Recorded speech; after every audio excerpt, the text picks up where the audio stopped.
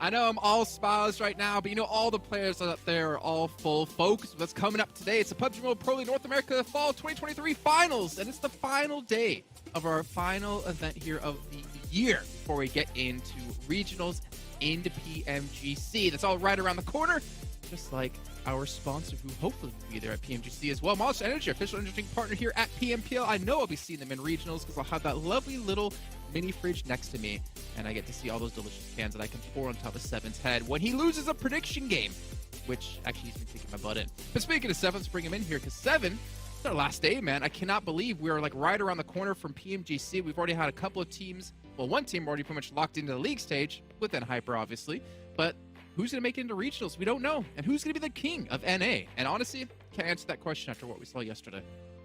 Yeah, at one point I was like, okay, Hyper starting to perform really well, and then at the end of the day, we're like, XTREME so was like, no, we actually want to challenge for this. We want to be able to win this too, and it's gonna be a nail biter. I've got a new name actually for them.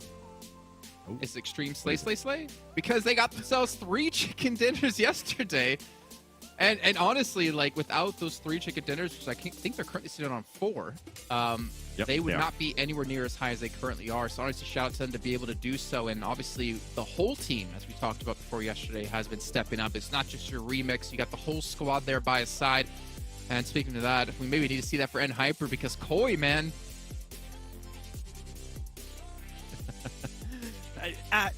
I said enough about him yesterday, and they did at the end. He started performing really well, in a way, staying alive a little bit longer too. When the team was playing together, when he was together with the team, it worked out wonders for them. In Erangel, I mean, one that I can think of, at one point we were saying, okay, in Hyper, this is what can happen when you guys keep all 4 alive towards the end. Extreme Slayers ended up getting the best of them, but it was nice to see out of NHyper to see all the 4 players alive towards the end. Yeah, it's nice to see that they've still been doing well, though not as well as the league stage, I would say. But we'll take a look at our overalls and get an idea of where they currently stand, because they are in 2nd place at the moment, albeit just 2 points, but 2nd place nonetheless. And I think one of the scariest things about this is that they had a 14-point lead coming into the finals from bonus points over Extreme Slayers, and they've now fallen behind. They did, and for Extreme Slayers, something that you just mentioned too is the placement points. That's going to be the biggest question mark for them today. Besides, if we were to take away those 4 wins, they've only gotten 18 points in the other matches that they have played for placement points, and that's just not going to be good enough. The one thing that's currently performing really well out of them is those elimination points, and as you mentioned, it's not just Remix. Everybody else has been able to step up. We've seen Robert GG being able to clutch up moments where they needed him to clutch up. It's going to come down to, can this team maintain that performance, and can they actually improve with the placement points? Because NHyper, I feel like they're going to be coming out hot today, and they're going to be trying to hunt them down, especially with what we're seeing Kindness being able to do. GK first, Rin especially. I feel like Rin has stepped up in a big way in this finals. And we have a fairly good drop-off there between 2nd place and 3rd place. If any of the teams 3rd through 5 want to even challenge, boy, they're going to have to come maybe back-to-back chicken dinners and hope that Extreme Slayers and NHyper gets no points. They're going to have to go hard. And honestly, looking at quite a few of these teams, I think the story for me is just holding on. Like, if you're YKG, MEZEXIS, PASSIONFRUIT, just hold on, man. 6 matches, hold on to those placings, and you'll get yourself into regionals, which would be huge for quite a few of these teams. But then you have Canadian Eagles knocking on the door of PASSIONFRUIT, who have been able to step up really well yesterday. Execute even in striking range as well, currently in 7th place at 81 points. And I don't even want to count out Ace of Spades, honestly, because it's just like a 25-point difference. And we've already seen Ace of Spades put up a 30-point game back in Phase 1. Yeah, I'm glad you mentioned that, because they were one of the, I think, record holders, right, for this season. At least they ended up with that 20 ILM.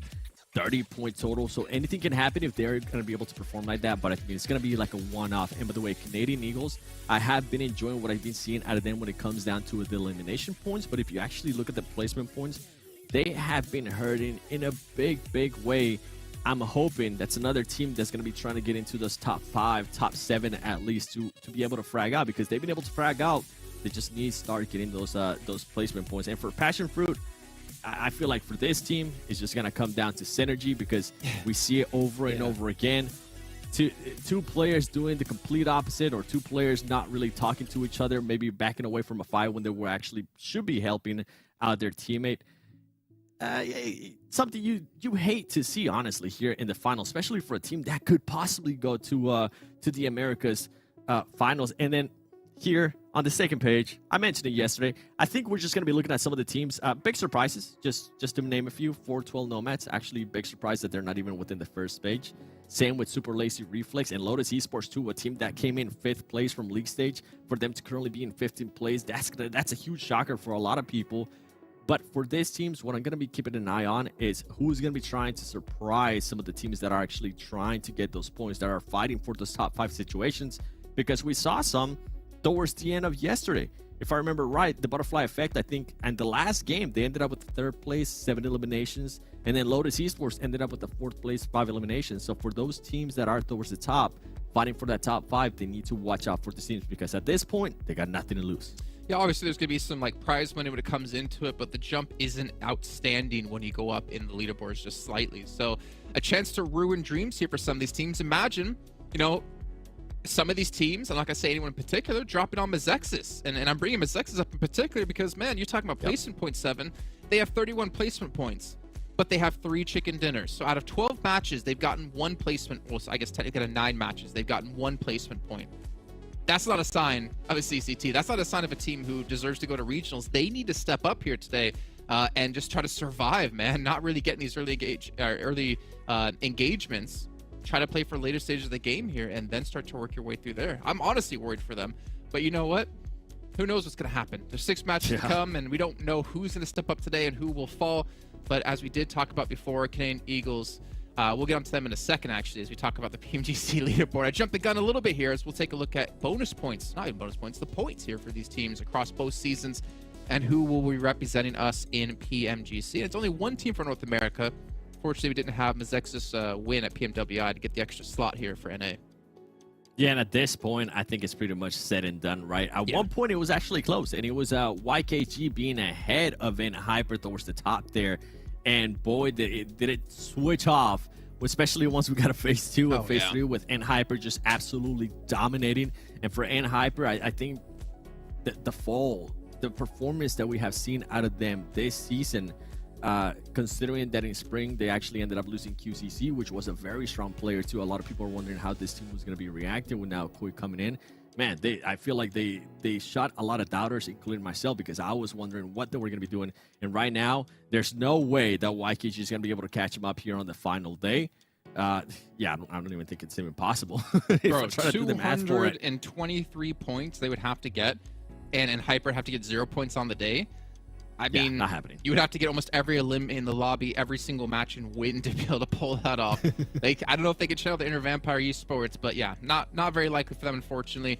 But you know, even with Hyper, how they've been playing and how they've been dominating NA in this season, I'm honestly still not quite convinced yet because no, I don't want to like smack talk NA at all here, but no shade. Like NA. You put Hyper in Brazil, they won't dominate like this. I'll tell you that right now. Like the lobby difficulty dramatically spikes. They are one of the best regions, if not the best region in the Western world, at least when it comes to Americas. And they won't be able to have this freedom. They won't be able to get away with some of these splits they've been doing. Koi will be punished almost every single time unless he's able to regroup with his team properly. Like, yeah, they're doing well in NA, but doing well on Americas, I don't know, man. I hope they can. I hope they bring some NA pride, but I'll leave it until I see it.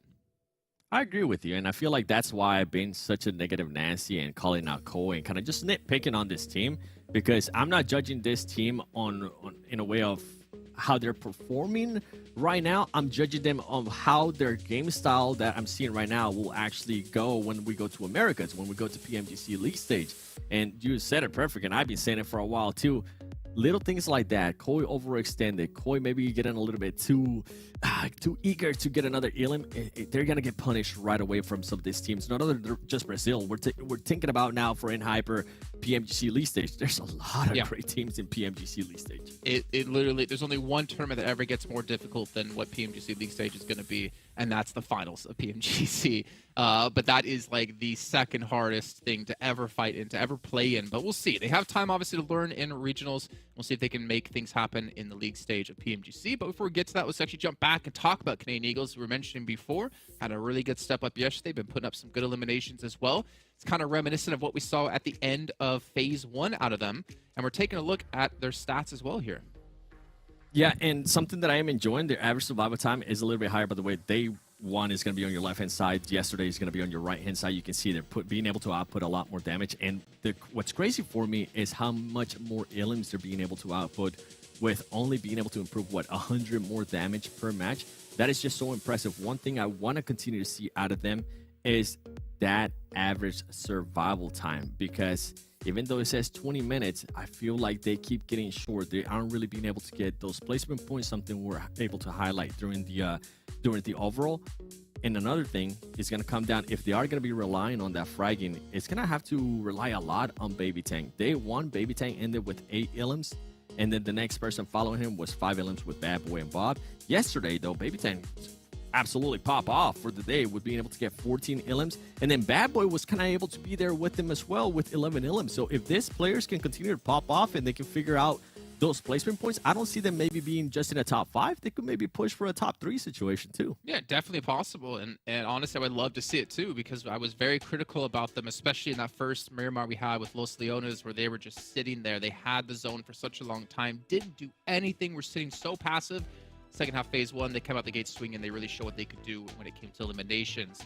But you know what, 7, Gray Eagles, they have some time. They have a time to shine with 6 matches to go today. But I heard, actually, over last night when we ended off the show, you actually didn't even go to sleep. You went to study. What did you find for us? Well, you know what? Let me introduce you to the players 7WG study. Okay, 7WG's player study, something along those lines. It's been so long, I'm a little bit rusty, but you've heard me kind of judge players. You heard me kind of nitpick things here and there. I actually want to take some time to kind of highlight some of the players from not just this season, also from spring. Players that not only have been consistent, have been able to pop off and continue to pop off, whether it's spring or whether it's fall split, it doesn't matter. And I feel like it's time we give a little bit of love to some of these North American players that might not get that much love. Anyways, do me a favor, production, pull up the graphics so I can show everybody which players we're going to be talking about. And it's none other than Kindness, GK First, and Remix. So let me just back up a little bit. Let's just go with Kindness. As you can see, their spring performance, he actually ended up with 107 eliminations. By the way, the numbers that you're seeing are eliminations that they were able to get during league stage only from spring and fall. The biggest question mark for Kindness was, as I mentioned earlier, what was going to happen with this team when QCC kind of stepped away? Who was going to be the player that stepped up in a big way? And Kindness, I feel like he has definitely stepped up in a big way, as you can see right there with those stats. This season, this league stage, 135 elims, and not only that, he was actually able to provide 85 assists for his team. A massive reason of why NHyper has been so dominant. And when we talk about NHyper dominance, especially on phase 3 of this fall performance, we got to talk about GK First, because he was able to output 125 elims, a little bit lower than what he was able to do in spring. But we're talking about consistency, ladies and gentlemen. These are numbers that a lot of players wish that they could do, and for GK First to actually step up in a big way this season, and if I'm not mistaken, he has played 60 out of 60 games too. That is just so impressive. And for the next player, I feel like he definitely deserves some roses, because not only has this man been able to put up numbers in spring and fall, he has been able to do this with different teams. In the spring, he was actually with MEZEXIS. He ended up with 99 eliminations. And then in the fall, I mean, we have seen what he's been able to do here with Extreme Slayers, being able to put up 160 elims, pretty much being the startup, the superstar for his team. And for all these players, I just want to say thank you so much for your performances. It has been amazing to watch you guys continue to have this kind of performances, regardless of what time of the year it is. And for next year, it's a little bit of a call out for some of the other players in North America. I'm looking forward to seeing new faces next year. I'm looking forward to seeing that consistency and those pop-up performances. And that, ladies and gentlemen, was the 7WG's player study. Okay, so be like Kindness, GK. Okay, sorry, just taking notes here as I was listening to you teach me some things, 7. And looking back on spring as well, I think one of the most important parts we should note is those are 3 top fraggers for the league stage in fall. But also going back to spring, GK First was first at 120, as you mentioned. QZZ was at 121 from NHyper, but he was in 3rd place. But you can see Kindness, who was actually right behind him in 4th at 107, was able to help pick up that slack, right, and help them excel further. Obviously, Koi's put up a lot of work on for the team. And then Remix actually was 7th place at 99, and now he's a 3rd place over the league stage. So a massive step up here out of him, and obviously Kindness. Great little study there, 7, and I'm curious to see how they're going to do today. I'm curious to see who's going to be actually on top, who's our MVP of the finals, because there's been a lot of, I think, battles for it. I actually couldn't really give you a hard guess of who I think it's going to be so far. I feel like Remix is definitely in contention with the way that we've been able to see put up some numbers. I think Kindness has not really had the best finals that we expected out of him too. Same with GK First. I feel like it's a collective, because Rain has been able to put a lot of numbers for NHyper. Regardless of what it is, I was talking about consistency during that player study, and I feel like now, this final day of NA finals, they have to show that consistency. They have to be able to put up those numbers, because if not, the team is just going to start going down the leaderboard. Luckily for them, right, for these 2 teams, they currently have a nice little gap, so they might not go down the leaderboard as much. but they're fighting for that first place. Yeah, and I like how you're bringing up the consistency, because it is amazing to be able to do this day in and day out in the league stage. But you got to be consistent past the league stage. You got to be consistent when it matters the most in the finals. And right now, well, Remix, he's doing it because he's #1 in eliminations in the finals so far. But you guys at home, let us know what you thought about Seven's player study. Maybe you want to give them a topic to focus in on and teach us about coming up next time, maybe in regionals. Make sure to tweet and obviously post on Instagram with the hashtag PMPLNA, and we'll check those out. It could be about anything. It could be about where babies come from. It could be about how delicious Monster Energy is. It could also be about who his favorite commentators are, which for me, it's going to be Hot Chicks and Zute, who are going to drop us into our first match of our final day of the finals. Hey, coming from our favorite host. What's up, guys? How y'all doing? It's Jukes, it's Zoo. We're back at it here to the final day of the PMPL NA Finals, baby. Who's gonna come out on top, Zoo? Who do you think? And Hyper's looking good. Ooh. Extreme Slayers. What do you think? I'm low-key rooting for Extreme Slayers. I'll put it out there. And Hyper, they've proved enough to me. Honestly, even if they don't get first, I'm like, this team looks solid. They're going to go the distance. Extreme Slayers, like, I just feel like, you know, a win from them, a first place from them is going to do a lot more for them, right? And Hyper, they're chilling, man. They have things locked down. That's how impressed I am with Hyper, that I don't even need to see a first place from them. Oh, boy. So you're saying that Hyper, since they already have that PMGC slot, you want to see somebody else reign on top here. Is that what you're saying? In a sense, it's just like Hyper has been so dominant that, you know, they've had their fun. They've celebrated their wins. You know, let someone else, you know, take the spotlight for a little bit. That's how I feel. Okay. But either way, Hyper or Extreme Slayers, and hey, we still got 6 games, Jukes. That's true. Another team could shoot themselves up. I mean, there is a bit of a point gap, as we saw earlier. Just a little bit, but 6 games, a lot can change in 6 games. That's true. That's true. A lot can change in 6 games. So I'm going to ask you this, right? Today, the final day, we've been talking about it pretty much all tournament long, is, you know, we saw the leaderboards. We know that there are some squads, I'm looking at you, excuse, right? Some teams like that they got no chance. 0 chance of making it to that top 5, right? So they can pretty much do whatever they want. And we've seen it time and time again where those squads, they just, hey, they let loose. They're having fun now, right? Because all that pressure is gone. I mean, it's sad fun, but it's fun regardless, right? And, you know, maybe they decide to get some revenge on teams that shot their boxes, right?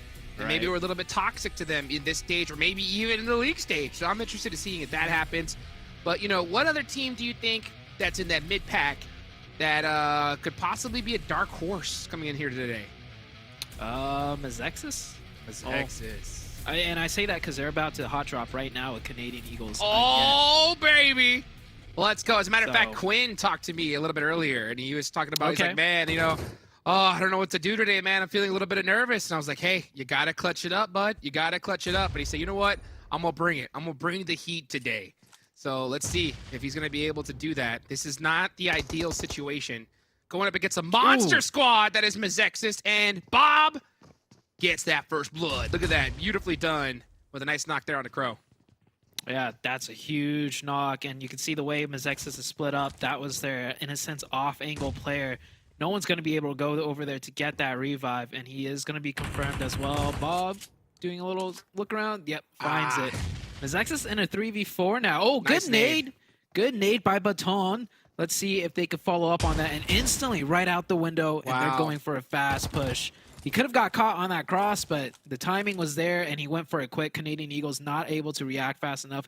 We're back down to a 3v3. Excuse is also hot dropping with the Puppeteer. So we got 2 fights going on, but this one's definitely, I'd say, the more important one.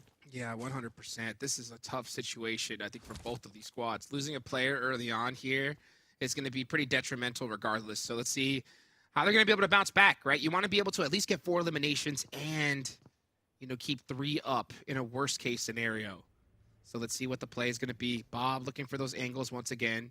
One thing I really like seeing from both of these teams is that both of them recognized when one player was solo, right? Was just a little out overextended. The second they got the knock, instantly go for that thirst, get that confirmation, and take advantage of it. And I tell you what, especially, you know, we heard Seven and Jason talk about just how scary Americas is going to be, let alone PMGC.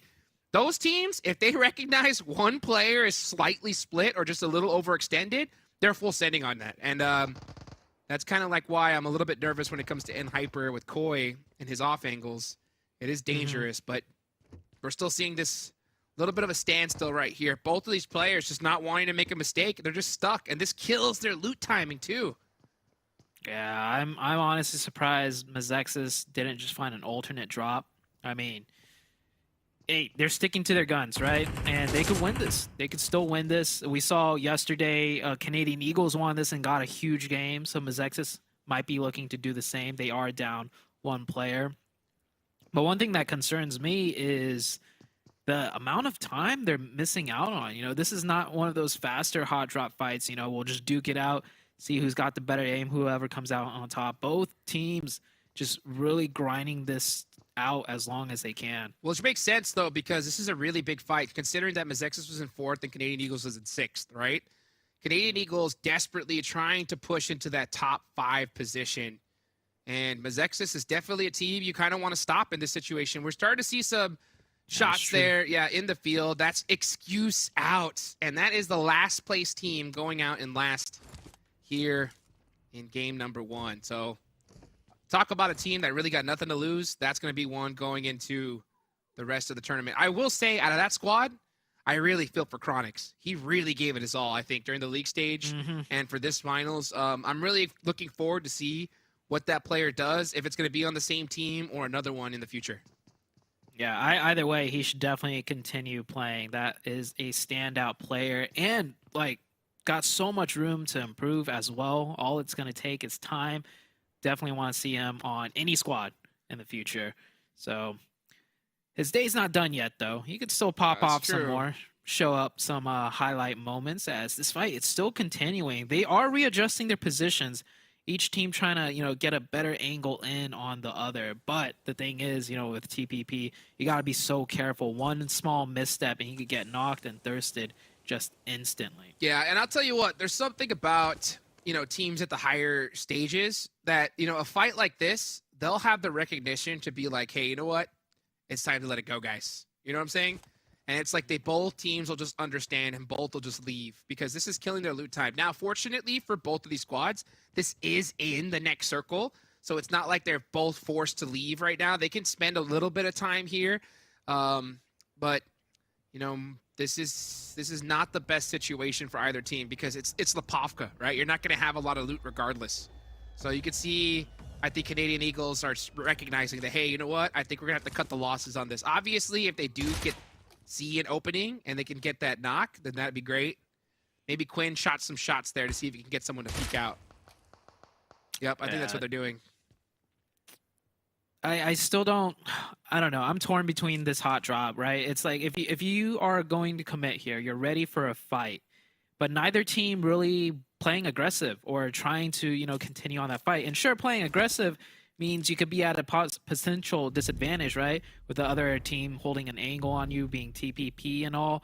But why even drop there in the first place if you don't have a game plan in mind to play a little more aggressive? Because if you're going to drop here and, you know, play standstill, you're hurting yourself and the other team. Yep.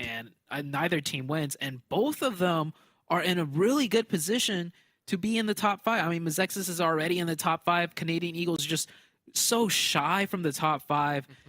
You'd almost think they do like a gentleman's agreement and be like, hey, okay, we'll drop somewhere else. We could both make it into the top 5. But now they're just inviting other teams to take both their spots in the top 5 by doing this, right? Just sitting, not being able to loot up, hurting each other. Each one of them lost a player. It's just, it's not good. Yeah, that's one of the things that frustrates me about watching North America play compared to, you know, more experienced regions is because they lack that understanding, I think, of the game.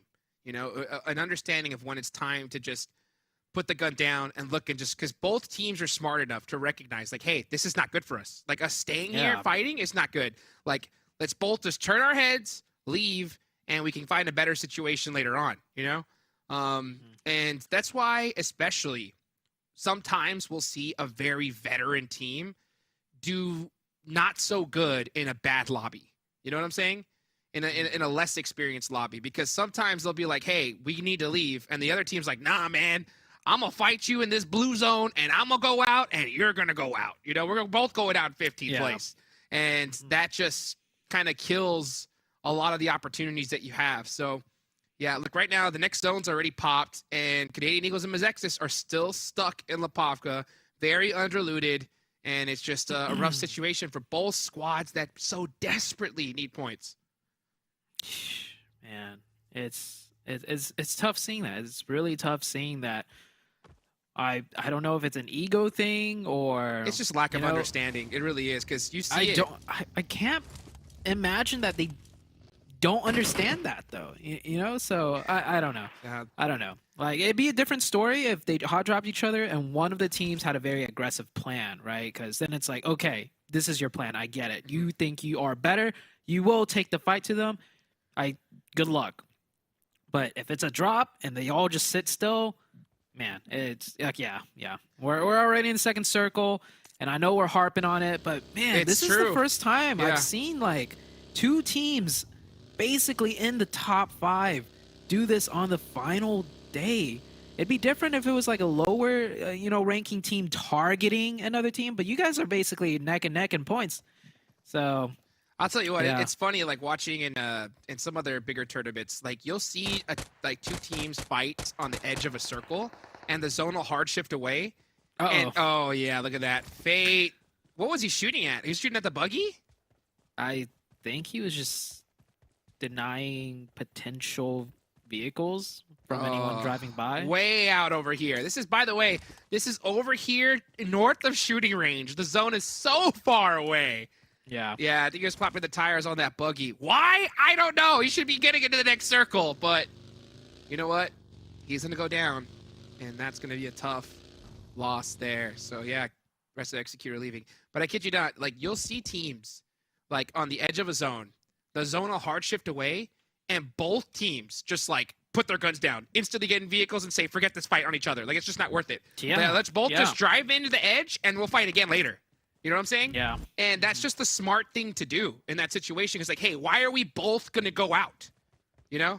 And Canadian Eagles end up being the team that goes out, and that is so rough considering that they were in 6th place here. So that is one of the teams on the cusp. Not a great start for them. MEZEXIS does end with all 3 other players that they had up with 3 eliminations too. So great start. I mean, well, I guess, a good solid one. They did get 3 elims, but this next zone, they're going to have to get into it. Take a look at that zone. Hardship north. It's so much real estate open. No one was really expecting that big of a hardship. YKG, big question mark for them. They just got a really favorable shift, but their game plan was to camp out this fight. So with that shift, it looks like they're going to continue to camp this. I maybe would have liked to see YKG do a rotation this time around. I know their strategy is fighting in from the edge, but that is such a good shift that they're not taking advantage of. Yeah, you normally see teams go north in that situation. Yeah, we have the mini map, so we could see there's a lot of open opportunities.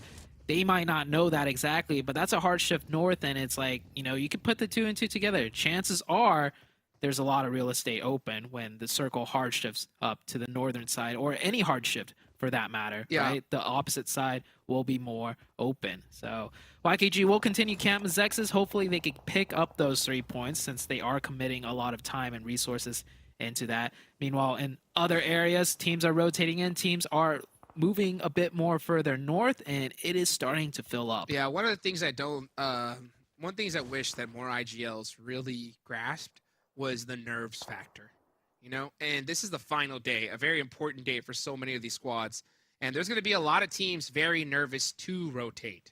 So, like, if you're YKG, getting a hard shift to the north, I would, if I was an aggressive squad like them, I'd be like, hey, let's go to that hard shift side. We know it's most likely going to be clear. And if it's not, it's going to be a team that's really scared and doesn't want to move. And we could most likely take that kind of team. You know what I'm saying? Like, what are the odds you're going to find an N-Hyper or a squad like that up in that north side? So slim, Right. So, and I think that the nerves are maybe affecting them. That's why they were so late to this rotation. They are starting to make it now to Mansion. It's a little later than I think we would have liked to see, but that's one of those squads that I'm going to say, like, they can still win this thing. They really can. Had they have a pop-off day today, they could take it. Yeah, they could definitely take it. I'm keeping track of the minimap. MEZEXIS smartly rotates in the blue to the north. I don't know how they had the Spidey instincts, I guess. I don't know, but they did not rotate the straight way in. And YKG is going to miss out on camping those points. Very good play for MEZEXIS. You can see right there. They just swooped all the way to the north on the hardship side, which is more open. So good job for them. Using the blue to their advantage, playing it extremely cautious and safe. Next zone shift will be coming out soon. PASSIONFRUIT dead in the center and Hyper holding that God compound. We saw what, I think it was Canadian Eagles? I think so. That had that compound, or it was 412 Nomads that had that compound and got like a Wow. 18-19 winner chicken dinner, and Hyper is going to be loving that zone. Where is Extreme Slayers at? Extreme Slayers on the east side. That's a tough shift for them. There is no cover for them coming in from the east side. It's all going to be tough battles for them all the way in. Yeah, they're going to have to come down that hillside through shelter and kind of use that as sightlines to find a way in here. And Hyper holding that really strong compound like you mentioned. I see Wall Street Bets there. Looks like they got Slimmy back in here. That's a great sight to see. I think this guy could definitely get things done for his squad. Looks like they're going to be holding that OP dip area. Let's see how they decide to hold that. Meanwhile, we're looking at BOPE all the way over here towards prison. So they're going to be very late on the rotation with no information at all. So this is going to be kind of a YOLO sand. Speaking of YOLO sands, YKG heading out into execute. And let's see how they're going to go ahead and get it down. Oh, and get YKG going to take them out just like that. So execute. Done and dusted. OP dip is theirs. Yeah, great play by YKG. That's the only way you could take that spot with so many sight lines, you know, looking in you on top of the hill. You got to just drive straight in. And luckily for them, it was only a two-man of execute. YKG did lose Joey, though, at some point during that rotation. But they get a great spot, and it's really central. They should be getting the next few zones as well. So they're just chilling. Hopefully the zones will bless them a little bit more. Wall Street Bets taking a fight with Ace of Spades. That's one player down. Ace of Spades making nice headway into the west side of the circle. All right, well, let's see just how much headway they're going to make. Meanwhile, we're looking at Wall Street Bets. Rocking a little bit of a split here. And, it looks like they might even get ran over. And one player overextended. Take it out. And he should have had support fire, but Cordy was just too busy dealing with players all by himself. Can he get these finishes? He does! Very nice shot. So just we're seeing kind of just random rotations here, right? Players just getting very desperate. I think the nerves are definitely getting to a lot of them. It is game number 1 on the last day. And, yeah, we're seeing just some shenanigans a little bit as we watch Cloudy get into it here with Cordy. Yeah, Butterfly Effect will manage to keep up too, so Wall Street Bets really getting cut down here. And Slimmy actually got knocked in the OP dip. I think he was trying to provide cover, and someone just, you know, knocked him right down. So Wall Street Bets down to the 1. Butterfly Effect having to worry about Ace of Spades as well, including that player behind them, the last of Wall Street Bets, Cordy. Let's see what he could do here. He's going to readjust to the wall side. He's got a nade in hand. Maybe he could find it. Kubi trying to provide cover, and they spot him out. Oh, the nade is good, though. Cloudy goes down. You got the confirmation. Very nice for Cordy. He's going to go down to the blue zone here regardless. But very nice effort there from Wall Street Bets. Oh, never mind. Oh, I thought he was. I really thought he was. He's sneaking, and he might have some time to make something happen. He has to run out in the open, and Kubi was waiting for him. Yeah, that's a tough fight to win right there. Kubi doing a really good job trying to stay alive here. I'm surprised Ace of Spades didn't play a bit more aggressive. You know, it's just one player up. The elimination feed might have gotten hectic, but they should be able to keep track enough to know that's a really weak team. And they have 4 up. Just finish that player off. MEZEXIS here. Skyline in the blue zone gets taken out. So MEZEXIS, oh man, they might have won the fight, the hot drop, but that is not the amount of points that they're looking to take. 5 eliminations is not too bad, but we know they could do so much better. For sure. 5 points on the board. That's going to be 0 placement points going out this early. So this is what we're talking about, right? Those hot drops. Yeah, you get some points on the board, but you're in a position where you still want to take this thing, right? You want to get first place, not just top 5. And a game like that is going to hurt. Hopefully, I know this should have been a lesson that we hope that they would have learned a little earlier on, but they still have 5 matches left to go. A lot can happen. Yeah, a lesson for both Canadian Eagles and MEZEXIS, right? You're not doing anyone a favor when you're doing those hot drops. 24K with the nade, getting a 2-pointer right there, wiping out BOPE. YKG, they're in a great spot. I wish Joey was still up, man. If they had a 4-man right here, there's a good chance that, you know, we might see an N-Hyper YKG showdown again, as we saw the other day. But with 3, it's going to be so tough fighting out of there. If they lose the zone, they are more on the edge compared to N-Hyper. YKG with 3 are making it work, though. They're putting in the points and getting the placement points very soon. Yes, I call this little OP mini dip right here on the north side of it. And then meanwhile, SLR is going to probably go ahead and head their way. Oh, you can see Liam trying to make those shots. He's got that M249. Stellar's pretty beat up as he headed on over to that shack. And the question for everybody, which team will win this match? And I'm gonna put my money, my UC there on N-Hyper. I mean, these guys have been big chilling, dead center. Only 1 elimination, but that's all they need. They're looking pretty here. Yeah, they're in a great spot to get the points when the zone closes one more time. And yeah, everyone's gonna pick N-Hyper. It's an obvious pick. They have 4 up. They're in the best position. And even if they weren't in the best position, it's N-Hyper. People would still pick them. Chico gets knocked by a nade. So that's getting a little bit sketchy for them in that dip.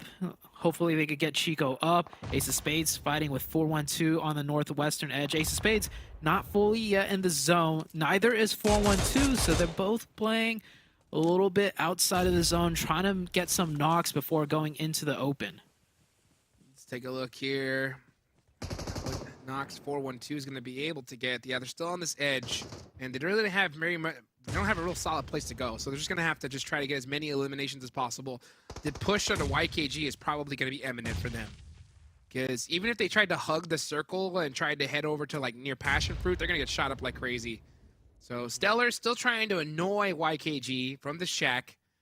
Get a sneaky nade off. And it looks like that's what 412's plan is. Yeah, they're going to have to send it right on in. And oh, they're going for the runovers. Who's going to win this battle? It's YKG versus 412. Shots going back and forth. And Chico clutching it up with a DBS. Can he get it done? Oh. He does. Full reset. Oh, Stellar's trying to make a play. He just threw a nade. Hopefully they're far enough. Stellar really wanting to take out that team. And he gets punished for it. Kindness helping out YKG. I don't know if Kindness knows that he might have just saved YKG there. In hindsight, if he knew that, I don't think he would have taken those shots. But man, YKG get reset up to 3, 9 elimination points already. And yeah, they do lose that zone. I wish they had Joey up. They could really do something with 4 from that position. But with 3, it's going to be tough. But what a hold from them. On the south side, fights still continue to happen. Extreme Slayers, they're still here. But they're down to 1. Frady nades himself.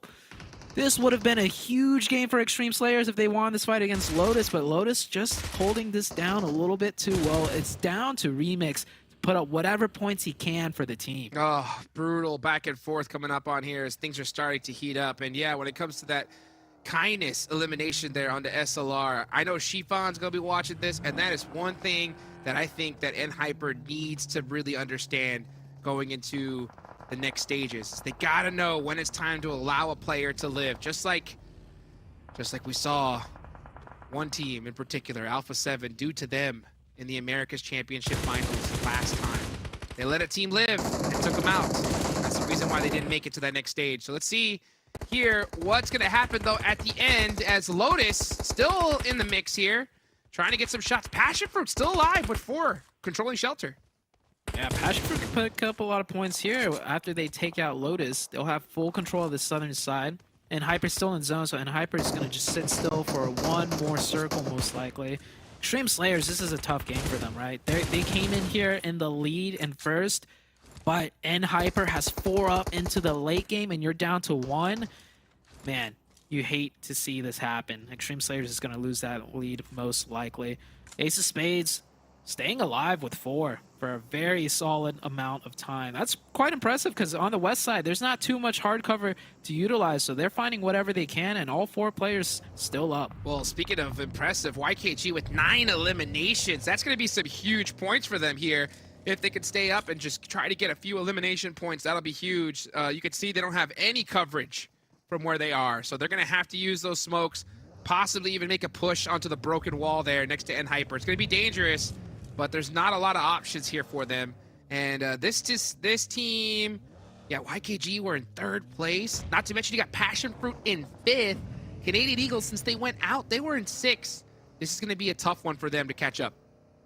Yeah, you can see YKG really trying to figure out how to do this. They know NHyper's there too, so they might be gifting points, just driving straight in, but they're going to go for it, crashing extremely hard. The shed is good. Koi finds one, almost gets knocked, but I think that is YKG eliminated. That's a tough call, man. When you have 3 players, you can still make something happen, but I think they were so hesitant because they knew they didn't want to give the points over to NHyper, but that was the only real viable play. Yeah, I mean, driving dead into the main building, I think was a little bit sketchy. I think if they would have gone to the left side, they could have probably had a little bit more luck. But yeah, regardless, you have no coverage. You got to just make do with what you got. And man, even that shack over there where Blinky was could have been a play. But you know what? Regardless, sometimes you got to risk it to get the biscuit. And they wanted to win the whole game. So yeah, that was the play that they went for. This next circle, not a good one. This is a pretty tough one because I think NHyper have to move out into the open.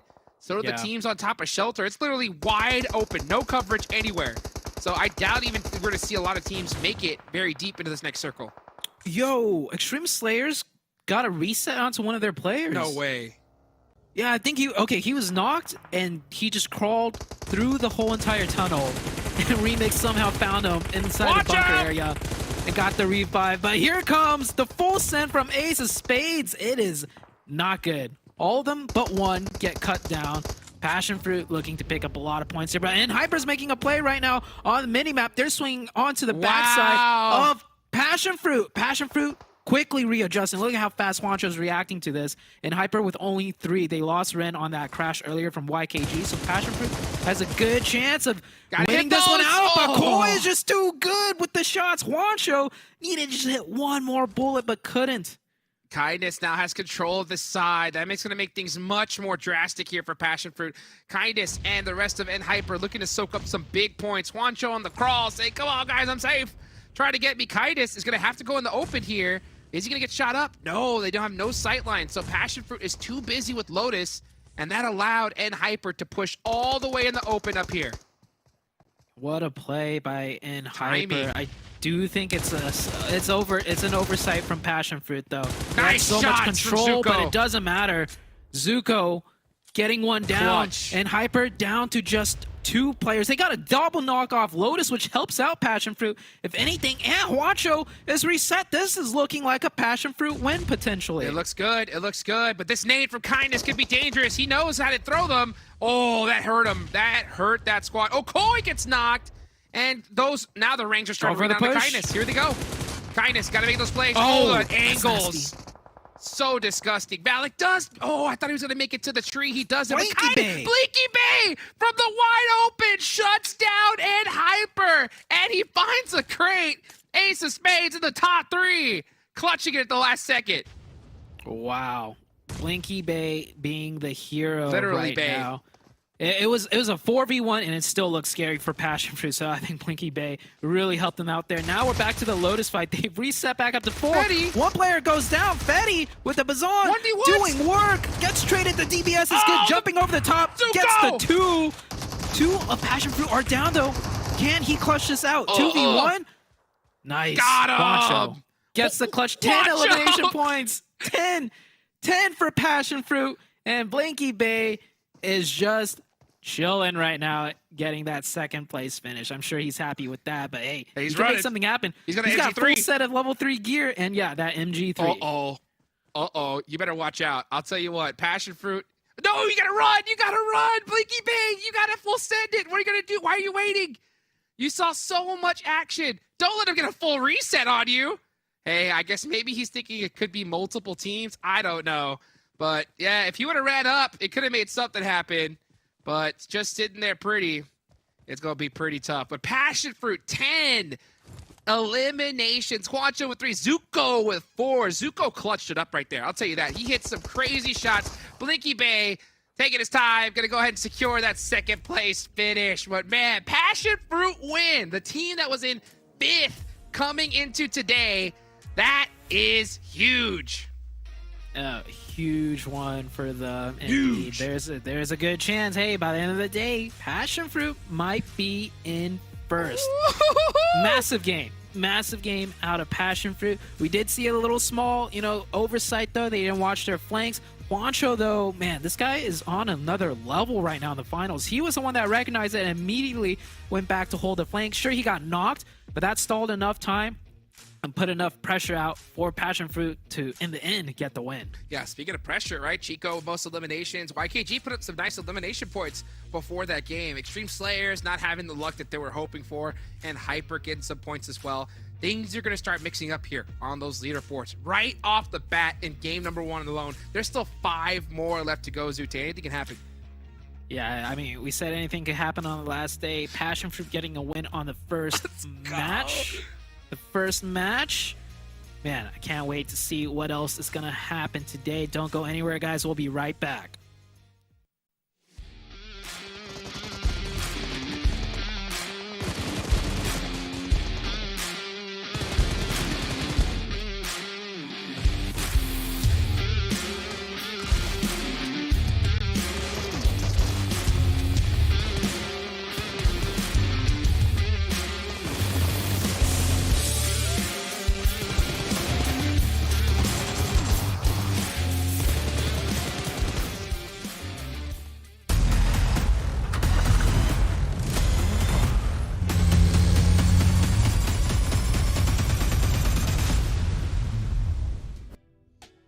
Man, none of us expected Passion Fruit with the position that Hyper have, but credit to them, man, to pull things off. I think it was Zuko to open up one of the most important knocks they had against Hyper to allow them to eventually win things out there. And Passion Fruit, one of the teams trying to hold on to top 5. I believe they were in 5th place coming into this match, if I'm not mistaken. But double check that right now. Yes, they were at 88 points, and Canadian Eagles were 2 points behind them. A huge game to put them in more of a safe position for the rest of this event. There is a good chance Passion Fruit are going to make it to regionals now, 7.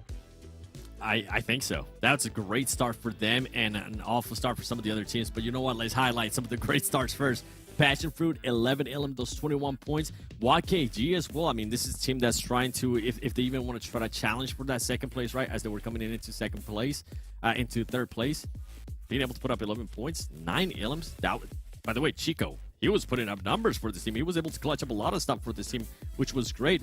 Ace of Spades, this was a team that you were calling out, Jason. You were saying, you know what, even though they were currently out of the top 5, out of the top 7 even, they could have a pop-up performances, and even though it wasn't a pop-up performance in regards to eliminations, 10 points is a great start for them. It kind of keeps them there in contention. I mean, for them, right? Puppeteers went out early. Execute went out early. Canadian Eagles went out early. That was 3 teams directly above them. So this gives them that chance to surpass them and really close in on that new 5th place position, which I believe should be MEZEXIS. But if I'm not interrupting here, man, there's a lot to break down because Hyper and Extreme Slayers, 2-point difference here in this match. It was looking horrible for Extreme Slayers as Remix to get the revive onto Baby Bray inside of Shelter to allow them to stay alive a lot longer and get some more points.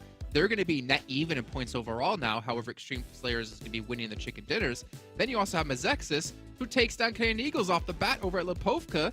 And MEZEXIS was being chased by Canadian Eagles. So there's a lot really going on here with this first match alone that really prevents teams from breaking a top 5, but also locking yourself into a top 5. Yeah, and I'm glad you mentioned the MEZEXIS versus Canadian Eagles because I am with what Sute was saying. I hate that those 2 teams decided to hot drop. Usually I'm for hot drops, but for teams that were kind of fighting for that top 5, they handicapped themselves in a big way, not only Canadian Eagles, but also MEZEXIS because they just took such a long time to back off or to actually fight after the first 2 players went down from each team that it became a standstill for the team. They cannot allow to lose that much time. They need to loot. They need to set themselves up, especially for the end game, and it hurt MEZEXIS in a big way, even though they did end up with 5 Ilum points. Yeah, even Execute there only getting 2 points, I believe it was. So it's fate. You talked about before. He gets caught out shooting out tires of a buggy completely away from his team, and then he ends up falling because of that. You know, Execute, they are one of the teams trying to challenge top 5, and you cannot have any bad matches. You just need to have a decent day here today. Just like Passion Fruit are having so far off the bat, as we'll dive into their player stats here and see where all their limbs came from. And Zuko, as I mentioned before, like his opening, I think that was on the kindness of Hyper, just really set things. Either kindness or Koi set things up for him and his team. Yep. Yeah, for Suko to be able to put up these numbers, usually we're talking about Juancho, usually we're talking about Nate. It's good to see for somebody else to step up. And you know what? I'm actually going to go away from Suko because BULUC has been the big question mark for this team, at least for the previous 2 days. He wasn't really putting up numbers. He wasn't putting up any eliminations. And for him to at least be able to get 2 eliminations, stealing those elims, as you can see, he ended up with 0 knocks. That is good out of him. They're going to need for him to put up as many numbers, whether it's elims, whether it's damage, to be able to support his teammates. BULUC, I feel like, is going to be a big piece for this puzzle and how, if they're going to be even able to make it to the top 5. But Nate, I mean, we always expect Nate to be able to at least get some elims. Juancho, good to see that he's able to get 3.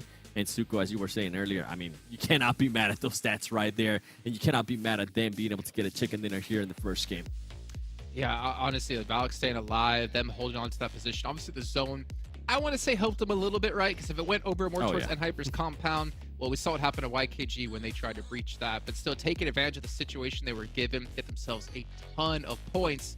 And I'm hoping we can check in with overalls here, just to get an idea of where we currently stand for these teams, because this is important.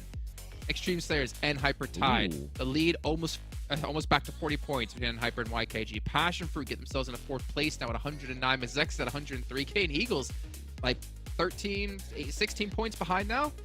They cannot afford to have any more bad matches if MEZEXIS doesn't go out early.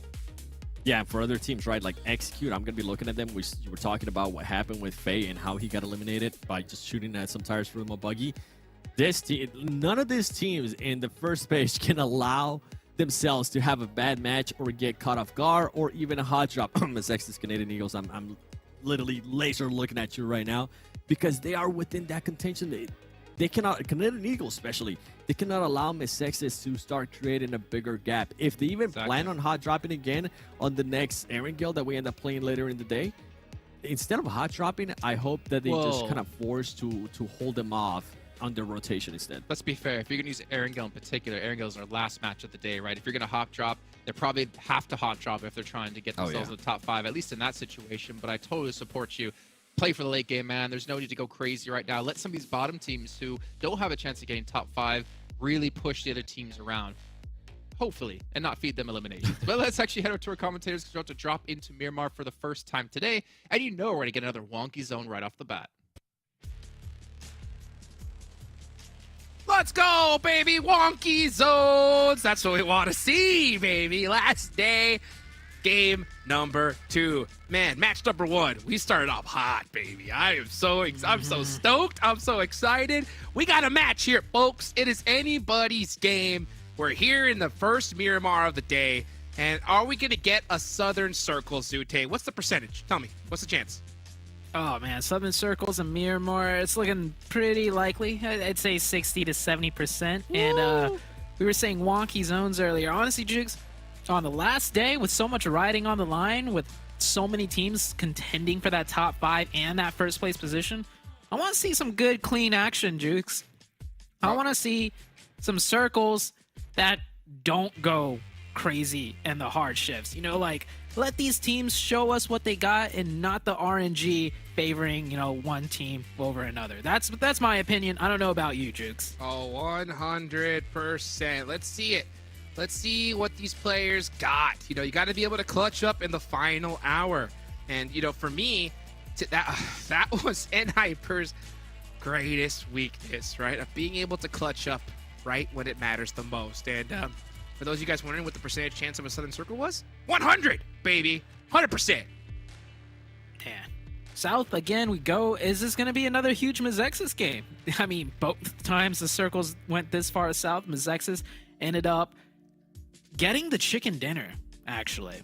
They just straight up won the game with a lot of eliminations. So let's see if they can do it again here. But this circle, not as south as other zones, so it could still shift around center or north of Los Leones. We'll keep a close eye on that. But this is definitely a circle that everyone should be familiar with, especially for rotations, right? They should know how teams rotate in front of them. Better. Hopefully, you know, with all the VOD footage available, teams can adjust their rotations to give them more of an advantage. So we'll see very soon how this is going to start playing out. NHyper already looking like they're rotating. Yeah, NHyper not looting Minas Generalis. It looks like they're driving further down south just to play inside the zone. Yeah, that's the play right there. I mean, we saw MEZEXIS do it before, and they ended up winning a match because of it earlier on in the finals, day number 1. And, you know, yeah, this is the most ridiculously common circle here. We've seen nothing but southern circles here in Miramar. So let's see. Oh, wow. Remix with the laydown headshots, taking those all day long. Pop, pop, pop, pop, pop, Fag and half HP. That should be enough. I don't think the rest of the Puppeteers are going to be able to get that res off. So, man, Yeah. Remix, this guy's so dangerous.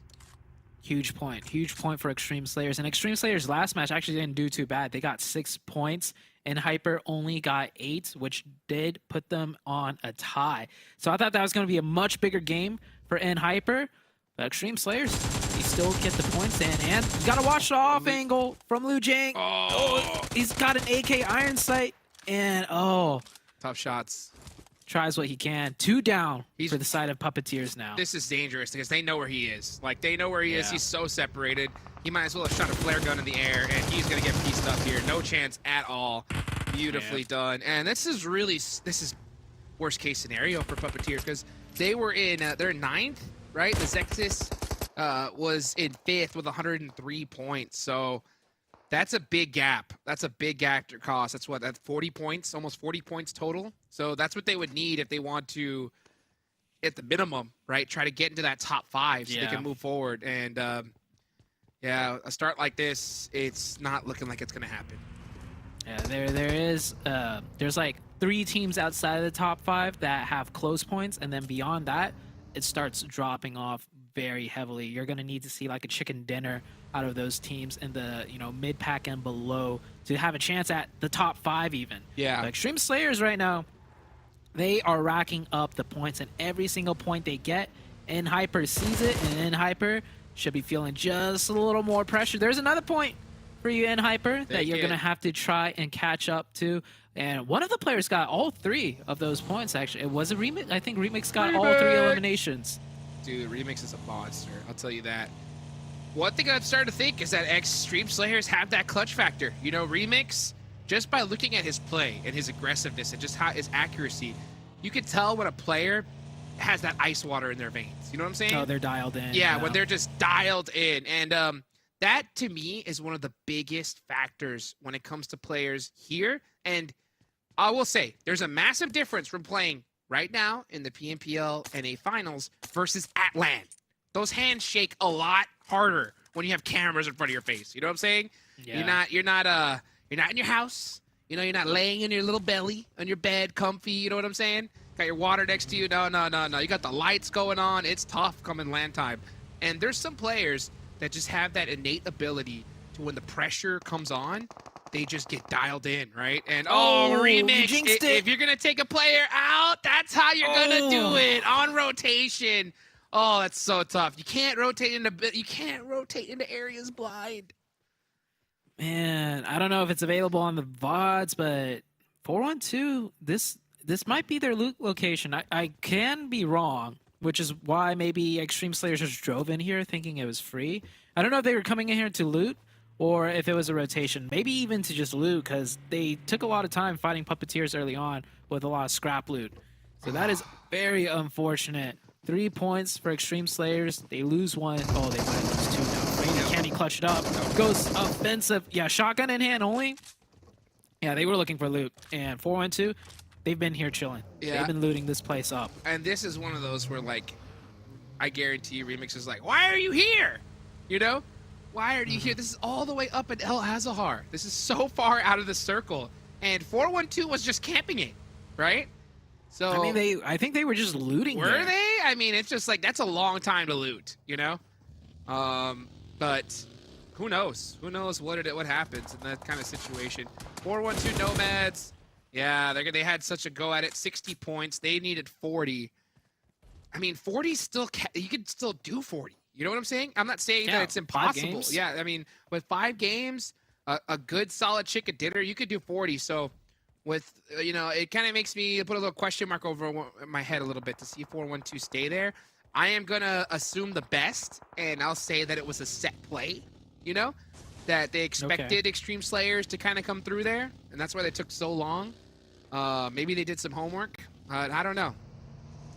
It's It's a little bit of a question mark because 4-1-2 definitely should not be given up, right? If I were them, No. you gotta turn it up another notch right here. You're like, all right, 40 points. Let's get some serious elimination, boys. We don't want to depend on the last match, right? We got to do it here and probably in the next one as well. Yeah, and come the final day of any tournament, you know, where certain positions need to be gotten in the overalls to move on, there is, in my opinion, there's always at least one team that makes it into that, you know, cutoff that at the start of the day is looking pretty dire. So that's my opinion. I think we will see that one team coming in here today also that's going to have a huge day and break into that top 5 when it really matters. We're going to be heading into the next circle shift. Where is it going to go? More south to bless MEZEXIS once again, and no. Wow. Sticking out like a sore thumb, we see who is dead center Woo! on that zone Dialed shift. in. Dialed in. And Hyper's like, all right, baby, this is how we clutch up right here, right? Give us some of them zone blessings. They'll take that all day long. Meanwhile, MEZEXIS all the way on the south side. That's the team that's currently in 5th. So Canadian Eagles, Execute, you know, Ace of Spades, every team, right, is going to be having their eyes directly on them. And that's a really tough place to be in because if you are at that cutoff, if you get knocked and finish and they realize it's you, they'll go out of their way to make sure they take you out, you know? Oh, yeah. So MEZEXIS have cutoff. they have a harder job, I think, than a lot of the other teams in this lobby right now. Oh, yeah, for sure. The cutoff is a scary place to be as a team. I still remember one of the tournament games I was in on the very last match. We were that cutoff team, and we were targeted. Even if the other team ahead of you is only up by like 4 points, which is not much, why go for a team that has 4 extra points you need to gain over versus just taking out the cutoff team? So a huge target on their backs for sure. And going into the last game, that's where it gets really scary. Right now, we're only 2 games in. MEZEXIS might not be heavily targeted just yet by like the 6th, 7th place team, but they do need to be extra careful. Yeah, gotta be careful here. You gotta watch your back, watch your 6, and Kindness. You can see him trying to keep an eye out here, not trying to make any slip-ups, any mistakes. And yeah, it sucks getting targeted. I remember, you know, in my short-lived experience back in the day, same thing happened. You know, we were trying to cut off and get into that top 3 to go to the global stage, and player came over, sneaked one of our players and sniped him, you know? And it's a hard situation. But you know what? I'll tell you what, especially in those times, it's so tough for your squad, especially if you have a squad mate that does get taken out kind of sneakily like that. You know, I remember just watching him and being so depressed, and he couldn't stop talking about how he failed us in the middle of the game. And I was like, hey, your job's not over. Hey, keep an eye on this player. You're going to be doing call-outs all game long. You know what I'm saying?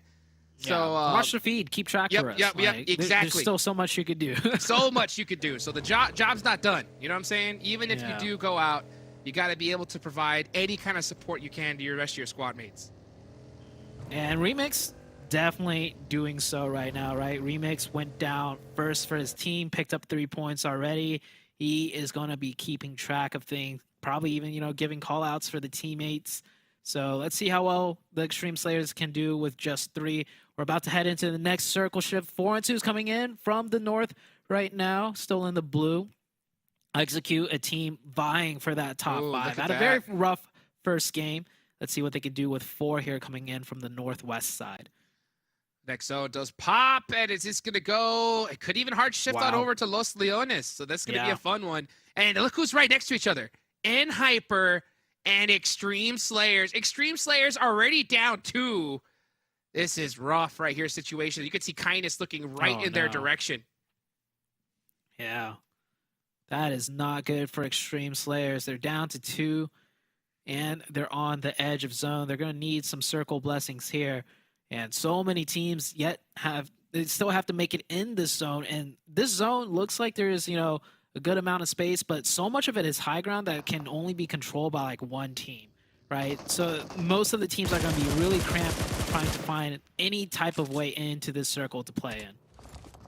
Let's go ahead and see what's going to happen. XCZ gets shot up a little bit. He wants to protect that bug. He definitely going to need that here for the rest of the match. YKG are all really far on the south side. They have a tough rotation as well. So things are starting to get chaotic. Rin already starting to pop off. You can see him getting some shots there in the feed, and that's on to Extreme Slayers. That's Baby Break. Yep.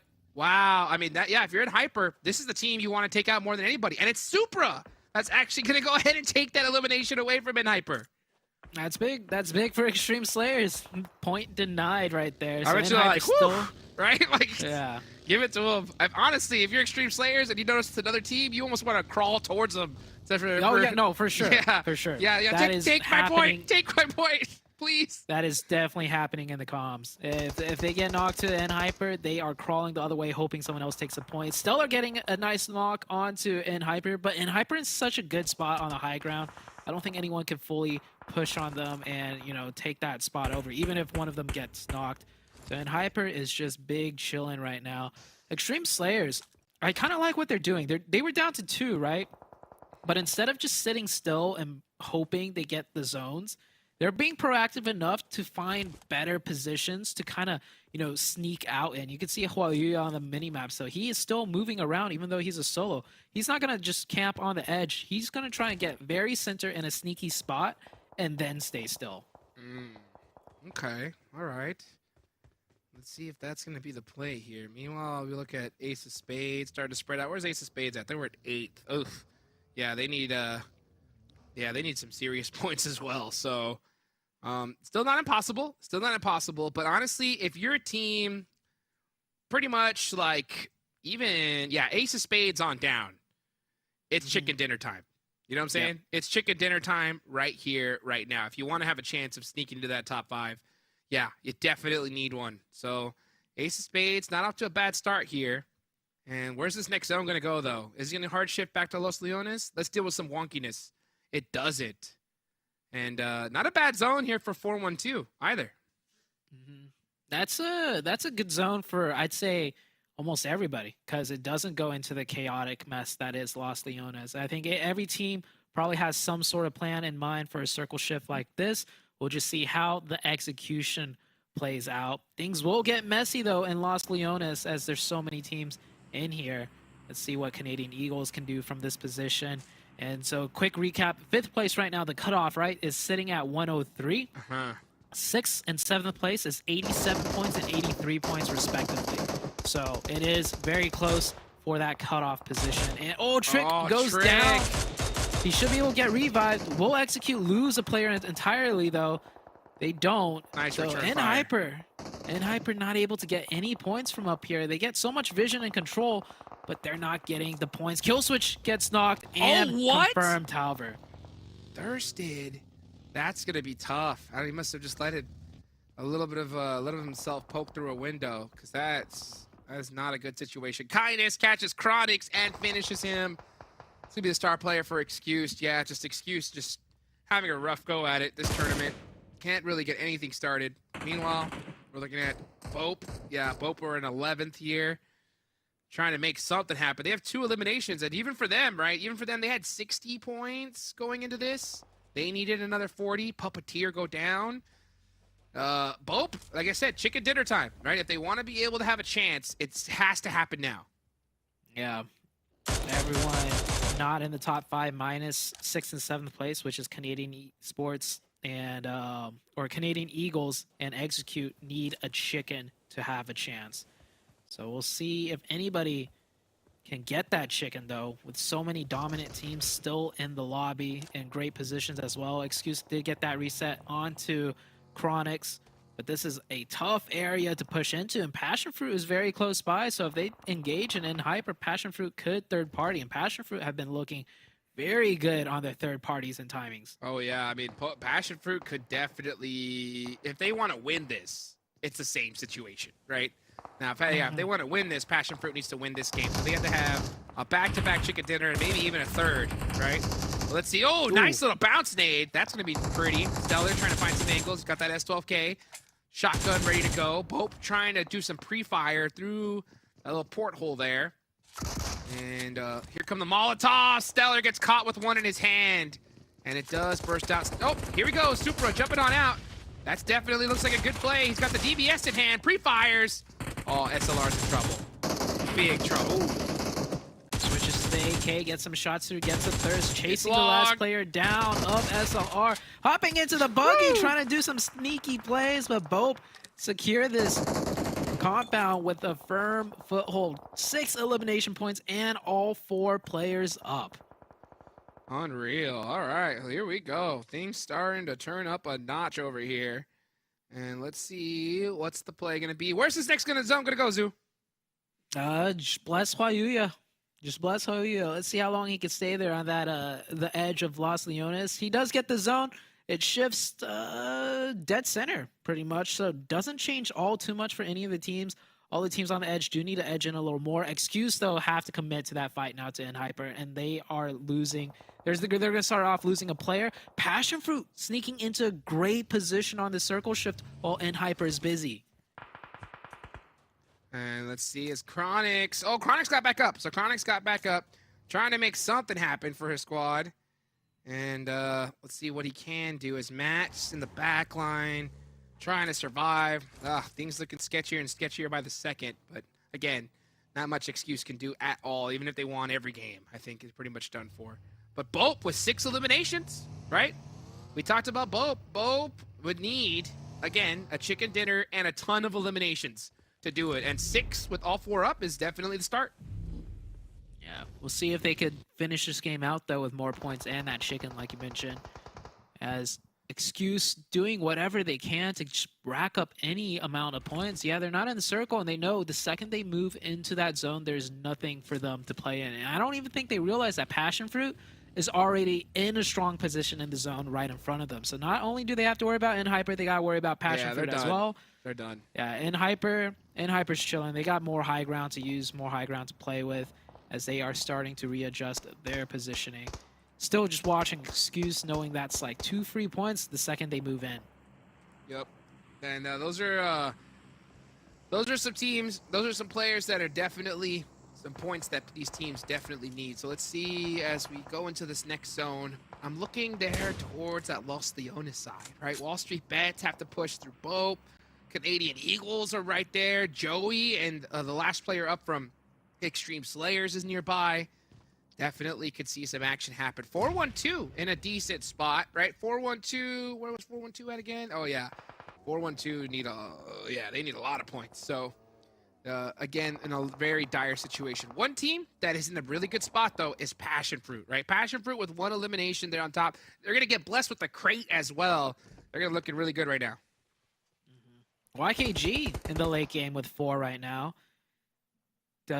We do have to watch out for this team. Definitely looking to take that first place position. They're sitting in 3rd place right now. Not in the best of positions, you know, down here next to the city with so many angles. Hopefully the circle blesses them a little bit. They do have 4, so they can make stuff happen, but not a lot of options to play in when you're just next to so many teams in Los Leones. Yeah, not a lot of options indeed. As this next zone is about to pop. So there was the calm before the storm, guys. Here we go. This next zone is going to really dictate who's going to have a huge advantage going into this next circle, into the rest of the game, actually. Let's see. Is it going to center up? I think it's going to center up. And it's a tough one, even if it's center, right? You have that big mountainside. That's going to be, like, ridiculously hard to climb. And that road, which can definitely make things interesting. Where's he going to go? Come on down to the center. Yep. Set it up. That mountain right in front of NHyper is going to come into huge play, but there's so many teams that's going to be looking to contest it, execute. BOPE, Wall Street Bets, NHyper has probably got the best position to watch over it, but coming in, it is still going to be tough. PASSIONFRUIT getting some of that zone.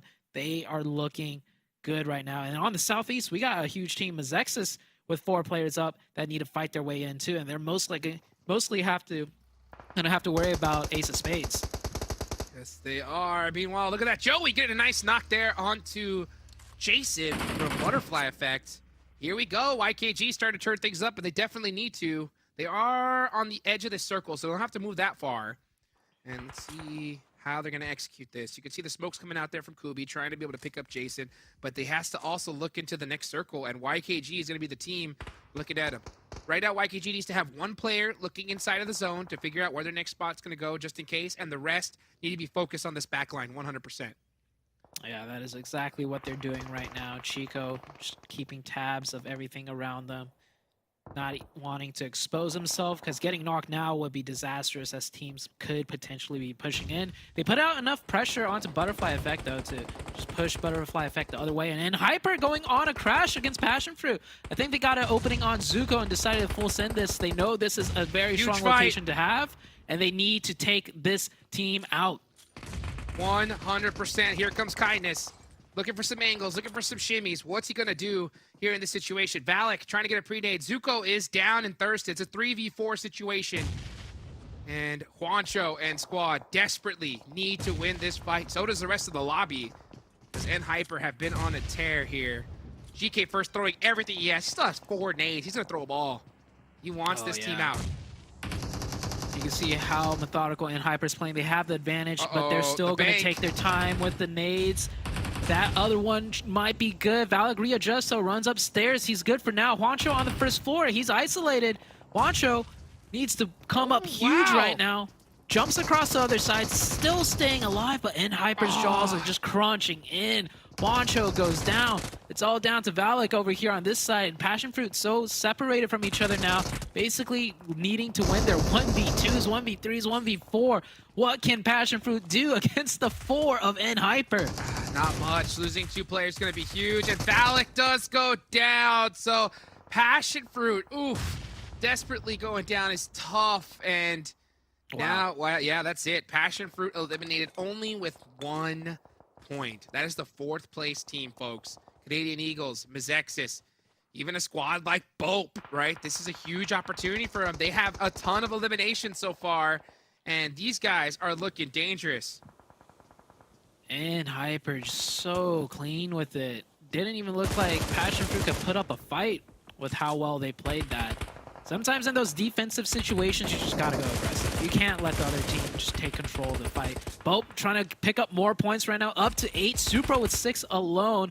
Fuego looking to catch the last move of his Wall Street's bets, but he will deny the points into the blue zone. Next circle shifts, and 4-1-2 is the only one in zone. And look at Extreme Slayers, they're still alive. I know it's just Hwayuya, but this is the team that is in that first place position right now. So every placement is huge for Hwayuya. Oh, yes, it is. Any point that he could steal away as well is going to be monstrous. So if you can find an opportunity to steal some eliminations, it's going to be huge. Which team's going to have the most eliminations? Everybody went for NHyper.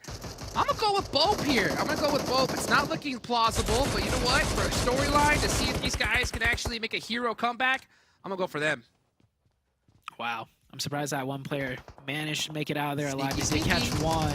Oh, Canadian Eagle steals that point. Hello, Shaq is taken. He gets a point. Looking to get the second. Oh, yeah, smartly runs back in. He knows he does not want to spray too long. Close the door. People will be watching this Shaq right now. He's got to be worried about the nades. MEZEXIS is here. MEZEXIS, I think, won the fight with that Ace of Spades team. We didn't even get to see it, but MEZEXIS with 4 from this position is deadly. Nice smoke there, and that smoke, what it really does is it just eliminates that sight line to that window, makes it a little bit harder to throw a nade in there. So that might buy Hwayuya a couple seconds, but yeah, he's in big trouble. Yeah, he's throwing every smoke he has to try and guard those windows so they can't just easily toss a nade in there with that marker. So MEZEXIS there on that edge, looking dangerous. BOPE trying to make a push. They do have Fuego down. Not looking too good. And NHyper, execute. Catching GK first. Yeah, Execute not able to confirm that point, though, I think. And such a good nade onto BOPE, but all the points getting stolen from NHyper in a superior position. Up to 8 elimination points is all down to Casper. He's wide in the open. Ooh, make that 10 elimination points for NHyper. Should have went with NHyper. Quinn with a nice knock there on the Koi, looking real good. As Canadian Eagles desperately needing every point they can get. BOPE are eliminated. So that chance, right, that door that was creaked open for them to try and get into top 5, and might have just been slammed shut just like that. Meanwhile, Canadian Eagles looking to make that dream a reality. They have a little bit of a gap here between them and MEZEXIS. This could be a huge opportunity for them. They have to finish strong. Oh, MEZEXIS loses a player right there. 4-1-2, focusing elsewhere. They could maybe get a better position onto NHyper, but that's the NHyper effect. I don't think they want to contend with this team right now. They'll find their points in the more easy situation, which is taking shots at MEZEXIS. Canadian Eagle still has 4. If Canadian Eagle wants to catch up, they're in 6th place right now, right? They need to go huge. They need to go massive, and Joey getting a knock on to Bob.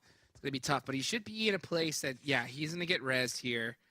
With the sightlines and information that they have, they should know that it's in Hyper right next to him. So I think that's why they're happy to just hug this side of the mountain for now.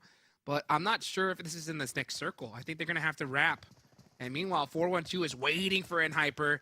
Uh-oh, the patience better happen. Any little adjustment, they're going to hear it. Big, can he get the opening? Sneaky, Good nade. 2 huge nades. They should go aggressive now. 4v3 situation. They try to go aggressive. Instantly gets knocked right there. Oh. And throwing the nade from out of cover, moving up. He's going to take a lot of damage for that. Big. 412 down to just 2. The huge flank. Big with the UMP spray. Only gets 1. It's all down to kindness. He does not clutch it up. That is 412 taking down in Hyper. The monsters of the lobbies eliminated, and Hyper still picked up a lot of points. This is a huge game now, a huge opportunity for Canadian Eagles in particular. Can they wrap around and take that spot? Doesn't look like they're moving. MEZEXIS is going to move in. And they took down YKG, I think. Oh, and that's Extreme Slayer's gone, and YKG eliminated. What just happened? This is a big game for MEZEXIS, not to mention an even bigger game for Canadian Eagles because they have to pass up MEZEXIS. So MEZEXIS is putting up so many points, but Canadian Eagles already have 9. They have the high ground as well. They need to take out 412 here. Man, this is a 3-way fight. MEZEXIS with only 3. They're on the low ground, which actually maybe works out for them because MEZEXIS can lay low while Canadian Eagles potentially engage with 412, but Canadian Eagles are pushing into the wide open onto MEZEXIS. 412 get third party this from behind. Where is 412 right now? Oh no, 412 needs eliminations too. I don't know why they're not pushing. They need to get into this third party. They need to steal everyone that they can because they're so far behind both these teams here. But Dawn goes down. Here comes the battle between Canadian Eagles and MEZEXIS. Shots, hip fire coming out. Baby Tank with the jump shot. Getting up close and personal. The lean peak is good. One more, and he gets shut down. Inactive at the last second. Clutching it up, and 412 should come to clean this up. They actually stole some eliminations through the back line. So they did get 12. That's going to be number 13. 412 Nomads with a massive chicken dinner. Is it too late, though? That's the question. Yeah, if they could do the same thing again, they got a shot. Yeah. They got a shot. But here's the problem. And here's the problem, though, right? We just saw MEZEXIS and Canadian Eagles right there, you know? So that cutoff mark just got harder to reach. You're right. The one team that they might have to start looking to catch up now to is PASSIONFRUIT, right? So since they only got 1 point here, this is going to get interesting. Look at this. BOPE with 7 eliminations. We're talking about those teams that have nothing to lose, right? Nothing to lose here. Starting to pop off in the final hour. Yeah, those are some of the most dangerous teams when they got nothing to lose. 412 with a huge chicken dinner. Is it enough?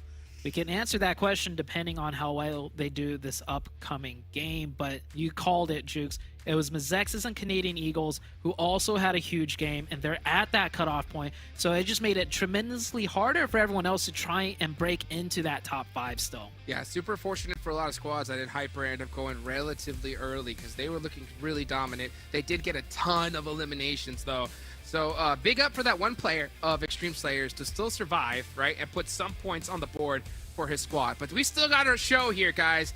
4 more matches left to go, and we're just starting to get heat up. We'll be right back.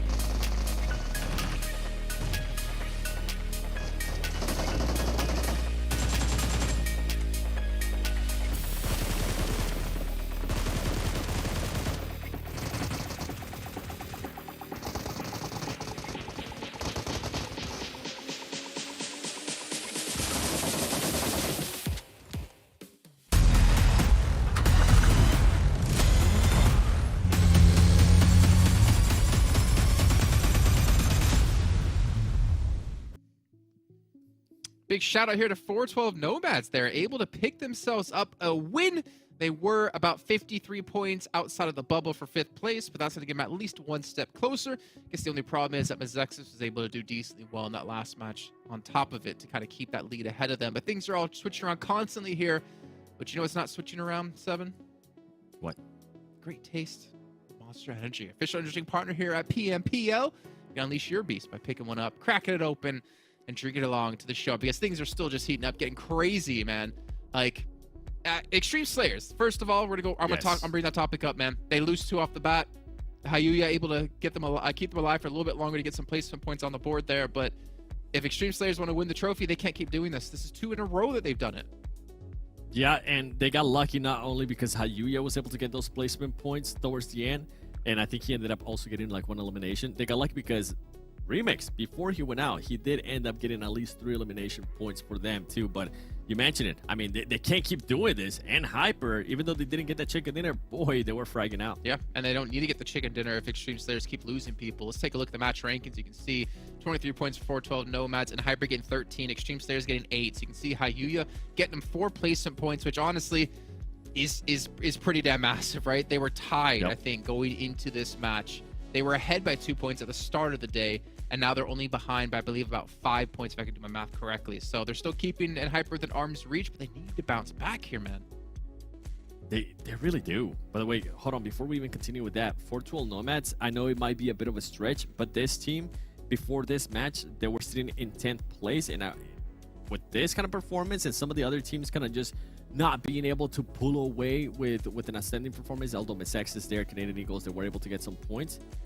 They could put themselves in contention, but boy, they're going to need a lot more chicken dinners and a lot more eliminations, so it's going to be really hard for them.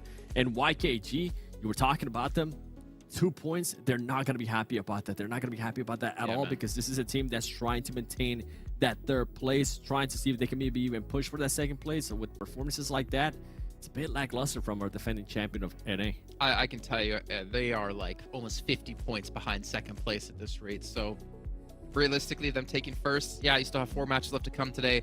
Most likely not going to be happening. But also, what's important to note here, PASSIONFRUIT, man, they didn't make it to the 1st page. They got taken down by NHyper. They are, I believe, now the 5th place bubble where MEZEXIS was going into this 2nd match of the day. This is getting tough because Canadian Eagles, they're knocking on that door, and they would love to get themselves through into regionals. They are, and Canadian Eagles, I mean, continuing with good performances here, especially with this last match, not in the first match, obviously. We saw what happened with them when we saw them go up against MEZEXIS. And now, going into the next match, talking about PASSIONFRUIT Esports, we're going to be going into possibly one of their worst maps so far this season, and it's going to be Sandhawk.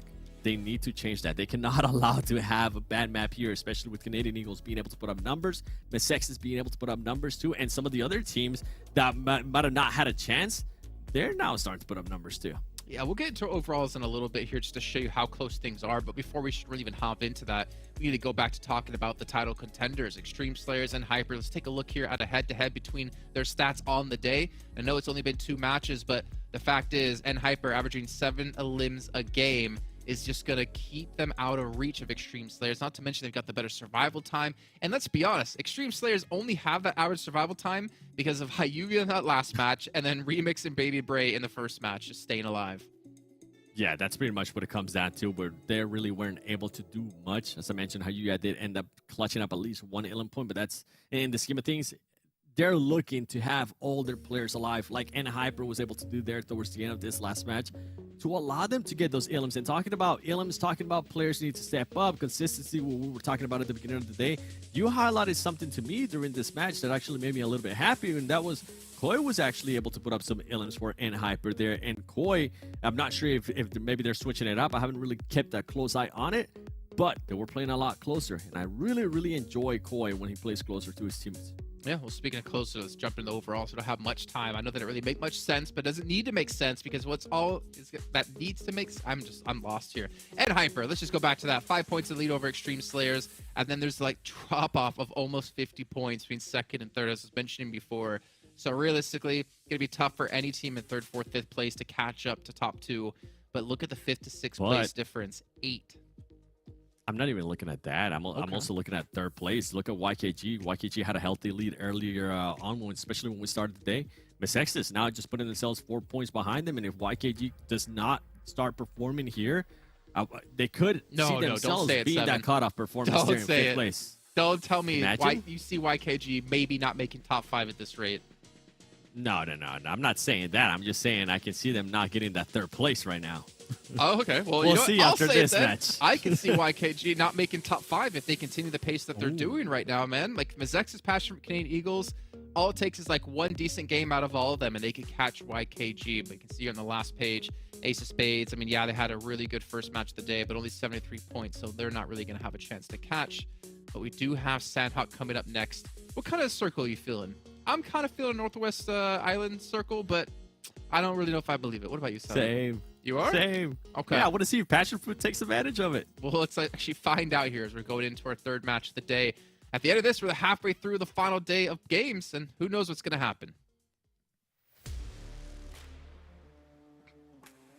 Who could have said it better myself, man? Who knows what is going to happen, and especially in Sandhawk. Let's go. This is a massive map for so many teams. You guys saw the leaderboards. This is a tight race. Canadian Eagles only 8 points behind PASSIONFRUIT to steal that top 5 position.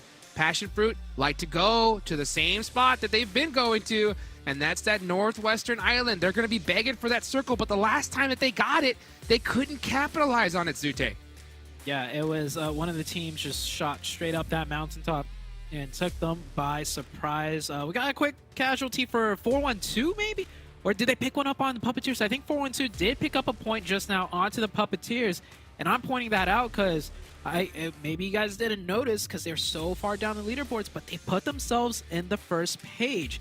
Take a look at those live finals rankings. Yeah, 412 Nomads, 84 points. Now they're 20-ish points away from that top 5, and if they just got a chicken and they got a point off here to start, they could potentially be a team that makes it into that top 5. 3-point finds one. He's got to go for the reload, though.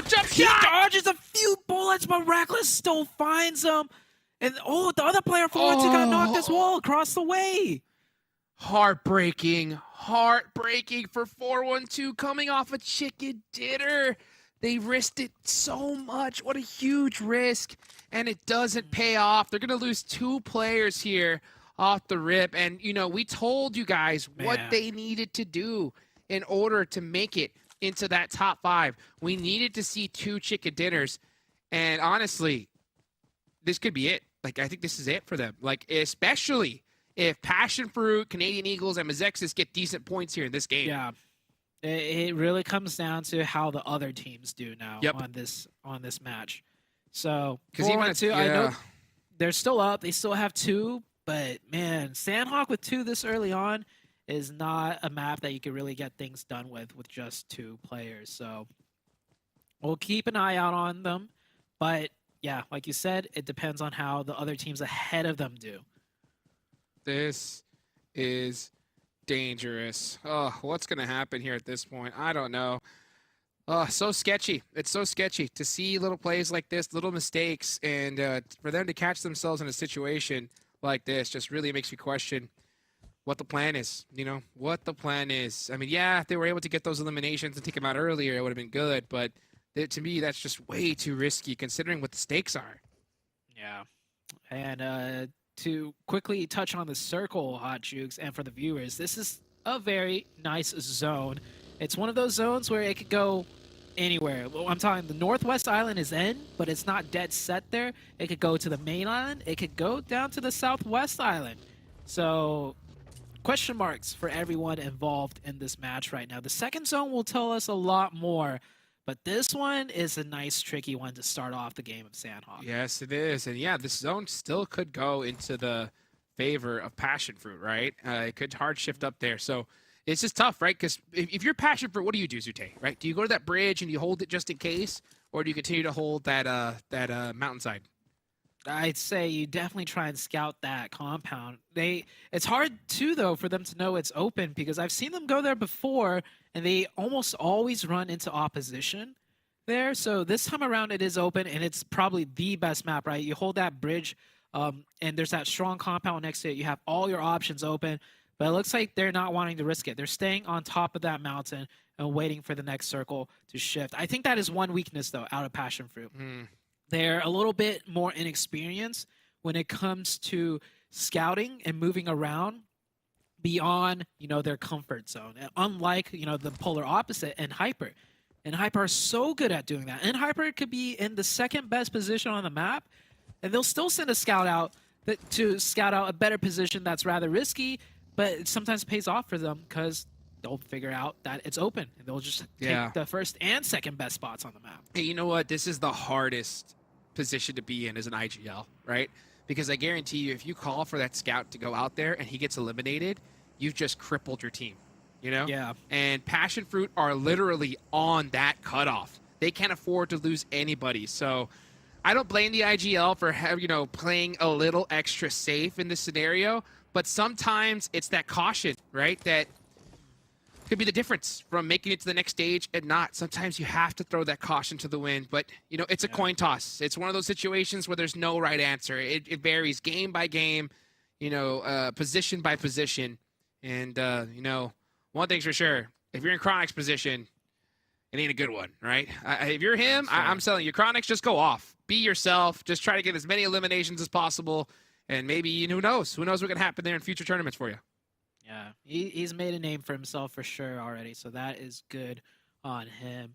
Another thing I want to touch on real quick, we were talking about scouting, right? Sandhawk, it is also like nearly impossible to scout because players don't use cars to rotate around, so you can't rely on spotting a car out. And players love, laying these traps. They'll just stay in those compounds, not make a sound.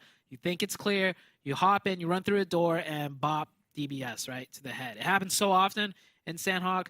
So that's another reason why we probably see Passionfruit playing it more on the cautious side. Yeah. It looks like everyone playing it more on the cautious side right now because not everyone is sure where the circle is going to go. We mentioned it earlier. It could go northwest island, could go southwest island, could go to the main island on the east side. Yeah, that's kind of like the deal when you're playing in a tournament like this where everything is TPP as well. You will not know where a team is, like especially at Sandhawk at all. Like they'll just be hiding around that corner. You think it's clear. You start walking up and then bam, you're eliminated. If it was FPP, then, they would have to peek out. They would have to peek their face out if they want to shoot at you. But here, in third-person perspective, it's all about trying to make those plays. You know what I'm saying? And especially pre-fire is so important here at this stage. If you're just walking up and you have a suspicion, just shoot. Why not? Yeah. Wall Street Bets coming in here on the southeast side onto 412. 412 are down to their last two players. Maybe they can pick up a point here. Just get something. Jiwoon goes down, opens the door, and I think he's trying to bait out some noise. He's not running into the building by himself, which is smart. He's going to run around the corners of the buildings. This is what I'm talking about, pre-fire. Like, if you're going to go into a door, you just pre-fire it. Why not? Because it's just... Oh, Jiwoon is going to walk by the rest of 412, and they're not moving a muscle. Yeah, that is not being diligent enough right there. Oh, he missed it! Aleem saw the opportunity, goes for it, and misses the shots. Now getting beamed in return by Slimmy. Just worst-case scenario here for 412. 412, that's tricky. You could have waited a lot longer for the rest of the team to move down. A little bit third-party action going in, it looks like. Slimmy almost getting knocked, and now they're going to clear their compound. Yeah, that was a lack of due diligence, though, by Wall Street Bets. He opened the first door and then didn't hear anything, assumed it was clear. You got to make sure Oh, not the stab. Out. Oof, that's got to hurt. Wall Street Bets. Jukes, the circle shifted, by the way. Oh, it did? Really? Where is the zone at now? It looks like we are going to go down to the southwest island. Dead center is like basically the bridge area. So Passionfruit not getting blessed here. It's not going to the northwest, and we're going to go away from the boot camp side of things. Okay. So maybe Ruins finish. Who knows? But this is a great zone for Hyper to play on because they don't have to make any bridge rotations. You can see them right there on that southern side. Well, I'll tell you what. Another team that's in a really good spot is Extreme Slayers. They're holding Ruins down themselves.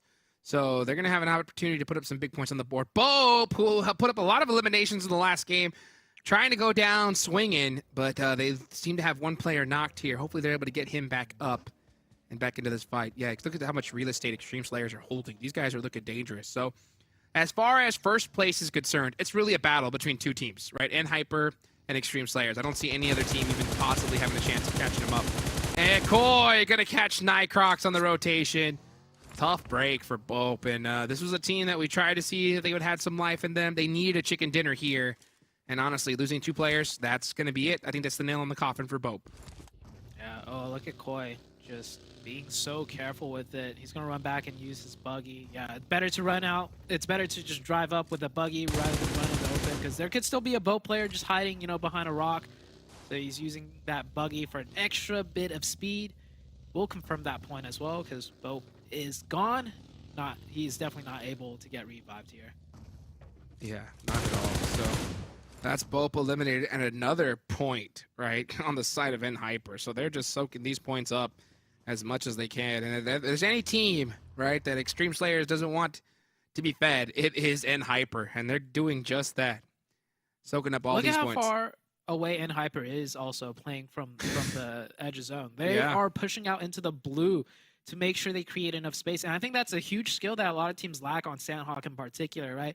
Just because you have the zone doesn't mean you can sit in the zone. If you allow that team to just sit behind you as the circle continues to close, it gets more and more difficult. So NHyper being very proactive to push teams away. Even if they're in the blue zone, they're going to push them further away. So great job from NHyper for being more proactive. And that is a huge circle shift. Wow. For PASSIONFRUIT. Oh, PASSIONFRUIT. For PASSIONFRUIT. Oh, yes. About time, right? PASSIONFRUIT finally, in the final hour, get hooked up with the circle. And it's a good one. So they definitely need to completely prioritize that bridge where SLR could possibly hold on to. YKG might just swim around to the other side or even drive up through the blue zone around them. PASSIONFRUIT needs to be careful of this. Meanwhile, NHyper have to move far away. 28 seconds left on the clock, and now they're getting beat up. This is best case scenario for a team like Extreme Slayers. Yes, Extreme Slayers is in that zone too. They control the whole southern side from that ruins.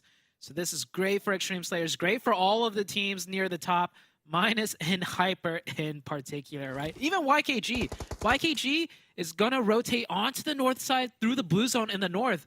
So they're going to be on the side where PASSIONFRUIT is. We might see a YKG versus PASSIONFRUIT fight in the next few moments. But NHyper, they're not done yet. They're getting reset up to 4.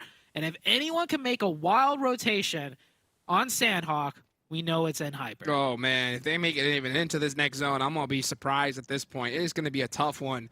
That is for sure. But you're right. If anybody can, it's Dan. Look at these shots. Oh my goodness. Kindness. Just saying, you know what? If I can't do it via buggy, I'm going to do it with my M4, baby. That is disgusting. Kindness knocking 2 right there. Looking for a third. Oh, the nade is good, though. Jiwoon trying to go for the thirst. But, oh, Ren is there to support. Jiwoon in a 1v1. Can he win this? This is a huge fight for Ren. If he could get this finish, he could get the reset up to 4. And NHyper need all 4 right now for Sandhawk. Oh, the DPS is good from Jiwoon. So dangerous. So getting that revenge and looking good in the process. He's going to start getting these confirmations. He needs them. And, oh, just like that. Yeah, NHyper crippled. Yeah, Jiwoon, the last man up. Gonna go for a revive. Blue zone is starting to tick, though. Here comes the rest of NHyper. NHyper, they're going to try and save Kindness. Kindness should be able to be revived, but this is going to be a full-out fight right here. The fight's not done. Wall Street Bets is still here, NHyper. What? You guys got to be careful. How did they even have this opportunity to get these reses? I am so shook that Kindness was able to get back up in this situation. Now Jiwoon has to do it all over again. Man, Jiwoon wins his 1v2. Now he has to win his 1v3, and he can't even get the first one. NHyper making it work. How is this possible? How is this possible? This is one of the most difficult teams to take out. I'll tell you that right now. When it comes to NHyper, you have to finish them on the first attempt. If you even give them a second, they're gonna take you out every time. Yeah, they're just playing so well. Execute here, trying to rack up some points. Gets 1. Looks like they are caught on the edge here. Excuse Kai firing some shots, not able to find more. Excuse is down to the last player. Next zone did shift once again, and I think it's going towards the bridge side. Yeah, we're going to be seeing potential water play here, and the main island, or not the main island, the south island, where Extreme Slayers are. I want to take a look at them, see how they're going to deal with the multiple teams that is on their doorstep. Oh, boy. Meanwhile, look at this Execute in 7th place, right? They need a monster game right here, right now. Honestly, if Execute doesn't make a chicken dinner right here with a ton of eliminations, it's over for them, in my opinion. Ooh, YKG. Do or die. They are going to be deadlock against PASSIONFRUIT. There's only 2 teams fighting here on this side. It is YKG and PASSIONFRUIT. BULUC with an amazing off angle. He never went down to the compound, setting up a huge trap. BULUC does not need to get aggressive. He needs to be a little bit more careful and let the rest of the team do a little bit of work. Oh, it doesn't matter. There's already 2 knocked. It looks like YKG's just down to 1. It is all up to 24K. PASSIONFRUIT with 3 up, and got get him! the full reset and the northern side all for themselves. Woo! This is the game for PASSIONFRUIT to come up huge. And they could pass up YKG really easily right here, and it looks like they just might. YKG with only 1 point. Jason said it himself that he's worried that they could not even make it into the top 5. That would be insane. But if they keep having games like this, that door will creak open. Meanwhile, NHyper trying to shut the door on this first place position. Is he going to be able to get this confirmation on the Lu Jiang? Oh, he might. And look at that. Blue zone knocks him down. Oh, wait. Can you even see him? I don't think he can. Oh, he still might get that point. Elsewhere on the map, MEZEXIS trying to come in here now. Pushing into the edge of the zone. Puppeteers, you can see right there on screen. Yeah, Baton up close and personal. LOTUS getting pushed in. LOTUS down to just 1. This is a huge spot for them as well. It is on the edge of zone. So all they really want to do is survive 1 more circle here. Are they going to be able to make it? Let's take a look here as MEZEXIS, right? Another team that's so desperate need of points. Let's see what they could do here on this edge. On to LOTUS Esports. LOTUS Esports completely out of the fight here pretty much when it comes to getting to top 5. But, yeah, they tried to be able to make something happen. Just make a show at the end and not able to do it. So MEZEXIS get 4 points they desperately needed. And they got that Northern Island is still in. It is still in. Wow. Clinging on to whatever they can. This could be a huge game for Execute as well on the south side. They're down to 3, but they have the hilltop position. So Execute needs to play this correctly. Casper is not Execute. A tough spot now. MEZEXIS also in a tough spot as well, as they have to cross this bridge, and there's 4 of SLR staring their way. MEZEXIS in 4th place, so MEZEXIS are safe. They're just trying to put some points on the board to make sure that they stay in there. Execute, get into it with Puppeteer, and they do make it out. So Execute do lose another player in the process. That's going to be tough. 5 left, and Long is now applying that pressure to MEZEXIS. That's huge for all the rest of the teams in the lobby. Oh, here comes a follow-up. Nade, MEZEXIS down to 2. Yeah, I don't think they're making it across here. They're trying with the smokes, but they could just spray and nade those smokes like easy. And what a nasty spot on top of that roof for the SLR. Oh, yeah, then the perfectly placed Molly. Oh, what a shot from Stellar. And down goes MEZEXIS. Now, we're going to see Canadian Eagles. Oh, they only have 1 player up, so that's tough. But PASSIONFRUIT with 4, right? They were right below MEZEXIS, so we might just see them pass them up in the leaderboards after this game. Again, for another team that we're looking at that's left, it's going to be Execute, right? With 2 players. 2 players up. What can they do? Besides the obvious storyline of Extreme Slayers, right? Extreme Slayers, all 4 up, and NHyper's gone. First place, that door's open. It is open. NHyper managing to only get 5 points. NHyper were in the lead by 5 points over Extreme Slayers. So Extreme Slayers, this is their chance now to not only pass up NHyper, but maybe create a little bit of a point gap. They have 4 up. They're in a strong spot on the map. It is very, I'm not going to say easy to fight them from the west side, but I've seen so many teams be able to do it. So if they play this right, it could go well. Hoya does go down, however. Ace of Spades looking to press up more. PASSIONFRUIT looking so set up in this game. Honestly, Extreme Slayers, all these teams are most likely going to go down with this circle. Yeah, Kiddo with that nade onto Frady is tough. 36 seconds left on the clock. Remix needs to get this res immediately. He needs to get this res, and they have to push in, literally just run in. But it's so hard because Ace of Spades are not giving up, and this is a team that is, yeah, pretty much out of it here. So they could just stick behind and punish Extreme Slayers. They got nothing to lose. Man, Extreme Slayers, I think, played a little bit too passive. Oh. They had this west side, they had 4 up, and now they're not going to be able to do anything off of it. This was a huge opportunity for them, and it is slipping out of their hands. Ace of Spades just wrenching this opportunity Remix! Can't do it. Can't get it going. That is so tough. And Ace of Spades, well, actually, Ace of Spades had 73 points, right? If they had a chicken dinner here, it would have been good, but that Molotov from Frady, so dangerous. The spray Serpentine, Kiddo. Serpentine.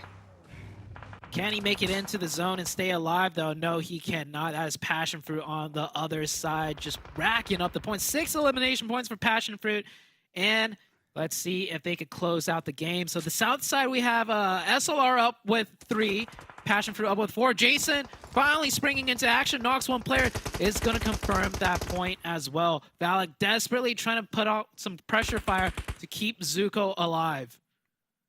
Nate, looking to get some more points. They need every single elimination that they can get just to secure that ticket to the next stage, right? That's what they want. Top 5 or nothing else. Nate shooting some shots, trying to see if he can get someone to peek. White Elegant from SLR on the other side. This is one of my sleeper squads coming into the finals, right? Now they're starting to finally turn up that aggression, but too little, too late. Yeah, Long has 6 elimination points, by the way, out of the 9 from SLR. So Long always putting in work. Can't Crazy. actually get that revive. If they can, that's huge. It looks like they're going for it. Suzuko getting saved right there, and that'll be huge for them. New zone shifts out, and SLR, they got to move a little bit closer once again to Passion Fruit. Passion Fruit getting blessed this game. I'd say well-deserved. They committed to that Northwest Island every time, and they finally get the zone. And the drive-in, a little bit too much speed. It doesn't matter. Nate goes down. No way. Now it's just Juancho. Juancho. Valak is down, too. In a 1v2. He's got the nade. Can he hit it? He needs to. Keep his team alive. No way they lose this. Oh, he gets it. Oh, gets a nade in return. He's down. He's so low. 1v1. Oh, big nade. Another Oh, nade. it's Oh, Molotov. backs up into the Molotov. It's over. SLR. Steal the chicken dinner away from Passion Fruit. Brutal. Oh, man. Juancho. Can't even blame him. But, he backed up into the Molotov. That must hurt. But, hey, still a huge game out of Passion Fruit. Those are much needed points. They're feeling really cozy now in that top 5. But, you know, day's not done. They could still lose it. Huge game out of SLR with the chicken, though, and Long putting in huge amounts of work. Yeah, you know what? I tell you what, when it comes to position-wise, SLR is so strong. It's just their fighting that they struggle with. And I feel like, again, they're like an earlier and hyper. When it comes down to it, the nerves are still there, and they have a difficulty clutching up. Because we see when the nerves are gone, they start popping off like crazy. Yeah. They control that whole south side against everybody, right? They were playing aggressive. They were getting elimination points. And sure, they got zone blessed, but it's not like it fell onto the compounds the whole time. Yeah. They were pushing out of the compound at prime opportune times to take those third parties, to take those fights, to get more real estate on the south side. And you saw at the very end, they had a huge amount of elimination points. But I think the main story for me here is Passion Fruit and that Northwestern Island. They finally get some love, and it was much deserved. Oh, man, not to mention, and Hyper went out early there. This is a close race, guys. Who's going to get first place? Who's going to get top 5? We're going to find out in not very long. Make sure you don't go anywhere.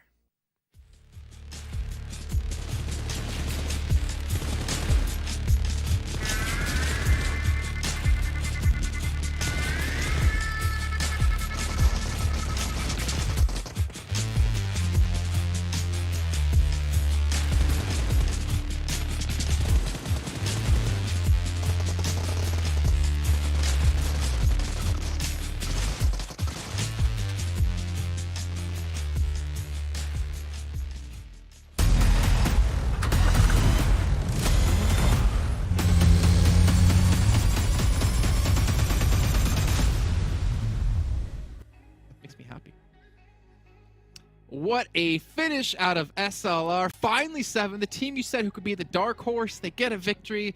It's been a little bit too late potentially for them, but the most important part is Passionfruit. They stay alive. They get a zone that kind of favors them finally. Not fully Northwest Island. They get the trifecta finish, but they get themselves points to potentially push themselves farther up the leaderboards and push other teams down the leaderboards.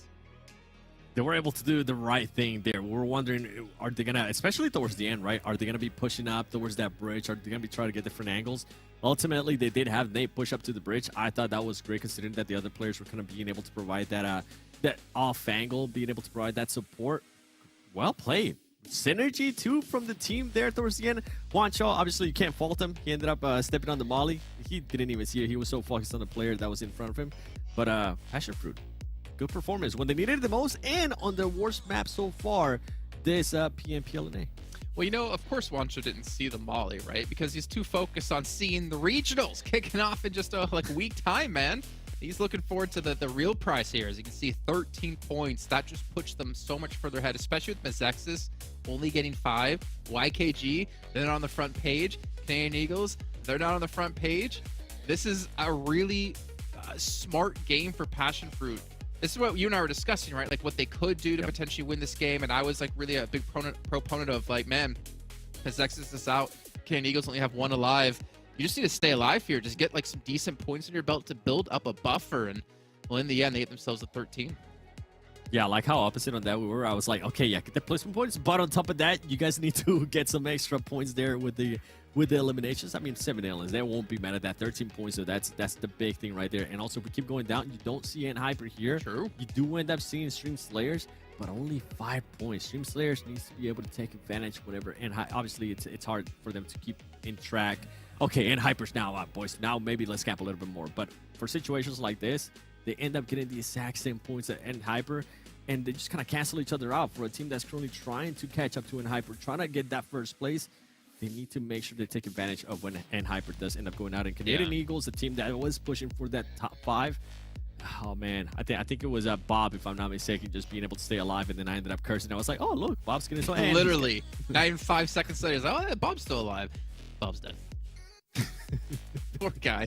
Let's see overalls though, right? Because things have been changing. You already mentioned Extreme Slayers and Hyper just nullifying themselves, so it's still going to be a 5-point difference between our top 2 teams. But I hear the ooh, and I know what you're talking about. Passionfruit, 3rd place. Yes. Yes. Passionfruit, this is what we're talking about out of you guys. Even though it's really close still between 3 and 5, and also if Canadian Eagles can get it a little bit more together, they can make it even closer. Wow. Okay. I'm excited for this next 3 matches, man. By the way, you were talking about could it possibly be YKG not even making it to top 5? It sure is looking like it right now. It is 17 points though, right? And we have 3 matches left to go. We have the Kendi, we got Miramar, we got Erangel. If Canadian Eagles want to have a chance, they got to start making plays because they're the team behind YKG, or they have to hope that YKG goes out early. Either way, I almost guarantee you Canadian Eagles ain't hot dropping MEZEXIS next time we get to Erangel. Well, you know what? I wouldn't extend it that far. I see dumber things happen here in PMPL, but here on the second page, I mean, for these teams, it's over. If we're being completely honest, it just comes down, can you get any more points? Can you stop some of the other teams? Are you going to be BMing some of the other teams that are fighting for that top 5? Or are you guys going to be able to become pretty much free elims for some of those teams? Because if I go back all the way to Erangel, I remember Butterfly Effect saying, we're going to third-party this fight, and boy, did it backfire, and they ended up giving points to some of the other teams. I had to watch you do that. I'm sorry I looked away from the camera. I've just seen you do. It's really, wow. Fantastic. Good way. Inner James. Inner James. Good way to end off the weekend here. Let's take a look, though, at 2 teams in particular, right? Canadian Eagles, YKG, their play on the day so far, just to kind of see, as Canadian Eagles have to kind of build up some steam and catch up. They don't really have the stats to back them up, unfortunately. The eliminations aren't quite there. The average survival time's not quite there. They really have to turn themselves around in these last 3 matches. They really do, but right now, I mean, I feel like they're at least maintaining themselves there within that talk. Right now, they're only 17 points behind at the beginning of the day. 20 points. Obviously, if we average that out, if they continue to perform like this, they're not going to be able to do anything. But this team needs to start taking advantage whenever YKG does end up going out. Or, as you were mentioning, I don't even want to see this teams hot drop each other. I actually want to see Canadian Eagles be a little bit more proactive. If they can cut off where YKG usually rotates, go ahead and do so. Or for YKG, I mean, if you want to stop the threat of Canadian Eagles coming towards you, maybe do what I just said the opposite way. Maybe cut off Canadian Eagles on their rotations as we're going to be going to Vikendi. I think if you're a team in 5th place and 6th place is close to you within a few points, you almost have to change your drop location that last match. You can't be predictable. We've seen it too many times. You know, thinking of Kanina Power and back then known as Navi, punishing them, not getting them into the next stage of the event because they were able to focus them right off the bat. Cloud9 having an uneven back on phase 2, rubbing that in, how they lost $50,000 in one game because they misplayed. You got to be careful, man. We got Vikendi coming up next, so you never know what's going to happen here. All I know is my eyes are completely focused on your MEZEXIS, your PASSIONFRUIT, your YKG, and of course Canadian Eagles, though I think Execute might just be a little bit too far out of reach. It's getting spicy, man. Even like the first place isn't decided. I'm really happy to see this. This has been a really good finals. I feel like ever since we switched like the point format to this, where it's 10 points for chicken dinner, we've had a lot of close games. And you guys let us know your thoughts about who you think is going to win. And obviously, if you think Canadian Eagles can pass YKG, or you think YKG are going to hold on, make sure you use that hashtag PMPLNA over on Instagram, on Twitter. You can do it on Discord, wherever you want to do it. Just make sure you throw it up there so we can see your guys' thoughts, because you hear enough of our thoughts as it is, right? So. Yeah, they hear plenty of them. By the way, you mentioned their Cloud9, and I think it was Pittsburgh Knights at the time, too. So it made some Cloud9 people just kind of like, Or Beowulf was just playing some other games. What just happened? I don't need to hear any more out of 7. So Hot Chicks and Sute, please take it away. And we are going to take this away straight to Vikendi. Here we go. We saw the points. In case you missed it, 3rd, 4th, and 5th are neck and neck. Woo! Now, in the fight for top 1, Extreme Slayers and then Hyper, that didn't move too much either. It could still be first place for either one of them. And the games are starting to come to an end. There's not too many matches left for these teams to get it done, Jukes. No, there is not. Here we go. 3 more matches, folks. And we're going to crown a champion here of North America. And we're going to find out which 5 teams are going to represent in the next stage. And I'll tell you what, YKG, you got me nervous. I'm going to say it out loud. You got me nervous right now. And I can't believe that I'm saying that, because Canadian Eagles been kind of hit or miss, right? They have some pop-off moments. They've had some struggles. But you're leaving the door open, right?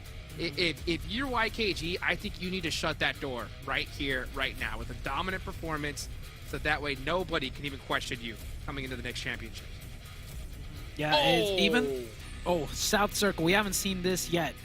Great circle for Hyper. But YKG, right, they are looking a little bit shaky. Sure, the points, between them and PASSIONFRUIT, and I think it was MEZEXIS, it's like neck and neck. But YKG has been the team to be dropping down on those leaderboards, right? Yeah. PASSIONFRUIT is the team that's climbing up. MEZEXIS also doing a really good job today, climbing up. So it's not looking good for YKG. Not the numbers alone, but more so, what is their mental state?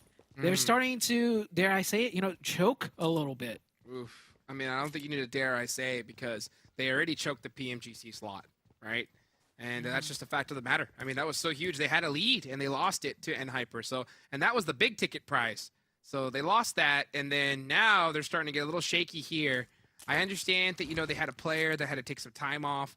They reconvened now, and they haven't looked true to form ever since, right?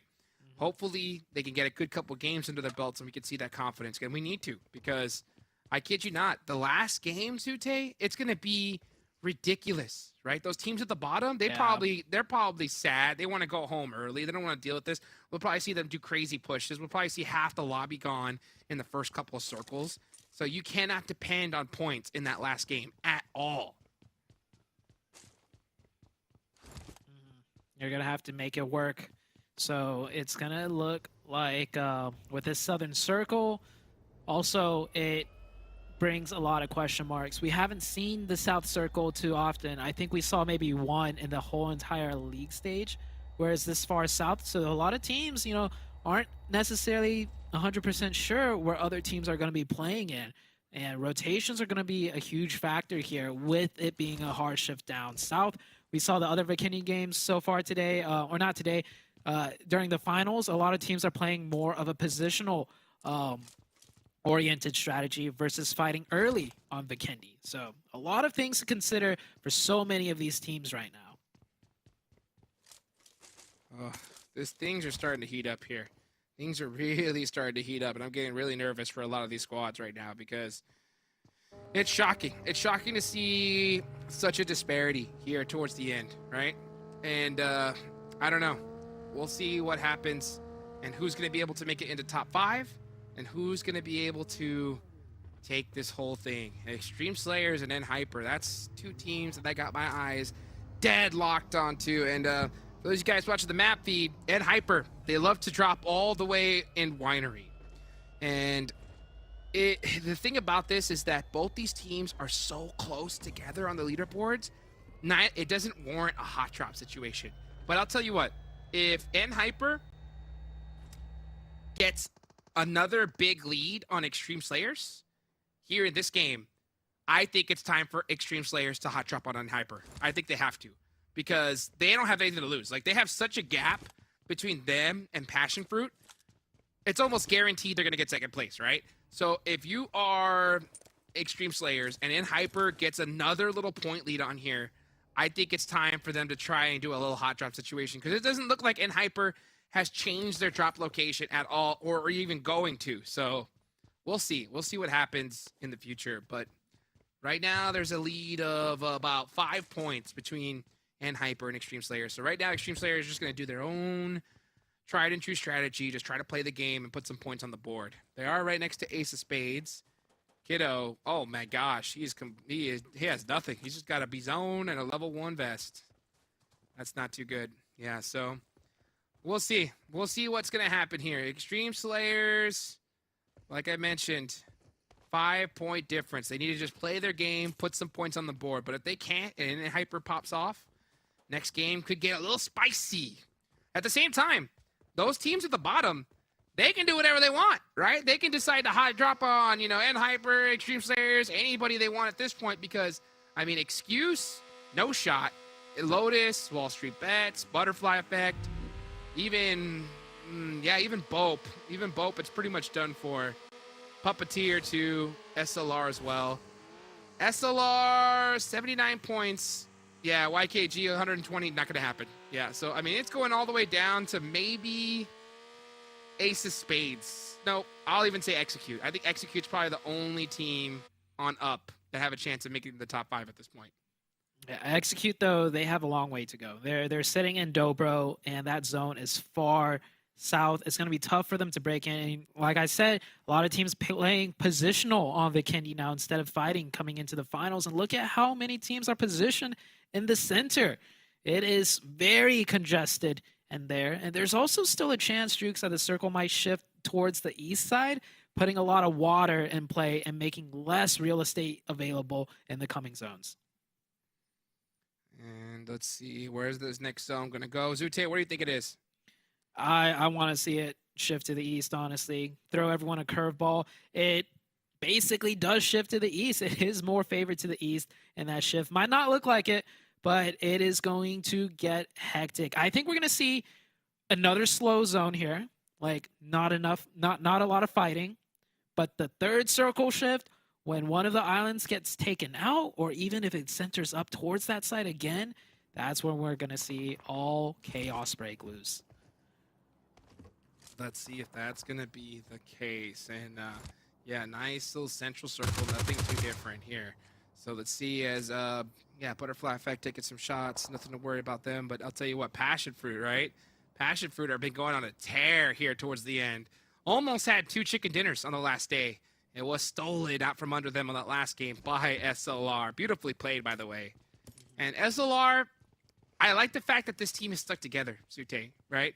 They haven't had the most tremendous success in the past couple tournaments, but they're sticking together and we're seeing them improve, right?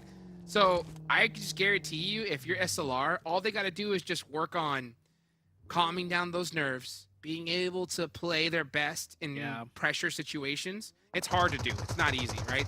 Usually some people are born with it. Others, it takes years of training to get even used to it. Oh! And yeah, it's Chronic's down. Great. And this is more points for Great cover Extreme fire. Slayers. For Extreme, yeah, Hoyuyo's driving that car and baited out a lot of shots. And Extreme Slayers is not only going to catch one, but two of Excuse. And this is on the very edge of zone, which is great for them, meaning no chance. Or not no chance at third party, but way lower chances of it happening. Matt needs to find a huge one with this nade.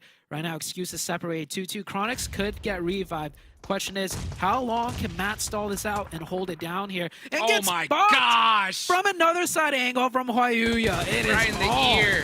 falling apart for Excuse. And big Oh, wow. points for Extreme Slayers. Woo! Easy squad wipe right there. And if that doesn't really... Oh, if that doesn't just put a nail in the coffin, that is it right there. So Extreme Slayers just down and out. Meanwhile, we're going to see BOPE and 412 get into it. It would have been nice to see either of these teams go on a little bit of a spree and, you know, try to get into that top 5 situation. But now it's just too far away. No. Executing YKG. Uh-oh. We were saying YKG's looking shaky. Huge. They're down to 1, Jukes. It's all up to Fears. It's over. It's over. YKG about to go down and out. You can see him just holding that angle desperately. Oh, wait. Oh, Fierce with the shot. Oh! Oh my gosh, almost clutched it up. No, he is going to clutch us up. He needs these confirmations. He needs them. He's losing his players. He needs to do it fast. He needs Chico up at the least. Killswitch got the Through first the hit window. off. This is a big fight because Execute's trying to break into top 5. YKG are desperately clinging on to the top 5. This 1v1, DBS in hand. Who's going to take it? He goes for the res. He goes for the res. He knows it. Kill switch. Gonna go ahead and he's gonna get right hand priority too. Fears needs to be careful. He doesn't want to give that up. Oh, but he wants to go for the pickup. He doesn't want to lose his teammate. He knows he needs him. This is so close. Execute. Oh, he's gonna lose Fate. He loses him. So regardless, a dire situation, a lose-lose situation for Kill Switch. He gets one. Oh, and goes down. Chico gonna clutch it up at the last second. Should he get this res off? Can he get the first aid off? Oh, he does. It. Oh, that is a nail biter. Oh, wow. That is tough for Execute right there. That's it. I think that's the nail in the coffin for Execute because that's against the team that you're trying to pass up. If they would have taken out YKG and had some success here, it would have been a battle. But with 2 matches left, ooh, it's not looking good. It's not looking good at all. Yeah, it's still doable, but that is you know who it is by doable by? Canadian Eagles. Yeah, they're going to benefit from that with YKG getting banged up like that. And it's not even YKG, though. We still got to remember, there's 2 other teams, MEZEXIS and PASSIONFRUIT, who are basically the same amount of points as YKG. So there is a huge door open. They just need enough points to pass up one of those teams. Let's see what's going to happen. Things are... things are getting interesting. PASSIONFRUIT, big chillin' right now. Not moving a muscle. We're starting to see some battles going back and forth. Canadian Eagles are right there. Right there near Volnova right here. They're right there on the side, holding that edge in a very good spot for this next circle. So they're big chillin', and Hyper still on the south side, ever so dangerous. And Extreme Slayers are going to be controlling that north eastern side. As we watch 412 and BOPE just have a nice little rallying cry before they go home. To clutch this out and 2 more games if they want a chance, which is a very tough task for anybody. And the fight's getting close. Supra clutches it up with that DBS. He was going to get that full reset too onto his squad mate if the blue zone doesn't take down. Okay. Looks like he will get that off. I think is he going to just get knocked though the second he gets picked up?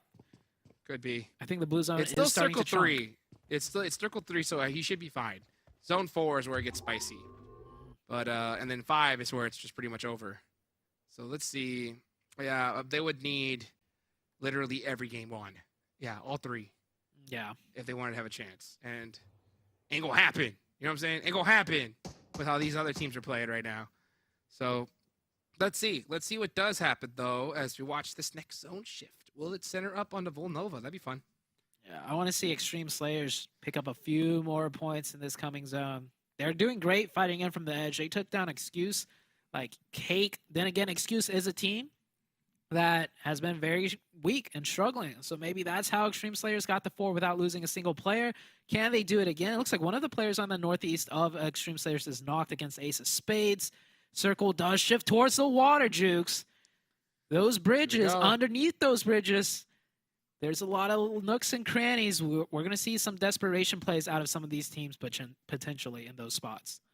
Oh, yes, we are, especially out of Canadian Eagles, because they saw YKG get beat up, right? They know they're down a couple players, and this is their chance, right? If we talk about those doors creeping open, it's wide open for Canadian Eagles. They need it. They need to walk through it. It's not going to be easy, though. Let's see, as Extreme Slayers in a battle with Hyper for first place. Remix securing another very important point. That's 5 already for Extreme. I'm telling you, these guys have that clutch factor. They definitely do. Not scared. Not scared to take fights at all, right when the time is needed. Yeah, they look so good right now. Extreme Slayers really stepping it up right where it matters. Ooh, Baby Bray a little bit exposed. Tries to get some smokes down. Canadian Eagles in the distance too. Let's see if Extreme Slayers could group up here. Baby Bray definitely does not want to be caught out there alone. I don't think Ace of Spades knows he's there. Baby Bray still playing aggressive here with that nade. Could get the knock. Oh, Cook just a second too long. Ooh, just a second too long indeed. Let's see. Yeah, this is a very important play right here. Extreme Slayers need every point they can get. That 5, I think, should be enough to kind of get things close, right? To almost tie things up, since Hyper have not put up a single elimination so far. But they have a big control of the south side. This is where they drop. They know this area very intimately. And they're very dangerous. But regardless, no matter how dangerous you are, if this zone goes to Volnova, it is going to get silly. Come on, take it to Volnova. That's where you want to see it, right? We haven't seen we haven't seen a city ending yet in Vikendi.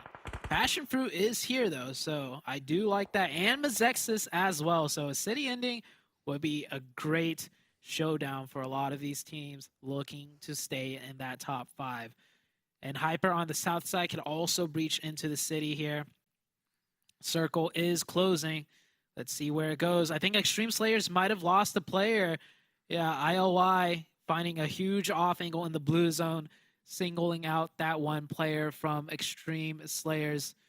Extreme Slayers with that circle shift gets a little bit of the zone. Just a little bit. This circle shift is dangerous.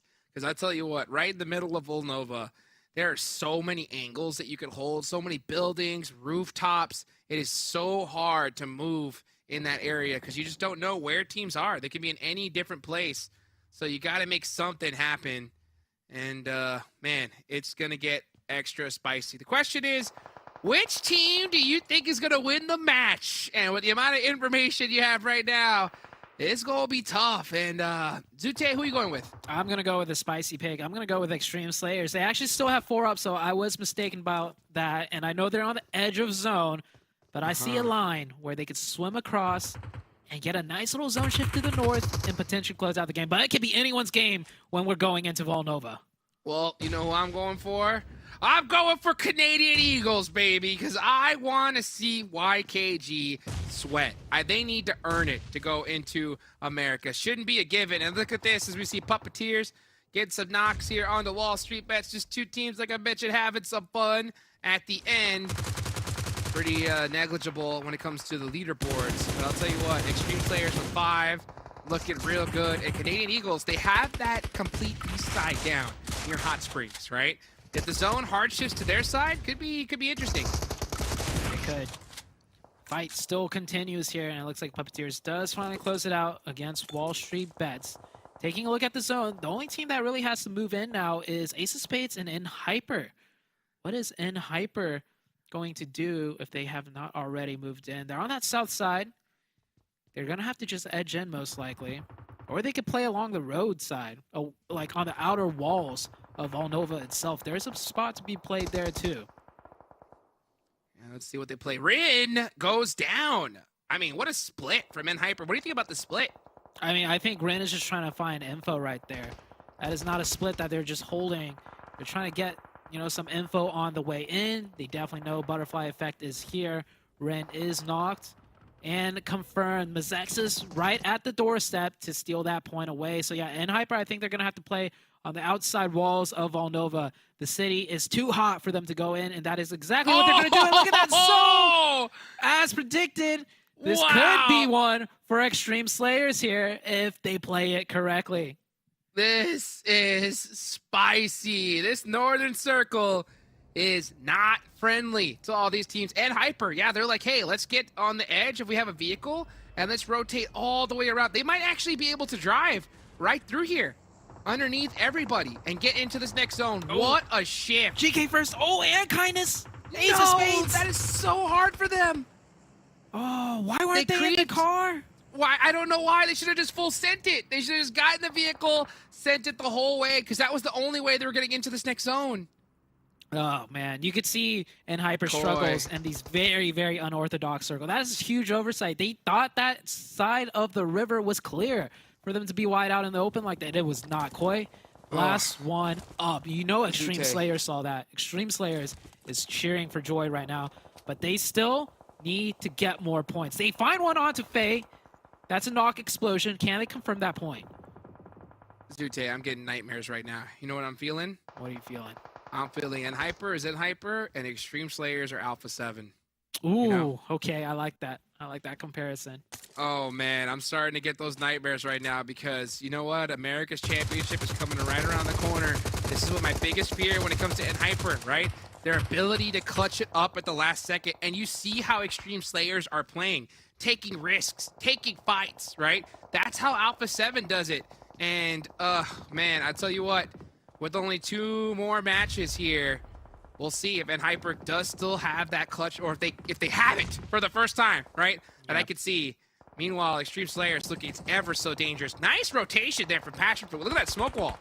Yeah, PASSIONFRUIT making it out of the city in a nice compound in the zone. That is going to be like a fortress on this open roadside. Extreme Slayers, I think they have a little bit of a decline to work with, so it's almost like a small hill, but not all of the Extreme Slayers have managed to swim across just yet. And the last Hyper player going for the water play, staying in that car in the water. I mean, that is one way to stay alive when you're the last up. He could pop meds underneath in that water as well. Frady picks up a point, I think. Oh no, gets a knock onto Quinn. Man, Extreme Slayers are popping off. They're still getting knocks left and right and confirming points. Hopefully, there's one. Soaking up points like crazy. They're still in a really tough spot in this next circle. As it is starting to close, they're going to have to jump into the water. They have no choice. And Canadian Eagles are in the same position. Rin is right there next to them. These are some of the top teams, are all teams that desperately need points. Right next to each other. You gotta be careful here. Oh, Remix does not make it over. Ace of Spades. Of all teams, right? It's Ace of Spades. Where were they at? I think Ace of Spades, yeah, they need to win like all 3 matches. Koi found a knock onto Frady from inside the car, I think, in the water. Wow. Koi could still ruin things for Extreme Slayers. This is dangerous. Oh, look at that zone shift. Jukes. Oh, wow. This is right in the water. This is crazy. What a circle, right? We talk about wonky circles at the start. This is definitely one of them. Koi catches Baby Tang. Koi soaking up points at the last second. And there goes Canadian Eagles. Koi is a hero right now for the team. He is putting up massive points. He could get all of Extreme Slayers too, potentially. And there's still this huge fight for YKG to try and make it out of the city. YKG on the cusp. Canadian Eagles going down, though, is brutal. Very brutal. And Execute getting out is ridiculous. So the teams that still have a chance are looking pretty slim. Ace of Spades needs to win like every single game. 4-1-2's already out. Koi. It's really just them. Oh my gosh, Koi is what is he on? I don't know. I do not No. Koi is popping off inside that car. Confirms the point. Wow. Koi has picked up 3 to 4 points since full sending it into the water. And he has the zone, too. He has the zone. So he is going to stay alive. And so many of these teams in the city are going to go out as the blue zone presses everybody in. I'd love to see Koi's perspective right now because it is crazy. But I'll tell you what, another team we got to look at is MEZEXIS, right? MEZEXIS is right above YKG in that top 5, and they're looking to confirm that ticket. Extreme Slayers go down to Puppeteers. Wow. And how is it that NHyper out-survives Extreme Slayers in this situation? Koi gets another knock. Unreal. Koi is just ridiculous in this vehicle. He gets another. Call him Aquaman. Yeah, literally Aquaman. Poseidon, whatever. The king of the sea. He has gotten so many points. Percy Jackson. And we're down. We're down to what? 3 teams? 5 teams? Oh, 4, wow. 3, 2, 1. Koi He's still in there. still alive. Koi is still alive. He's gonna get. He hopped out. Koi could win. Koi No could way. win this match. Koi can win this game. Koi absolutely can win this game. He's still up by himself. Let's see. Oh my He's gonna find these God. angles on a passion fruit. He's gonna find the angles. He should see him. He should see him. Oh, Oh, the no, bush. the bush! Juancho! The res in the bush. Does he see the Koi? smoke. I don't think he does. The smoke is so perfect for a passion fruit to be able to push up to him. Juancho in the water. Surely Passion Fruit knows that Koi is out here being a menace. Koi The Jackson. zone. Oh, Juancho sees him. Juancho swims up. Got Spot zone! him! That was huge for Passion Fruit. They could win this game now. Lotus still has 3 up, but there is another player, Ace, Mombe, who should be looking to spoil this. And yeah, he's in the distance. He's playing it quiet. He's going to wait for Passion Fruit to get some knocks, and then he's going to spring up here. Great sight lines. Oh, Let's see if he smart times play. it. Smart play to be patient, right? He said, hey, you know what? I'm going to give them false confidence like crazy. Allow them to fight, and the second they start engaging, I'm going to third party. Very brilliant play here from Mumbai. He's waiting it out. If he has nades, he should throw them, though. The bush. Juancho gets Oh, fouled. he got caught. Oh, Now Mumbai Mumbai. steps up. Confirmation. Got it. Goes Can he for get the 2. second? He doesn't. Oh. 1v2 now. 1v2. Valak, Here can goes Valak Valak. clutch? Honor's 1 HP. Valak's pushing out. Can Honor get behind cover? He Got does not get him! behind cover in time. Valak, the player we have been questioning on the Passion Fruit team for pretty much all of the finals, comes in at the last moment for the clutch. I think Valak has officially redeemed himself, and this Passion Fruit team, they are looking strong. Oh my gosh. You know what? If there was a shark in the water, it's a Koi shark, right? Koi went absolutely bananas there, and it was Juancho to slay the beast and the rest of Passion Fruit clutching it up. What a final day for this team. This was almost 3 chicken dinners, right? Yeah. Almost 3. If SLR didn't snake away that one from them in Sandhawk. How many Crazy did performance. Koi? Oh my god. Oh my gosh. Wow. Koi shark. Look at Yeah. him. I think all 5 were from the water. Just Crazy.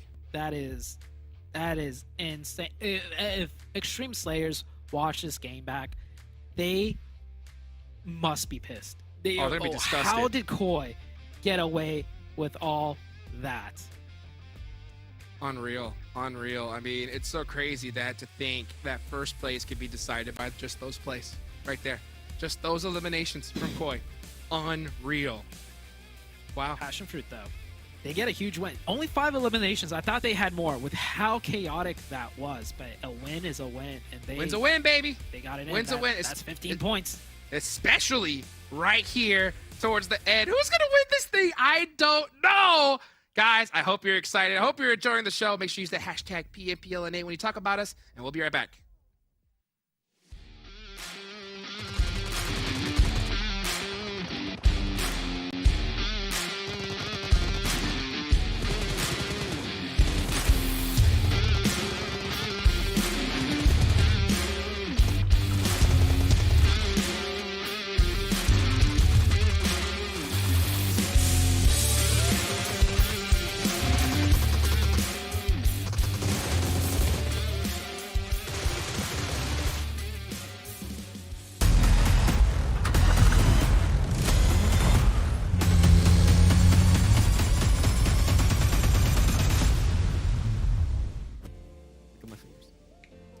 BULUC, man, we've been giving him so much slack this entire time, talking about how he always seems to go down first. He's fate of execute, but for Passion Fruit. But he comes out big, wins the game for them in the 1-on-2. Obviously, it's a little bit of help from Ace there, but nonetheless, Passion Fruit with that victory catapults themselves forward to potentially be safe enough now with 2 matches left to go. I mean, that victory at Lone 7, I feel like that gives them like 1 potential game to throw, and then they're still going to be okay. And then they just have to do normal in the final match. Yes and no. Because earlier I said that they cannot throw any more games, so I'm going to stick to that. No. You continue to the run, please, Passion Be Fruit. like Hotchukes, No right? throwing. Be like no Hotchukes. throwing. He's like, XQ last game, they go out, and he's like, oh, I don't see a chance. And then we go into this game, oh, XQ, they have a chance. Come on. Let's see the match rankings here, get an idea of all the points. 15. Ooh. Ooh, okay. By the way, you see the one I'm looking at? Yeah, Hyper and Extreme Slayers. 9 to 7 points. And Hyper still being able to get 2 more points than them. And it comes down to Koi, which is kind of a pleasant surprise because that man went from being a villain to a hero. He left his teammates behind, which they ended up getting caught and pretty much eliminated by Ace of Spades. And then after that, he decides to just park himself inside the car, chill out, talk to the fishes, and then they were telling him where everybody was because he just started spraying and praying and just getting a bunch of villains. Yeah, and he also punished Extreme Slayers too to prevent them from getting any higher than this, which is kind of a shame because Extreme Slayers start off the bat getting 5 limbs, right? They clawed back that deficit they were behind, which was just 5 points.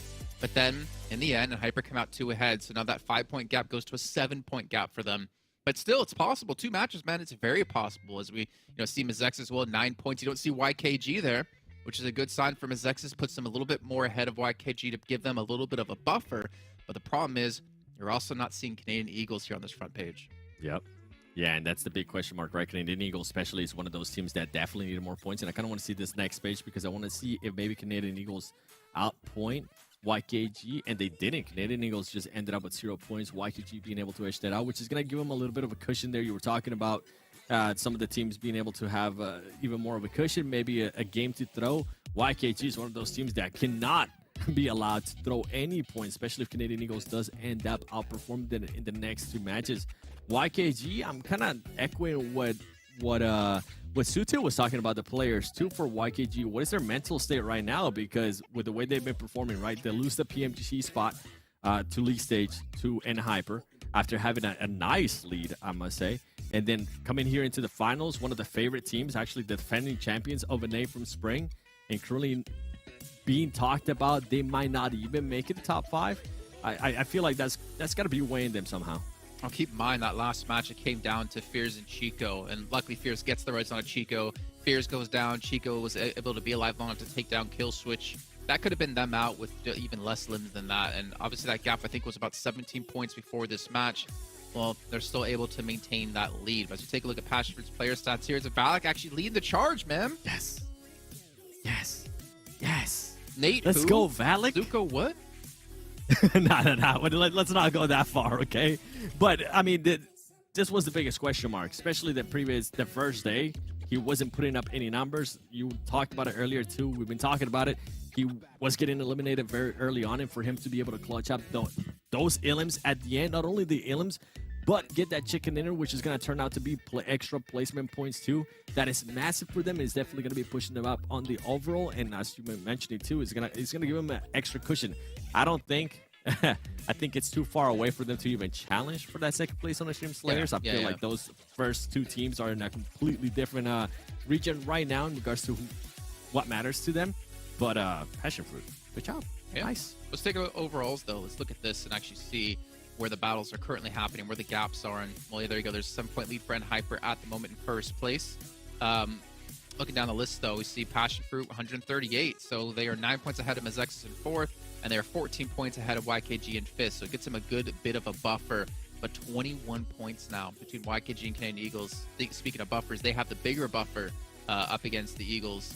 It's going to be tough, but, man, 2 matches, like, it's possible. Honestly, anything could happen in these next 2 games.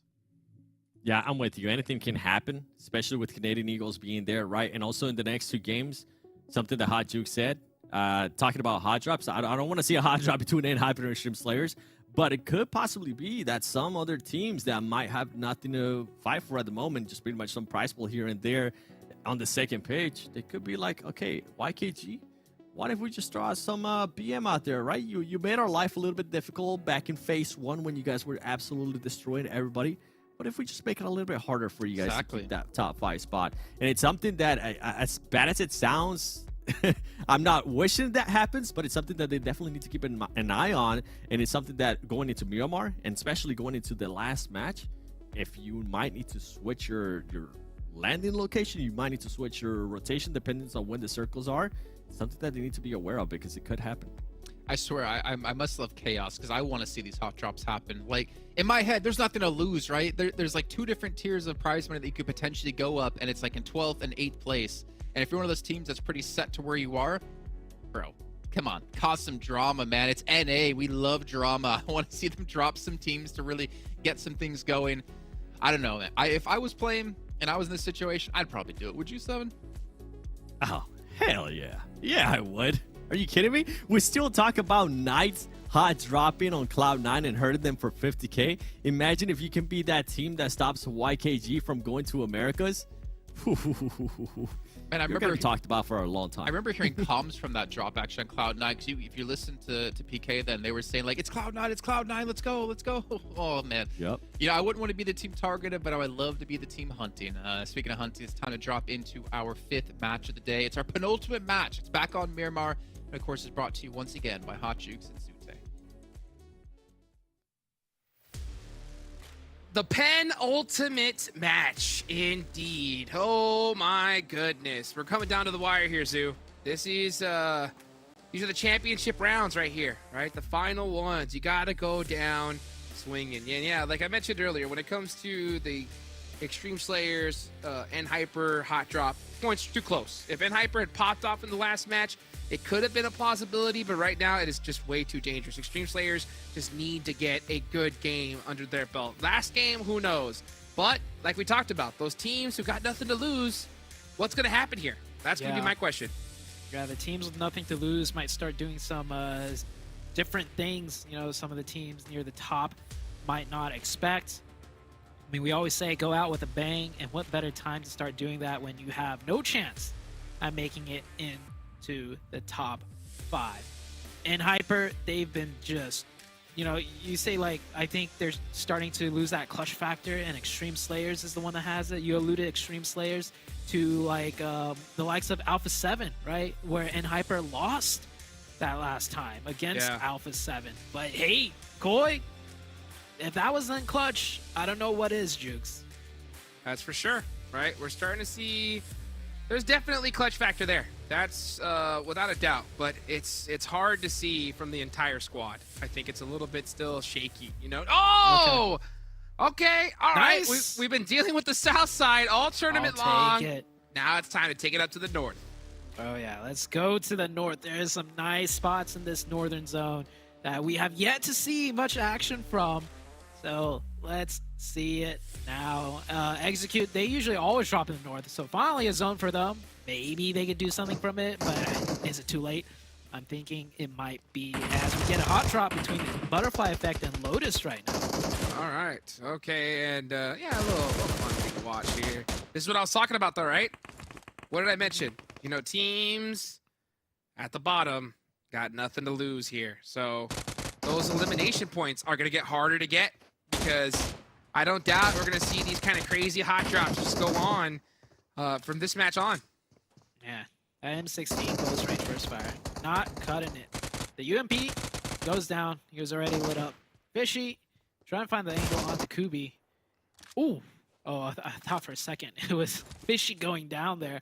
Lotus Esports take Trumosera. Nice little 4 points for them.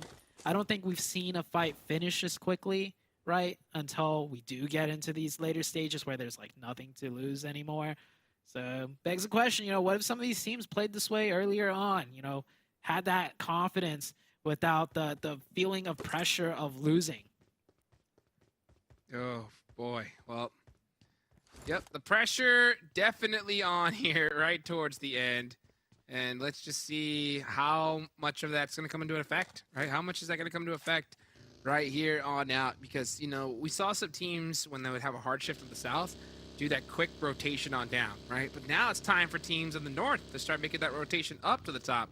And let's see which teams are going to do that. 4-1-2, but yeah, they're too far away. Right now the eyes are definitely on squads like YKG, right? Canadian Eagles, those kinds of teams, because those are the ones that still have a chance at this. It's still a race. It is definitely so race. MEZEXIS doing that fast rotation once again on the west side up now.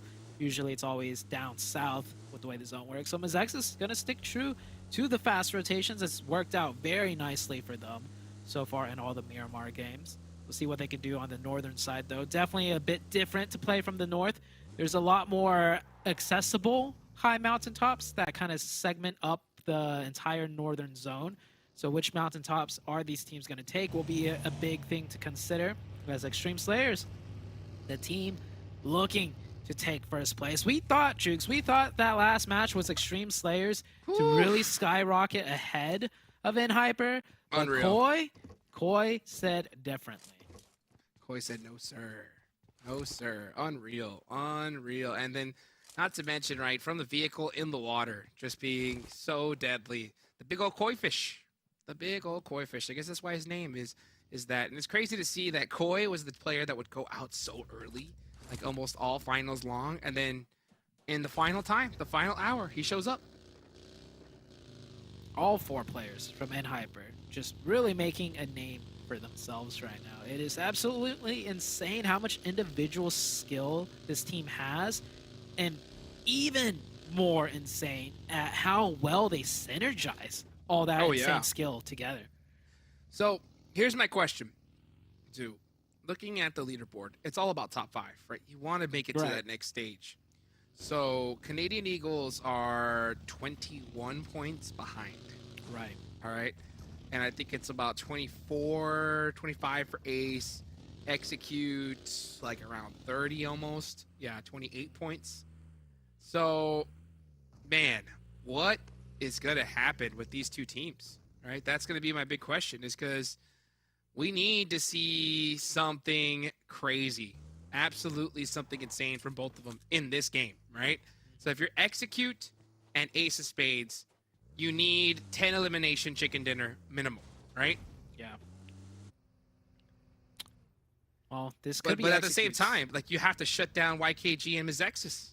Yeah, it's not just the points that you gain anymore. You know, when we're nearing the very end, it's the points that the teams ahead of you gain as well that you really need to consider. And it is just a tough spot to be in. And you know for sure YKG, they are holding on to dear life for that top 5 position. They have already lost PMGC, like you mentioned. They don't want to lose another one in the America Finals ticket. Oh boy, this is getting intense. Yeah, because MEZEXIS or YKG could lose their spot. PASSIONFRUIT pretty much clinched it. There's no way they're going to get knocked out at this point, right? So it would require too many teams to pass them up. Yeah, too many teams to pass them up. So YKG or MEZEXIS have a chance of getting knocked out here. If they put up some decent points, it's going to be too much. And yeah, so they need to fail, and Canadian Eagles, Ace of Spades, or Execute need a chicken dinner here, and nothing less. Literally nothing less. Because finals game, you're going to be happy if you get 8 points in the last one. Yeah. We'll see what happens. Zone is slowly still closing in, and Jukes, look at the mini-map for me real quick. Look at how many teams Oh, wow. are just set up, and not a single fight has really broken out yet. We had the hot drop, and that was it. The fact that so many teams are clustered around the center without a full fight breaking out, oh yeah, people know it is crunch time. No mistakes can be had here. Oh boy. Well, definitely no mistakes from a few teams in general. The rest can do whatever they want, right? Can do whatever they want because, yeah, especially super lazy Reflex. That's 9th place. 9th to 16th place have nothing to lose here. Really, Sute, right? So what are we going to see from these teams? What are we going to see? Like, we're going to see something like players just kind of go solo, looking for eliminations, looking to make some highlight reel plays, possibly get picked up by another squad. I mean, what's the point at this point for a lot of these teams? They're just trying to put up so many points and get a best placement as possible. That's good, but I mean, some highlight reel plays won't hurt either. Yeah. Oh, what a shift to the west. That is a huge one for Wow. YKG Massive. and MEZEXIS. The two teams near the bottom of that top 5, right? Man, they really got blessed with this one. We'll see what they could do with it. Meanwhile, the other storyline, right? Extreme Slayers and NHyper. It looks like NHyper is going to beat Extreme Slayers to a way better position early on. This is going to be a tough zone for Extreme Slayers to try and catch up with NHyper in points. Oh, goodness gracious. This is crazy. This shift being so fortunate for both of these squads. Meanwhile, we see NHyper on the move. Where's Extreme Slayers at? Extreme Slayers are in the mix All of the it. way in the east. Yeah, this All is the way. this is going to be tough for both these teams. But hey, if you want first place, it ain't going to be handed to you, that's for sure. Looks like NHyper have decided which compound they want to take. They don't take the big square one. They take the one off to the side, which is smart because you're going to get boxed in from all the other compounds, right? If you take the one dead in the center, it looks like it's stronger, but it is definitely not. So they could ride it out one more zone here. Extreme Slayers still rotating. Looks like Extreme Slayers all the way in the east. They're going to try and do a wrapping rotation from the north. The problem with that is if the circle shifts anywhere south, it's all uphill that they're going to have to contend with. So Extreme Slayers might be setting themselves up for failure here almost. Right. This is not going to be simple. Oh, and Hyper getting some that's why knocks you on the don't Wall want that Street one. Bets. Oh, wow. Look at those Yeah. shots from Kindness. That recoil control is just ridiculous. You do not want that center compound. YKG, Chico taking fall damage. Uh-oh. Hopefully they could get that reset. And yeah, now Wall Street Bets, they're just trapped in there. They are trapped. Oh, boy, yeah. And this is just points that these teams, these players so desperately need. So let's see what the options are in this situation. As Jetchi just looking to make some moves. Looking to make some moves here. Going back and forth. And now we're going to see 4-1-2. Right? 4-1-2 on the move as well. Just roam in the battlefield. Now that they don't have a chance to really make it into that top 5. Yeah, you think some of the teams with nothing to lose will play more loose and just like gung-ho. But I think, in terms of competitive spirit, them knowing this is their last final few games and they're not going to be in tournament format playing anytime soon, they might want to, try even harder, just really enjoy the last couple of games of comp, right? So maybe that's just throwing it out there. Maybe that's why we don't see some of these teams just go all out crazy and just start pushing everything. Yeah, 100%.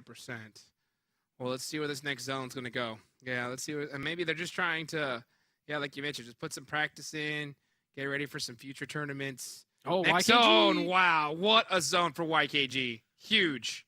Yeah, this just makes Spoon-fed. it so much more tougher for 6th and downwards, right? To try and catch up to YKG and MEZEXIS for that top 5.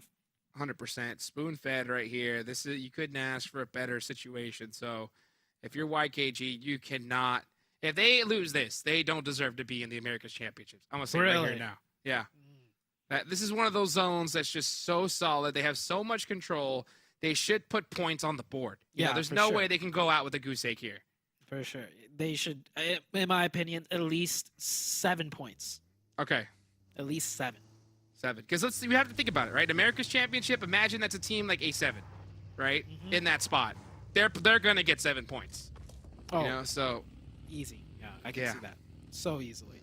YKG, on the other hand, being so shaky as of late, 7 is, I hope they could get 7, if not more. And Hyper make it into this zone very nice. Man, and Hyper are so good at just picking their spots and rotating.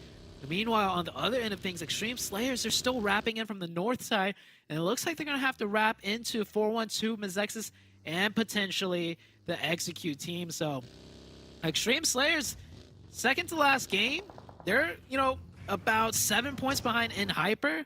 This is not looking good. NHyper's in a great spot. yes, they are. And one team that is in a bad spot is Canadian Eagles, right? They need a chicken dinner here. They need to clutch it up. They Right. need 10 eliminations and first place if they even want a shot at this thing. And going on over to America's Championship. Yeah, this is just a negligible fight when it comes to the leaderboards, but you know, some nice shots. Nice shots right there. Speaking about Canadian Eagles, I'm trying to see where they are on the map exactly. There's so much. Oh, Canadian Eagles are in the north in La Cabrera. They're not in the zone. They're going to need to find a way on top of the hillside. So this is going to be tough for Canadian Eagles, too. Let's take a look as Hyper about to get into an excuse. And these are some points that Hyper wants to get right here. Let's see. Excuse just picking fights at this point, right? They, like I said, nothing to lose, all the way at the bottom. Maybe trying not to get last place, looking to pass up Wall Street bets. So maybe that's why they're starting to turn up the aggression here. Next zone shift about to come out here. Canadian Eagles have made it in. Extreme Slayers still in the blue. They're still wrapping around. I don't know how much more they can wrap. Extreme Slayers, they might have to run into execute and go out completely because that is not a lot of cover to work with on the drive in. I'm just watching the west side to see if all of Extreme Slayers stays alive here. Yeah, they're running into either MEZEXIS or execute, and the circle shifts down to the south, blessing YKG again, and Hyper is, I don't know how, but Hyper is in the second best spot, if not the best spot now in the zone. Oh boy, it's gonna be a battle. It could be a battle between YKG and Hyper too, towards the end. Let's see what happens. Yeah, look at this. Look at that. We know that Hyper loves that high ground, right? But talk about high ground. Look at that. Rin way up there. I just don't know how Hyper always manages to find these crazy rotations. They rotated into this circle. Yes, they did. For 3 zones in a row. This is not them just getting this spot and getting blessed. They somehow are the only team to be up here when so many other teams could be taking the spot and holding it down. And of all the teams they're fighting the last place team here. Nice shots, though, from Kai. Yeah, that was good. Does a little bit of damage, but I think Hyper, that no one could really push them from this side. Excuse is going to have to find another way in. If not, Excuse is probably going to lose this fight. I'm looking at the minimap. Extreme Slayers have made it into the zone, but they're trapped right underneath YKG here. Yeah, look at Extreme Slayers. This is a very precarious situation for them. Yes, Extreme Slayers in contention for that first place, folks. And Hyper in a really good spot, so they can't go down. Look at all the teams that are right here. It's YKG, right? The team that's on the cusp. Canadian Eagles right next to them on the leaderboards. Canadian Eagles lose a player early. Bob catches Kill Switch. Stellar catches Bad Boy. It is not looking good for Canadian Eagles. They need these points now. They can't lose anybody. They can't wait one more game. They need it right now, and they are losing players. MEZEXIS trying to cushion their top 5 position right now. It is looking more and more dire for Canadian Eagles. Oh, boy. Well, it is looking more and more dire for Canadian Eagles. It's looking more and more dire for Hyper because Extreme Slayers are in a good place right now, and they are looking to put some points on the board. Meanwhile, YKG right there. Passionfruit. Hey, Passionfruit having one heck of a finals day here. Looking to soak up some points against Excuse, and they do just that. Yeah, big points for Passionfruit. Hey, Passionfruit, first place maybe if they get a chicken dinner here and close out the last one. I mean, what else are they aiming for? They may as well try and go huge here for a potential first place. But man, I'm just happy to see Passionfruit playing so well right now. As Hyper, yep, they do finish out Excuse.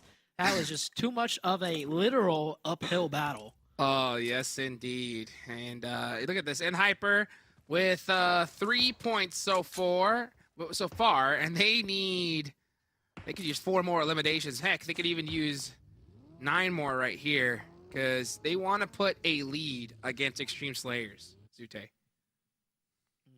They definitely do. Next zone about to shift once again. And Extreme Slayers, they are staying alive. They are with 4 in a nice little spot. I didn't even know that spot existed, but great rotation if they purposely rotated right into that little cushion spot. And they will get the zone too. Wow. YKG, however, might chomp in on them, but YKG have to worry about MEZEXIS. That might push them from the south. And there's also LOTUS Esports on the south side too. Yes, and oh, Canadian Eagles are going down. This is their America Championship dream just dwindling. I think that is gonna do it. That is so tough right there to see that them just go down. They had such a huge fight. They made such a nice play, but what are you gonna do in that kind of scenario? It is so tough. Yeah, 2 eliminations, 1 player. That's not enough. And now YKG, right? YKG putting up some points as well. That should do it. And I think that could be the nail in the coffin for all the teams below them. Yeah, potentially so. My question was, where was the rest of MEZEXIS? Inactive pushed up there by himself. The rest of the team not in zone, just chilling back here. That could have been a 3-man push. So, yeah, I don't know why they just sent only inactive. MEZEXIS down to 2 now, not in the zone. That's going to be tough for them. Extreme Slayers just chilling. All they're worried about is NHyper, and they should worry because NHyper still have 4 up and controlling the whole east side of the map. Looking to clinch this championships, right? They've had the best league stage by far compared to everybody. They clinched the PMGC ticket, and they're going to be heading on over to the Americas Championship. Will they go there as the Americas champions? So far, it looks pretty good. Looks pretty good. Extreme Slayers are down 1 player, only 1 point, and NHyper have 3. And with this zone, they're looking just so poised to win this one. Definitely. I'm telling you, Miramar is their best map. Oh, yeah, NHyper, you want to know why? Why? High ground. High ground. Oh, yeah. There's the highest of high grounds when it comes to Miramar. LOTUS here with 4, just trying to stay alive on the edge of zone. This could be a big game for YKG, too, as far as elimination points go. They still have 4 up, and they've yet to really, like, pop off. They should be feeling a bit more comfortable now when they saw Canadian Eagles lose so many players. There's still 1 up. Quinn is in, like, a little sneaky spot towards the center of zone. I don't know how many placement points he's going to be able to ink out, though. Uh-oh, look at this ramp right here. I want to see a team just use this ramp and drive over the other squad.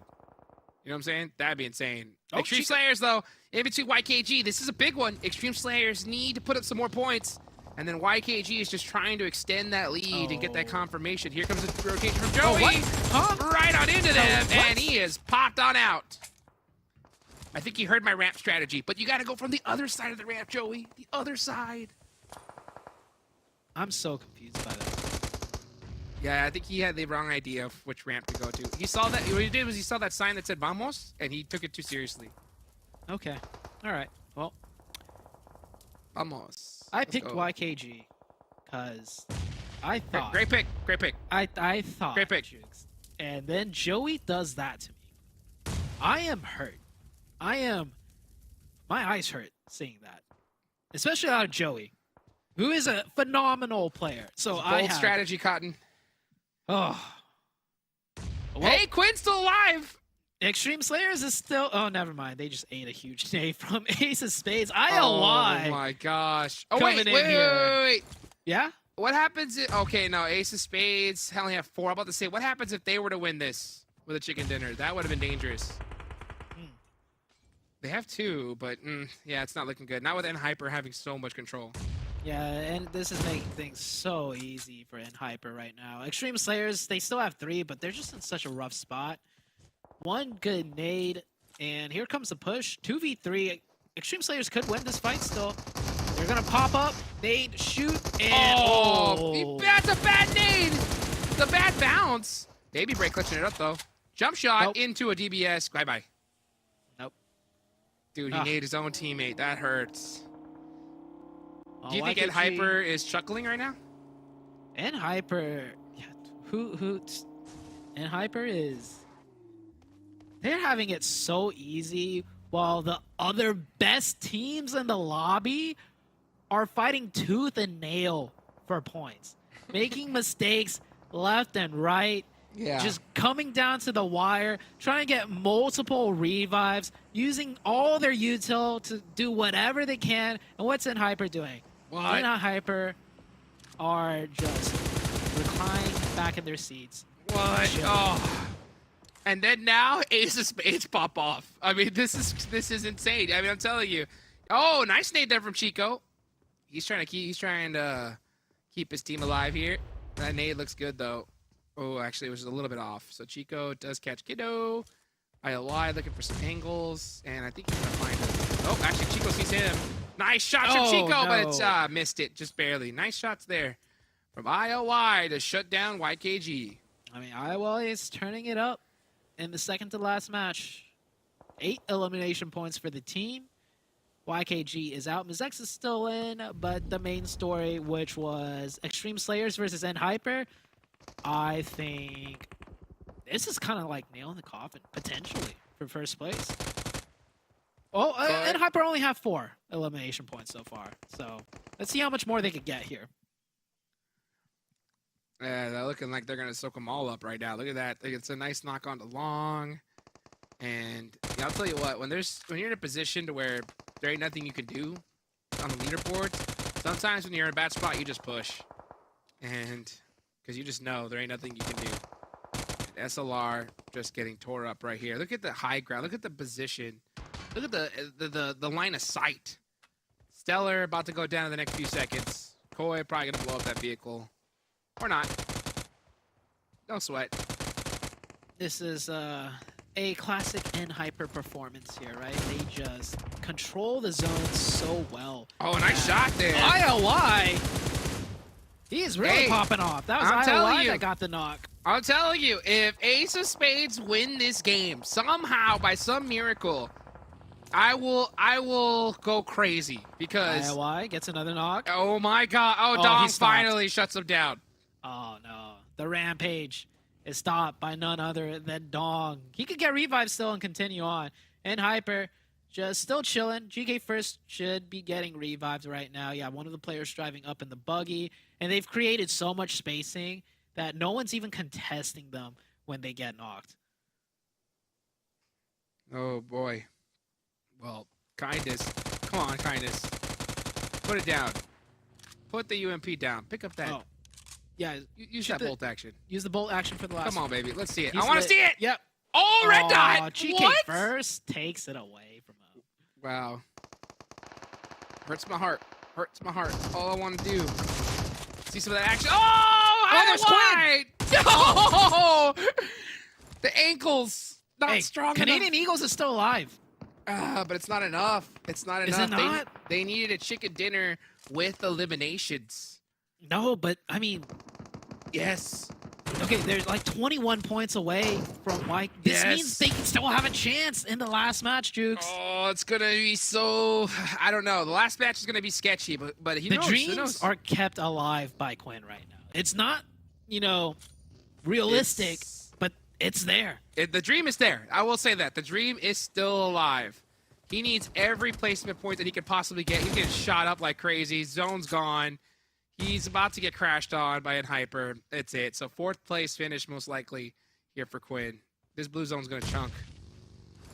Deny the. Yeah. Oh, he found a buggy. He found a buggy. Sends it. Oh, stay alive. Oh, yeah. Oh, MEZEXIS took that.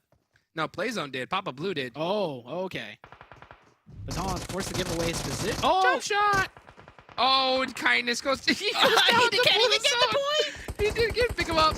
It didn't even matter. Wow. I mean, everything just falling into place here for NHyper. Dun, dun, dun. Not even. Wow, 9 eliminations. So, well, 8 eliminations so far. They could use 9. That's for sure. They might even get 10. Even when you knock NHyper, you got to worry about someone else other than NHyper, and that's the blue zone. 3v2 for the last, or not even the last match, second to last match. Koi jumping around, 9 Bob bullets. Barker. And look at that, full level 3, not even touched. Puppeteers, can they win this?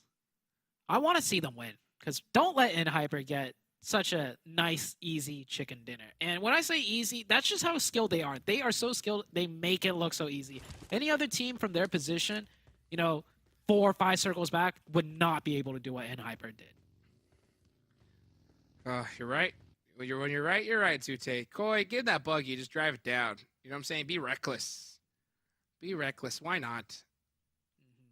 It's it. You guys have done it. I mean, this is looking so good.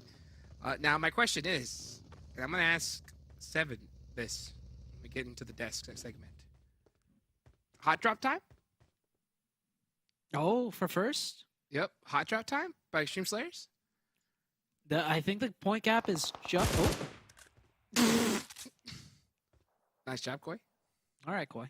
I think the point gap is just wide enough that they do have to do it and then get a big game, right? So, ooh, things could get very interesting in the last match. So We know where we're going. We know where they're going. I think in Hyper are kind of realizing this as well. So they need every single little point they could get. Because in the worst case situation, they get hot dropped and they all die. And then Extreme Slayers gets a huge game. They could still easily lose first place. Well, let's see. Let's see. Rin's in the buggy, looking to pull off some shenanigans. This is stage 9, folks. The zone is starting to close, and it's going to go down into nothing. And Hyper, I think, is just going to wait it out. So they might not even get these placement points, or these elimination points. I'm sorry. Yeah. So they'll still get the win. Looking Yeah, they're very getting this likely. win. Yeah, they're getting this win. Puppeteers, they can't even get up there. Rin just has to just stand still and just dance. Like, Is literally that dead just center? dance. Is that where dead center is? Yeah, Up pretty on the hill? much. Yeah. Yeah, I mean, dead center could be on Oh, Reckless. actually, it could be it on looks Reckless. like Reckless. Yeah, Reckless might be dead center. Okay. Oh, Uh-oh. Kindness is looking up too much. Oh, he's going to run into the sightlines of both of Oh, them. boy. Uh-oh. Hey, Puppeteers win. Let's go. Yeah, let's see it. Actually, I don't mind Rin popping off huge and getting both of them, because that'd be pretty hype, too. Man, 'Cause I he's- think he's- they need 9. They need 9 eliminations. They need 9, I think, to feel good going into this next match. Ren. Looking for the angles. He's got the Groza full level 3 gear. Not even touched yet. Full HP. Can Ren pull it off here? Blue zone. Forced to push him in a little bit Jumping. more. He makes the first little jump. Little hop, Gotta make another one. little Ren hop. Uh-oh, Reckless hears him. He's leaning. He's leaning. He's thinking. And jump down. Oh! Oh, my gosh. No bullets connecting. All rock. Uh-oh. Oh, that could have been ankles. Uh-oh. Ren. Rin, I think now Rin controls the center. Oh, he has a Groza. Dangerous. No shots hitting. Oh, he Oh, doesn't 2v1. have the angle. 2v1. 2v1. Oh, Ren goes down. No chicken dinner, but still, with Hyper having such a good game and Extreme Slayers not having one, they're still feeling really comfortable and happy with that. Oh, I think so, without a doubt. I mean, this could be it, guys. This could be that nail in the coffin for your PMPL North American Finals Championships. Puppeteers get a nice little consolation win here at the end. But oh my goodness, what is gonna happen in this last game? If you're Extreme Slayers, I think it's hot drop time, baby. I think you gotta make it happen. You gotta take that future into your own. Make it your own reality. Baton gets the most eliminations here for MEZEXIS. What a nice little turn of events out for them. And for Canadian Eagles, I think that might be it. Yeah, I think Canadian Eagles, I know there's one game left. We always say anything could happen, but the point gap is just too big. The big story now for me and probably all you guys is first place. Extreme Slayers, they're so comfortable up there right now in that second place spot, I think, that may as well hot drop. Go for that first place. Well, I think you have to hot drop if you're Extreme Slayers. If you're in Hyper, I think you need to find another drop location. I think you have to leave farm in this situation because Extreme Slayers, I think you're going to know where you're at. So go to that second spot, maybe that third. What do you think? I think so. There's no reason to drop in the same spot, especially the hot drop nucleus is so high, right, Jigs? So without further ado, though, let's get prepped for our next match. So don't go anywhere. The last game of the PMPL NA Finals is coming right up.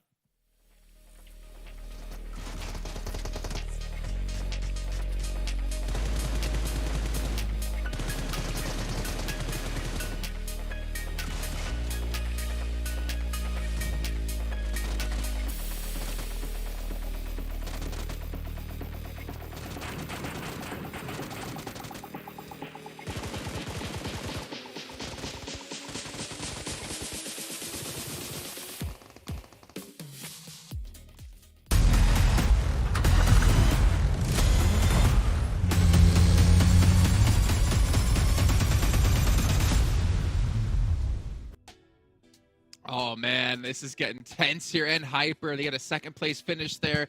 Some good news for Extreme Slayers, but then you had Quinn stay alive from Canadian Eagles to give them potentially a chance in the last match. You know, Hot Chicks asked you a question, 7. He said, is it hop drop time? What's your answer? I will tell you when we get to the overalls. I want to see how much of a gap there is, okay? Because just because there's other stuff that can happen That's too, fair. and there's That's other stuff that's pending until we see the overall. Let's see our match rankings then before we get into our overall so you get an idea. Well, the points accumulated for these teams as Puppeteers. I mean, the thing is, we know Puppeteers to be a strong team. We've been talking about them all season long, and yet Puppeteers haven't lived up to what we wanted to see, man. I'm just not even going to talk about them. And Hyper, 14 points, being able to at least create a bit of a gap there from Extreme Slayers. Sorry, Puppeteers. I'm just disappointed, man. I'm with you. That was a team that I was really looking forward to this season. And it's just bittersweet. Okay, I'm salty, Puppeteers. I'm sorry. I'm salty. I wanted more out of you guys.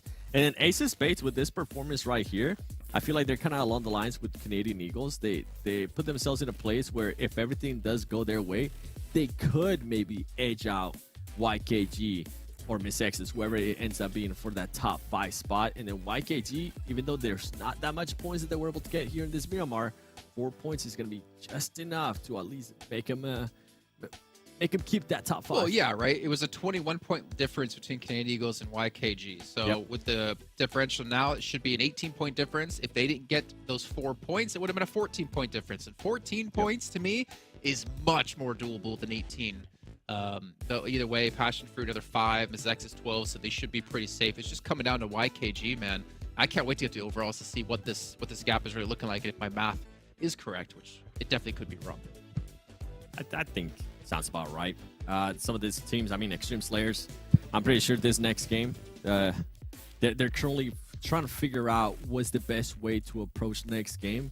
And the reason why I say that is because it's not just them that could possibly be hot dropping.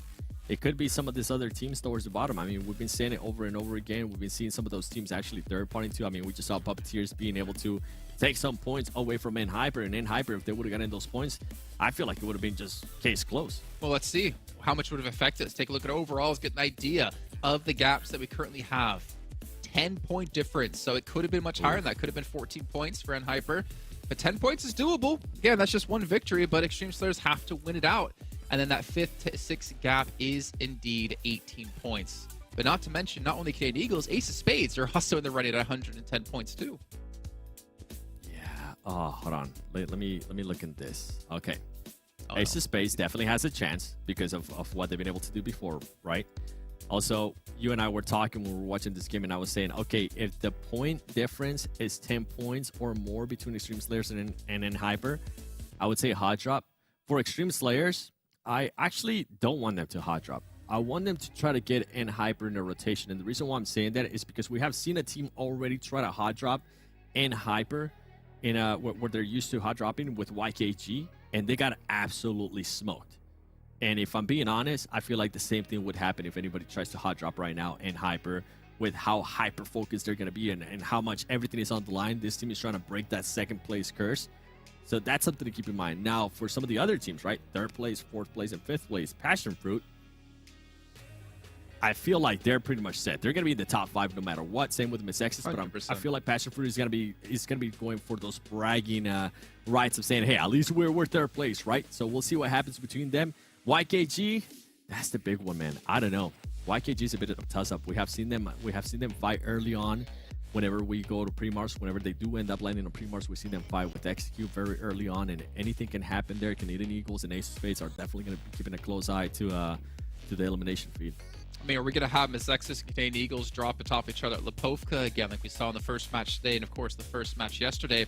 There's always a possibility. This time MEZEXIS went out on it. Canadian Eagles won it previously. There's always that possibility, right? Because MEZEXIS, like 30-something points, you're pretty much safe unless someone has a ridiculous game. Well, actually, multiple teams have to have ridiculous games to be pushed out of top 5. So you never know. Let's actually take a look here at our, well, something we haven't done too often. Our stats on Erangel here. Our top performers when it comes to just the finals alone. And Canadian Eagles, they're in there. Extreme Slayers, they're in there as well.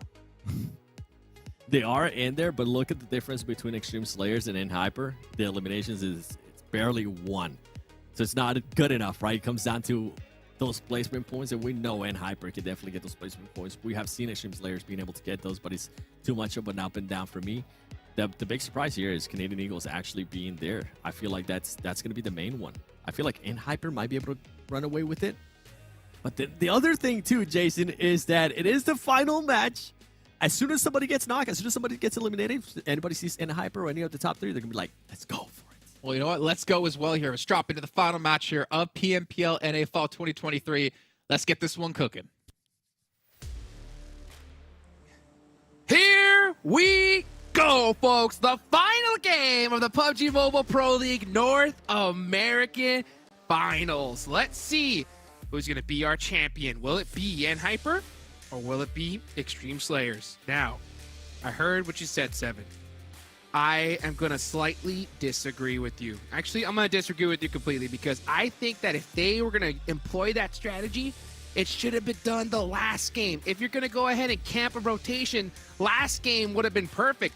At this point, I don't think you need to let NHyper breathe at all. You don't even want them to get weapons, nothing. I think you got to take that fight to them right off the rip because if you don't, they're going to sneak away and they're going to put some points up because even if it's just one player up, we've seen them stack up points. It's crazy. Yeah, this NHyper team is the most resilient I've ever seen them, right? And like, call it sarcasm, but they practiced as a 3-man for so much of the tournament that when it comes down to just 3, down to just 2, down to just 1, NHyper is going to be putting up the points. And with a 10-point gap, it is, oh man, it's just small enough to make you think like, okay, let's play our game, and if we get a big game, we could pass them up. I wish that point gap was bigger. I wish it was bigger enough to a point where Extreme Slayers are just like, okay, we just drop on.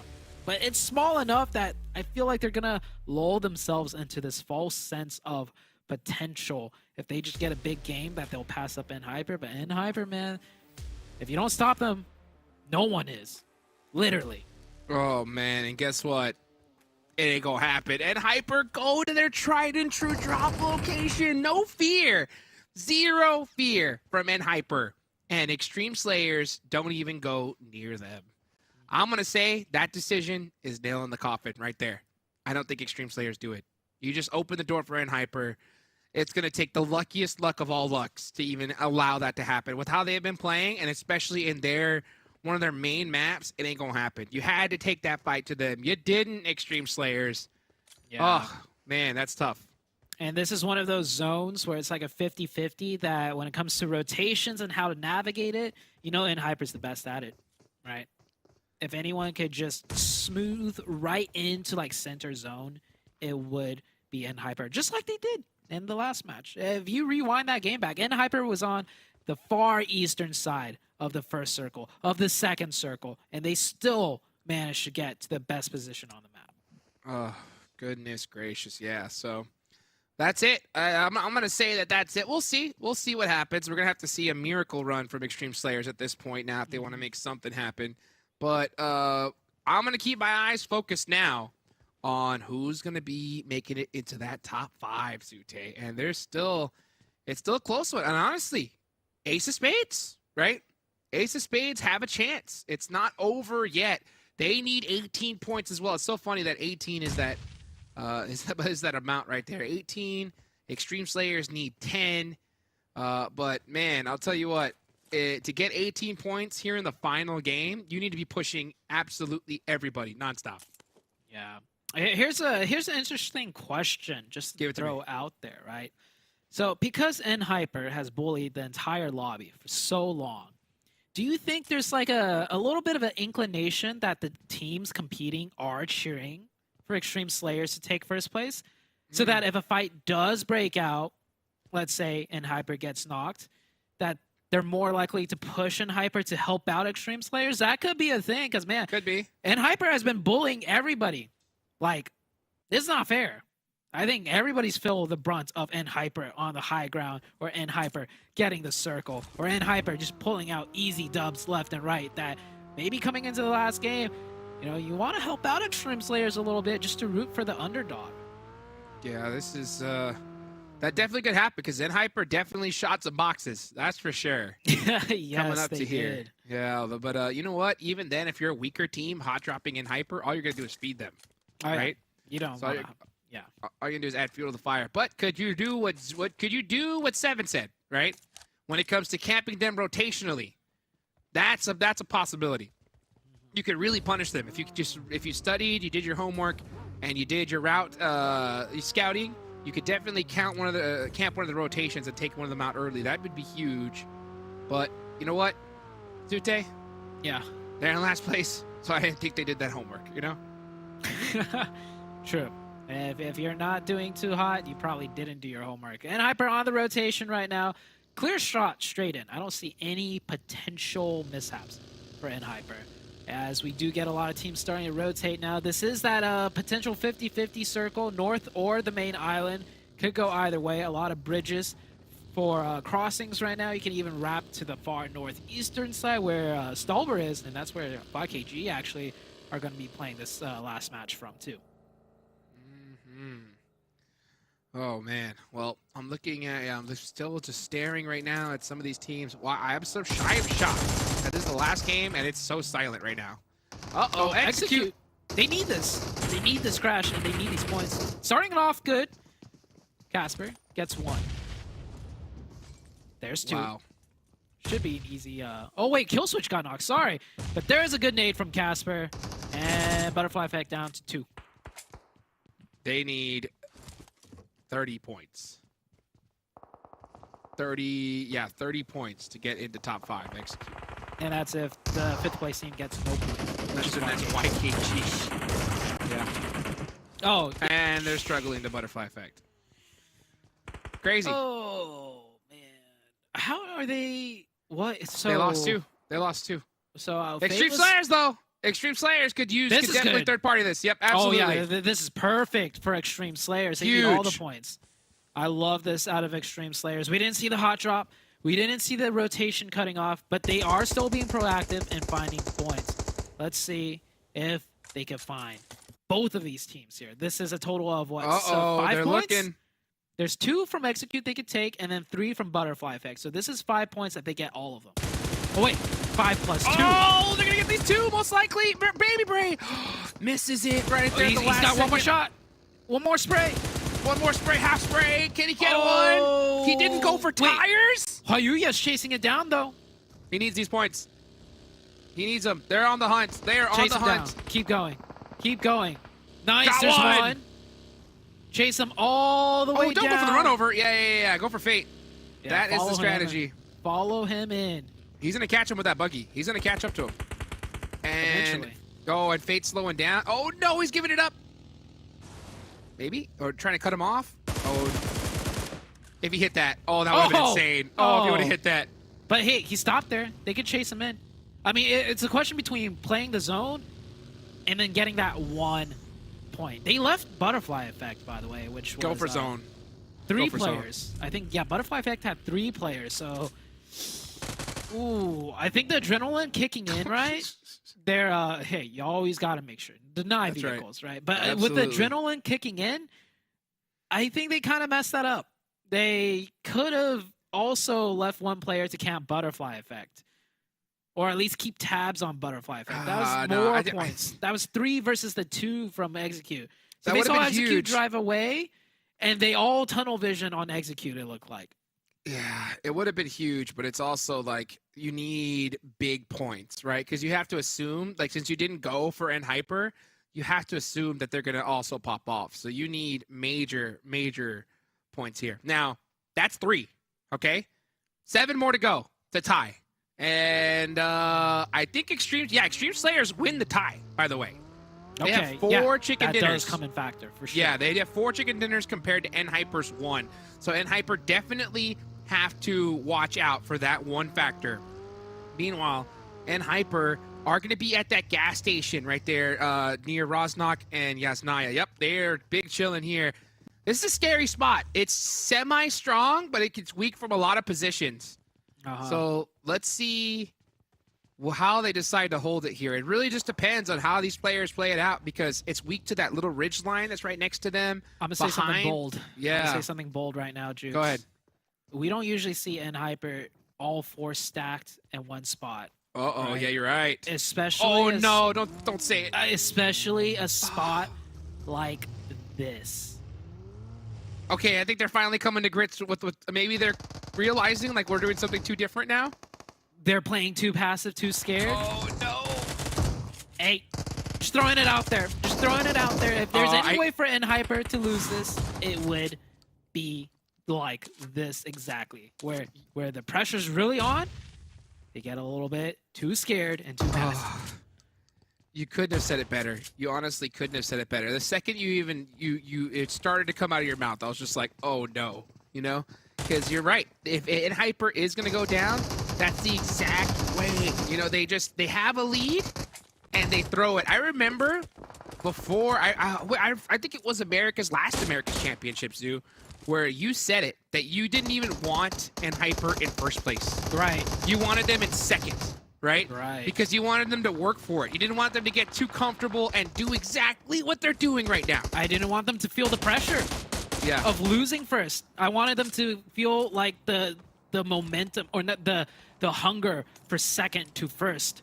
But when you're in first already, all you feel is pressure. When you're in second place, you and your boys are like, all right, let's do this. Last game, let's take that first place. When you're in first place, and especially within Hyper, it's like, oh no. We can't choke this. We cannot choke this. Let's not mess anything up here. And ultimately, that leads to messing up. Extreme Slayers on the Northeast do have a difficult position to work in from. Definitely doable, though. And Hyper, they're in a spot to just turtle up right now. They're not going to be looking to pick up too many points. They're looking to just stay alive. They're going to get crashed. They're going to get crashed. They're in a really bad spot. They're in a really bad spot. They have a good spot, though, to fend off crashes, because I think too many teams will be looking in on them if a team does crash. I don't think any team's going to crash that. I think it's a bad spot in general, because if a team does crash that, you know a third party's coming immediately after. Yeah, for sure. So they have to... The problem with that gas station, and the reason why I think it's so anti-Hyper, because Hyper does such a great job of being able to shoot players before they even get close, right? That wall behind them limits that exact factor. So a team can push up on them on their backside at any moment they want. And if that fight happens at all, a third party's going to come and they're going to get absolutely torn up. I mean, I think when Hyper realizes Ren has separated, you see that. Ren is holding a split as this fight is breaking out between LOTUS. LOTUS down to 1. Kindness picking up stealing points. Yeah, that is huge for them to have split up right there. And that one player splitting off just picked them up a couple of points. All right. Okay. Now, if it was old Hyper, they all 4 still stay in that little gas station. But this Hyper, they split up. That's so good to see. Yes, it is. Because if they would have been all just chilling in that building, I would have been like, oh, what are you doing? But I think they finally realized that, hey, we have to change, guys. We cannot continue to do this. We've lost too many tournaments from doing this exact strategy. So, big heads-up play to have a little bit of a split here. And they do get some nice little steals in the process, at least one. And that negates one of the points from Extreme Slayers. So that goes from 7 points to now 8. Extreme Slayers on the Northeast are in a fight with Ace of Spades right now, actually. I'm looking at the map feed. Ace of Spades, one of them knocked. We should really take a look at that fight happening on the Northeastern side. Extreme Slayers not in the zone. They still got to work their way in. Next circle, they don't have too many options to play from on the Northeast. The YKG is in front of them. SLR is also in front of them when they have to move into circle. And it looks like Ace of Spades have managed to push off Extremes. Is Extreme Slayers down players? They're down to 3 players. Yeah, Extreme Slayers are Kindness down to 3. is finished. Oh, wow. Kindness going down is brutal. And look, Koi, try to go. What was Kindness even doing on this other side of the wall? This is what I was talking about. No, we just congratulated them for splitting up for finding points. So it's a give and take, Jukes. You can't just flip the switch on them just because one of them got knocked and finished. But this is what I was talking about. I understand doing splits, right? But this wall is the worst. This is why I said it was so anti-Hyper, because there's no cover here, right? In order to shoot or even attempt to take shots at players going on this side of the map, You have to leave that wall. And if you get knocked there, you're finished. Next zone shifts away from NHyper and shifts from Excuse. This is a bad game from Excuse here. They're in a really bad spot. They're going to have to fight their way to victory if they want to get this done. Extreme Slayers, they're down to 3. That is bad. That is really bad. They need all 4 up to try and catch up to NHyper. NHyper, how many points did NHyper pick up? Only 1, and they lost a player. And this is going to be a tough rotation for them into this zone. Let's see how NHyper play this out. Meanwhile, in the dead center zone, Canadian Eagles at the gas station. Maybe there's a chance. Nah, I don't think so. I think. I mean, it's a maybe. It's a maybe, right? They would have to win the game. They would have to win the game and with crazy eliminations. They have the position to do so. And NHyper picking up some free points onto the last place team. They'll take those all day long, and that's 3 compared to Extreme Slayers 3. So now it's still a 10-point gap. Yeah. So I know Kindness went down, but I like seeing NHyper realize we have a better chance of holding on to first by looking for elimination points right now than playing the rest of the game with 3 with such a tough zone shift. So they are just exploring their options. Old NHyper immediately. We're down to 3. Let's not lose another player. Let's try and go into zone, right? And then they lose everybody, not pick up a single point. So NHyper, it's, you know, they're going to make mistakes still, Jukes, but at least they're realizing the right choices to make, in my opinion. Gotta agree. Look at Extreme Slayers, though. They did make it into this next circle right here on this edge. Oh, this is huge. Yeah, this is huge. Now, this is a decent... He has to protect that car. Yep, that's 100% what he has to do. He realized it. He's going to go and protect it because it's going to be hard to get into this next circle for them. So let's see what Extreme Slayers opts to do. They have a lot of sight lines kind of going in a little bit, but the thing is that shoreline is being covered by quite a few teams. So this next rotation is going to be pretty dangerous for Extreme Slayers. We've seen NHyper also pull off magic from a similar spot right here with 3. Can they do it again? As hold on, Koi is actually in a very fast, or not a fast, a forward position inside the zone. So NHyper just moving around, trying to get as much info as they can. Extreme Slayers, I'm gonna say Extreme Slayers is kind of pinned in too, but PASSIONFRUIT is looking dead at Extreme Slayers. There's no one else really for PASSIONFRUIT to look at. And next circle shift, if Extreme Slayers lose the zone, which they most likely will, PASSIONFRUIT is going to be gatekeeping them hard. Well, I'll tell you what, Canadian Eagles need to turn up the aggression, and they need to do it right now because they need crazy points, and they are going like that. You know, so it's tough because Canadian Eagles have 0, and they need at least, what, like 18 eliminations if they want to make it in the top 5. So for them to be sitting right now is just not the play. I mean, I know they don't have much choice, but still, I mean, they don't have a choice either way. Well, they need 18 points, not 18 eliminations. So with the chicken, they just need 8. But that's also YKG getting none. And where's YKG at? YKG is on the south side. Exactly. YKG still has 4 up. And no matter where the circle goes, I mean, especially with a circle like that, YKG is picking up at least 3 points. At the very worst, in my opinion. They're going to pick up 3 points. Oh, boy. Well, let's see. Extreme Slayers, this is a tough one for them. Yeah, Extreme Slayers are in a really bad spot. They're going to have to deal with free point. This zone is toxic. They're going to have to push up. I mean, the only real path is like that shoreline through that bridge and on down, but they're going to be fighting every team on in. So they're going to probably go out doing that. And if they try to go and hug the zone to go to the other side, they're dealing with BOPE, YKG, PASSIONFRUIT on the rotation. It's just bad all around. Man, Extreme Slayers. Maybe should have just dropped on NHyper. Telling you, they had to. I think that they had to. The fact that they even gave NHyper any room to breathe. I will say that NHyper made some very tough decisions. Yeah, they got that point. What a save. What a save, yeah. Yeah. Hoyoyo's last one up. Is it a save, though? I mean, he's not even going to get these reses off, I think. Blue zone, how fast is it closing? Pretty quick. Oh, it's not. Wait, is the blue zone moving? I think, it looks like it's closing very slowly. Yeah, so he's definitely got time to revive one. I think both. But the problem is, how are they going to make it into the circle? It's going to be tough. Nope, yep. blue zone. I told you. You're right. Yeah. Okay. They're gone. They're gone! They're gone! And Hyper Congratulations, in Hyper, right? You have won it. Beautifully done and executed, right? I mean, 4 eliminations. They're still up, just having fun at this point. This is what we like to see right here. And I will say, right, they were able to clutch it up. I would have liked to see, I hate teams that just don't change their strategy, that just do the same thing at the last second, you know? But you know what? NHyper takes advantage of it. They do what NHyper does, and they soak up a bunch of points for a nice little victory lap here in the PMPL NA Finals. Imagine NHyper actually win this match too. Like, Oh, it'd be wild. I mean, it's doable. Usually I wouldn't say it's Execute. doable, given Done. their position. Not That's making it. execute out. And execute. That's also a believe it. team that, oof, I'll just leave it at that, right? Fight still Canadian continues. Eagles! Passionfruit. Hey, I want to see Passionfruit come out with a huge win. Just because it's Passionfruit. They have probably most improved by far when Yes. it comes to the finals. Clutching it up. BULUC gets a nice knock on the Bob, Oh, and let's here, go. here they come. Push it And in. this is desperation time for Canadian Eagles. They need to get aggressive at a certain point. Oh, those nades. Couldn't be better, and that is Canadian Eagles' dreams. Oh, Gone.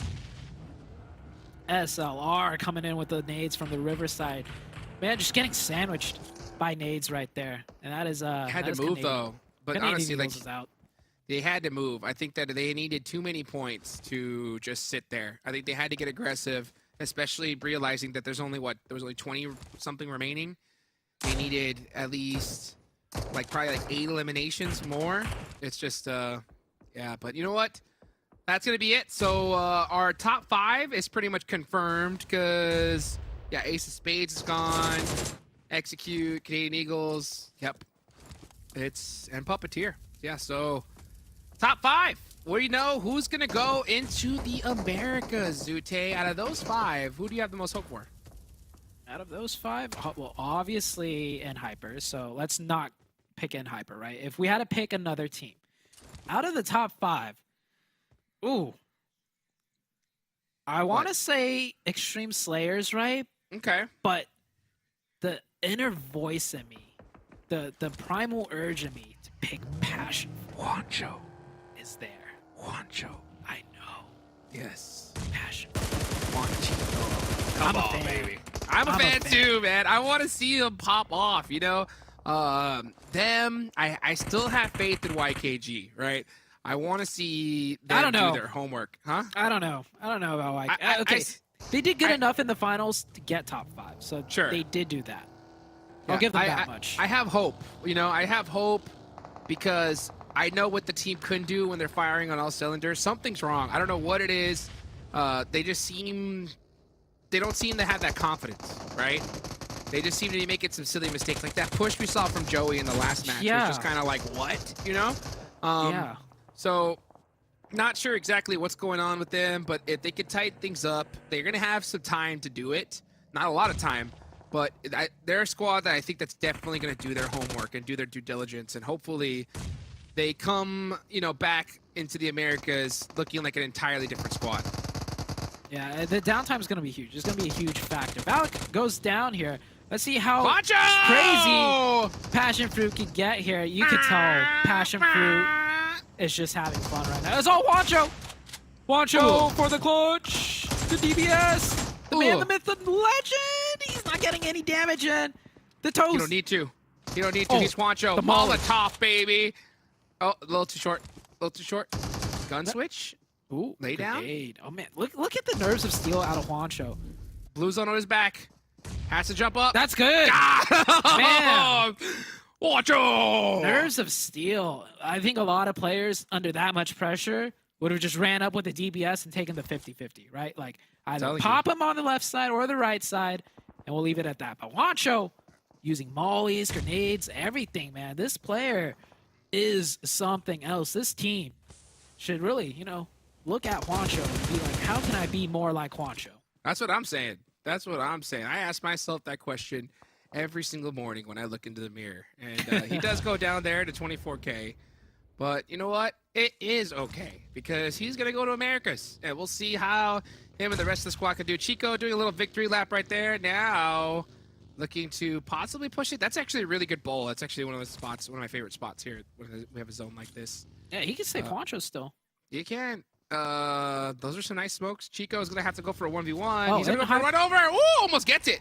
Oh, Chico. Oh, surprised he didn't get shot up wait, there. he runs over. Oh, he did? Oh, man. He got it? Wow, I thought he didn't. No, he did. He did. Nice. And Hyper's still in this lobby, Chico, by the way. it's wild. How are Just these guys still Don't up? let In Hyper win. I'm telling you, I told you though, right? No matter Yeah. what, these If no one guys stops them- survive. Yeah, exactly. You know? They survive. I'm telling you, it's crazy. It's like the...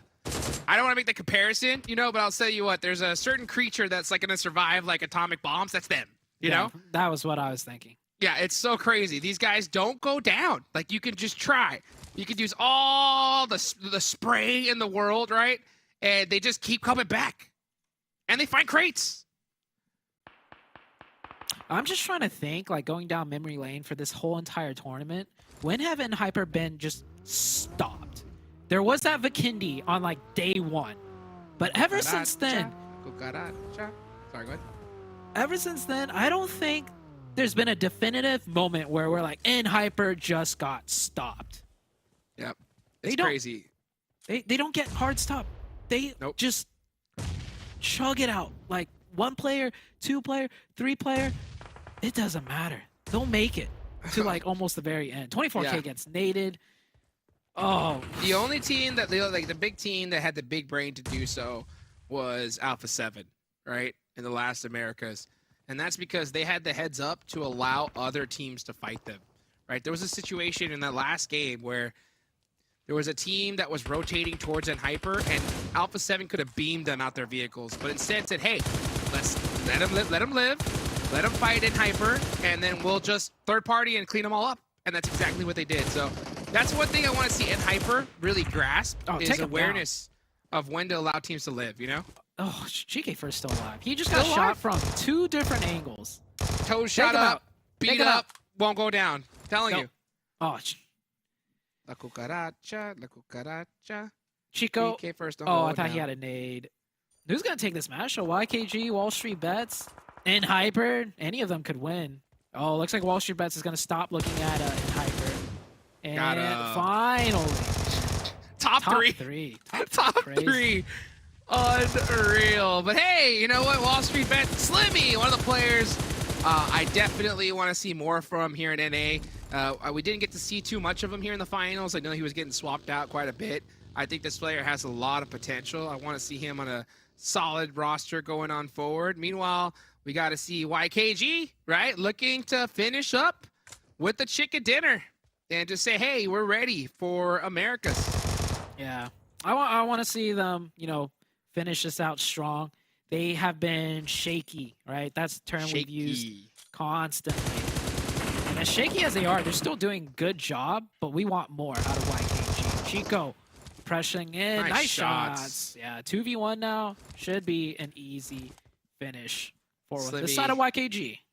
Yeah, Slimmy not having any first aids, nothing. He had that Vector, and Fears just too good right there. The Fears needs to come prime time, like coming into Americas. You know what I'm saying? These guys need to drink some of that secret stuff.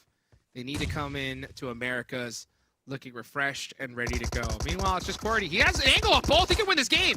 Oh my gosh, that was too close. Uh-oh. He's going to get the confirmation. 1v1. Taking it down to a 1v1. Chico clutches this, though, right? Oh, No stun! toss, smoke. Stun grenade! Oh, stun grenade. He's blind. Oh! DBS to win it. Wow, beautifully done. In style. Wow. Stun grenade finish. Let's go. That's how you end the PMPL NA finals right there. YKG with the chicken dinner. Yeah. Oh, I think that was planned. That was on purpose. Make it the 1v1. Give him false confidence. And I got the stun. I got the stun in hand. Don't worry. I'm going to win this.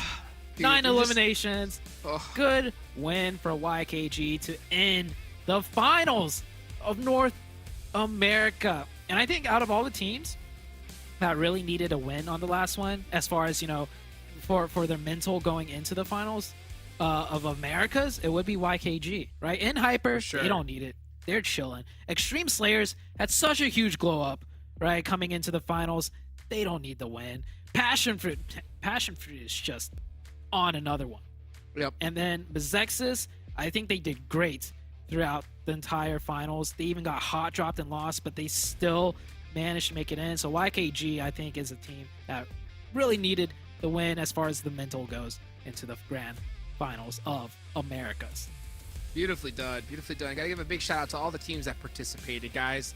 A lot of y'all don't give up, right? One team in particular, 4-1-2. Some of these other squads that did so well. But you know what? Of course, it's NHyper who are gonna be your champions. So beautifully done. And you can see that right there. Boom! These guys had one heck of a tournament from league stage all the way to final, Zoo. And it was, they did everything. They played aggressive. They played passive when needed to. They did the splits. They did the rotations. I think their playbook is the thickest out of any of the teams in North America. Yeah, I will say that last game got a little shaky there with them thinking that I thought they were going to go back to that passive strategy style. Oh, yeah, but we saw you know what? for it. But they made some adjustments, right? They made some adjustments. They survived, made it into top 3 regardless. These guys have what it takes as long as they're able to just keep that nerves under control, right? And just play their game. They're definitely a huge contender here, Zoo. Yeah, well, Alpha 7 is waiting for them. Uh-oh. That is their kryptonite, Chooks. Oh, Ooh, can't wait to see. I can't wait to see. I'm so excited, guys. Thank you. That's it for me and Zoo. We're going to take it to the highlights and to the desk to wrap things up.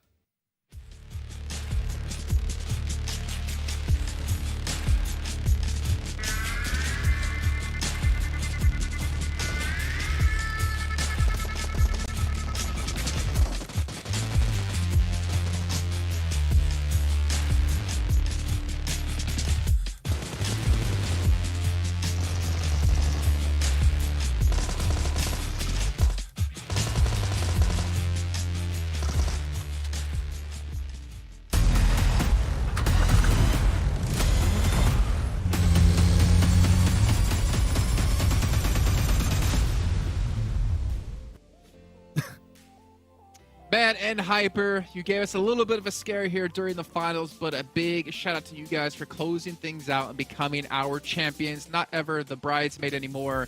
You are now the bride, which I guess it kind of works for this.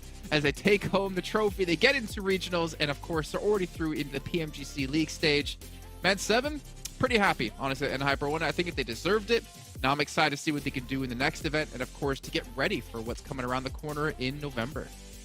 They definitely deserved it, and the biggest question mark for me, I mean, with Koi, the way he was performing the first 2 days, the way he was performing in the league stage, I felt like especially this final day, we saw a different Koi that was able to help him out and being able to clutch up the moments they needed to clutch up. Good to see out of NHyper. All right, let's take a look at our overalls, though, and just kind of lock it in for sure. We obviously know who the top 5 are going to be, but you obviously need to see where everyone else is around the leaderboards.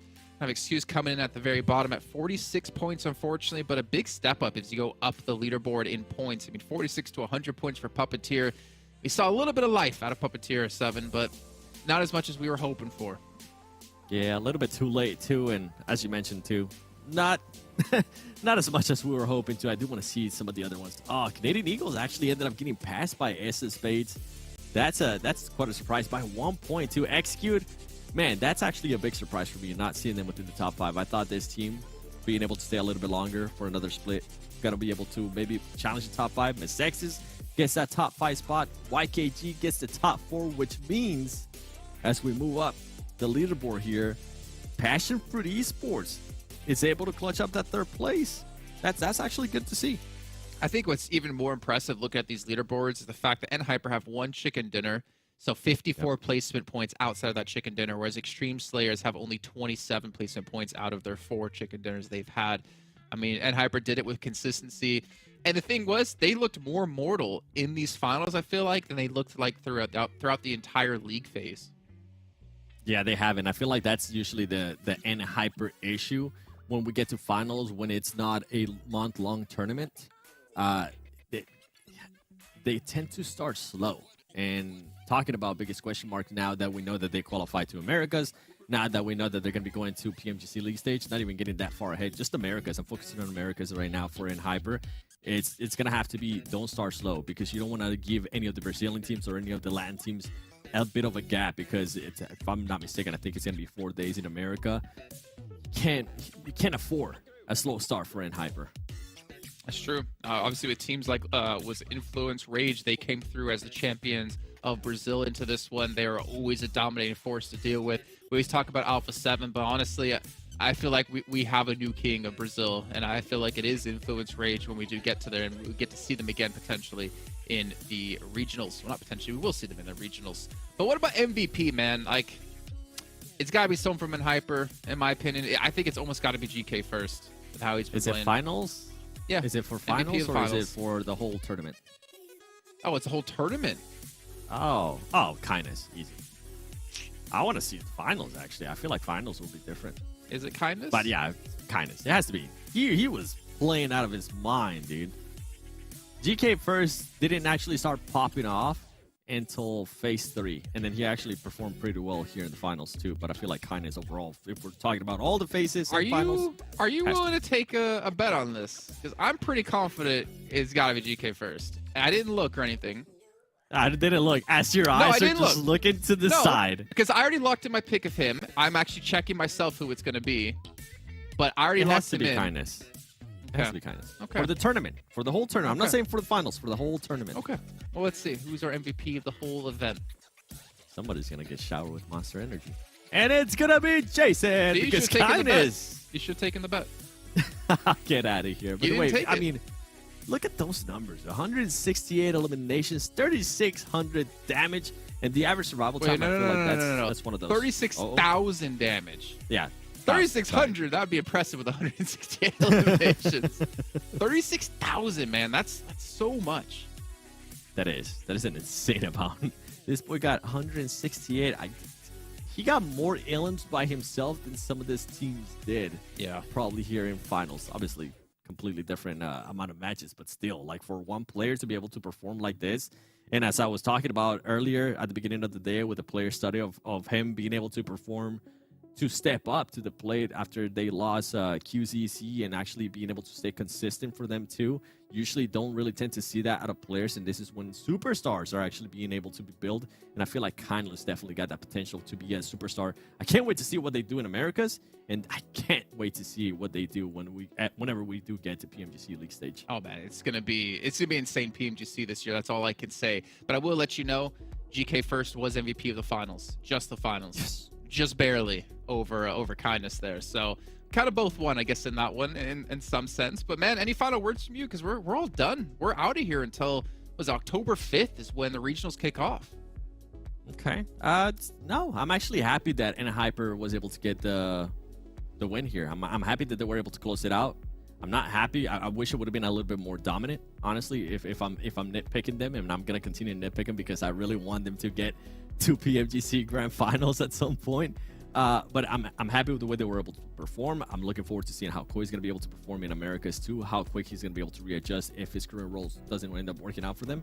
And a big surprise, Extreme Slayers. I did not have them at all in my top 3, and I'm really happy for this team to be able to perform really well in league stage and back it up here when we came to the finals. I feel like they need to stop relying on Remix too much, and they need to figure out their placement points a little bit more, because we know they can frag out, especially if they rally behind Remix. But overall, I'm happy. I'm happy with the state of NA. There's actually some promising teams here and some promising players that we have seen this season. Well, man, I even have to give like a couple of shout outs to obviously teams outside of like the norm, right? Like 412 Nomads. I know they didn't perform on the finals, but they were so consistent during league stage. I was so proud to see how well they could do coming in at 4th place, I believe it was, overall in our league stage. Hopefully this experience will help them come back next season and be able to perform better when it's these quick, small stint tournaments. Even Lotus, I mean, I know they were lacking on the elim game, but you know what? This is like good to see them have the 5th place result at the end of our league stage. Again, not too well in the finals. The PASSIONFRUIT, man, I think that's the real one for me, to be able to be the dumpster fire they were in week 1, to come back to the kings they became in the finals. I think this is such a great story to them, and honestly, I have hopes for them in regionals. I hope they could potentially be a team to maybe make it into PMGC League stage. Who knows? Ooh, I hope they work on that synergy. They got some time. Work on that synergy. momentum and synergy. That's all they need. And well, ladies and gentlemen, a big shout out to obviously you guys as well who were tuning in throughout this last month, and of course our production team staying up till the wee hours of the morning to make sure we can bring you the high quality show that we bring you every single time during PMPL. But you know what? October 5th through October 8th, that's when regionals are going to be kicking off for Americas. And of course, you have Europe regionals kicking off later in October. And then November, it's going to be PMGC. Hope you guys aren't tired just yet because we have so much more PUBG Mobile action to come this year. And we'll see you guys then.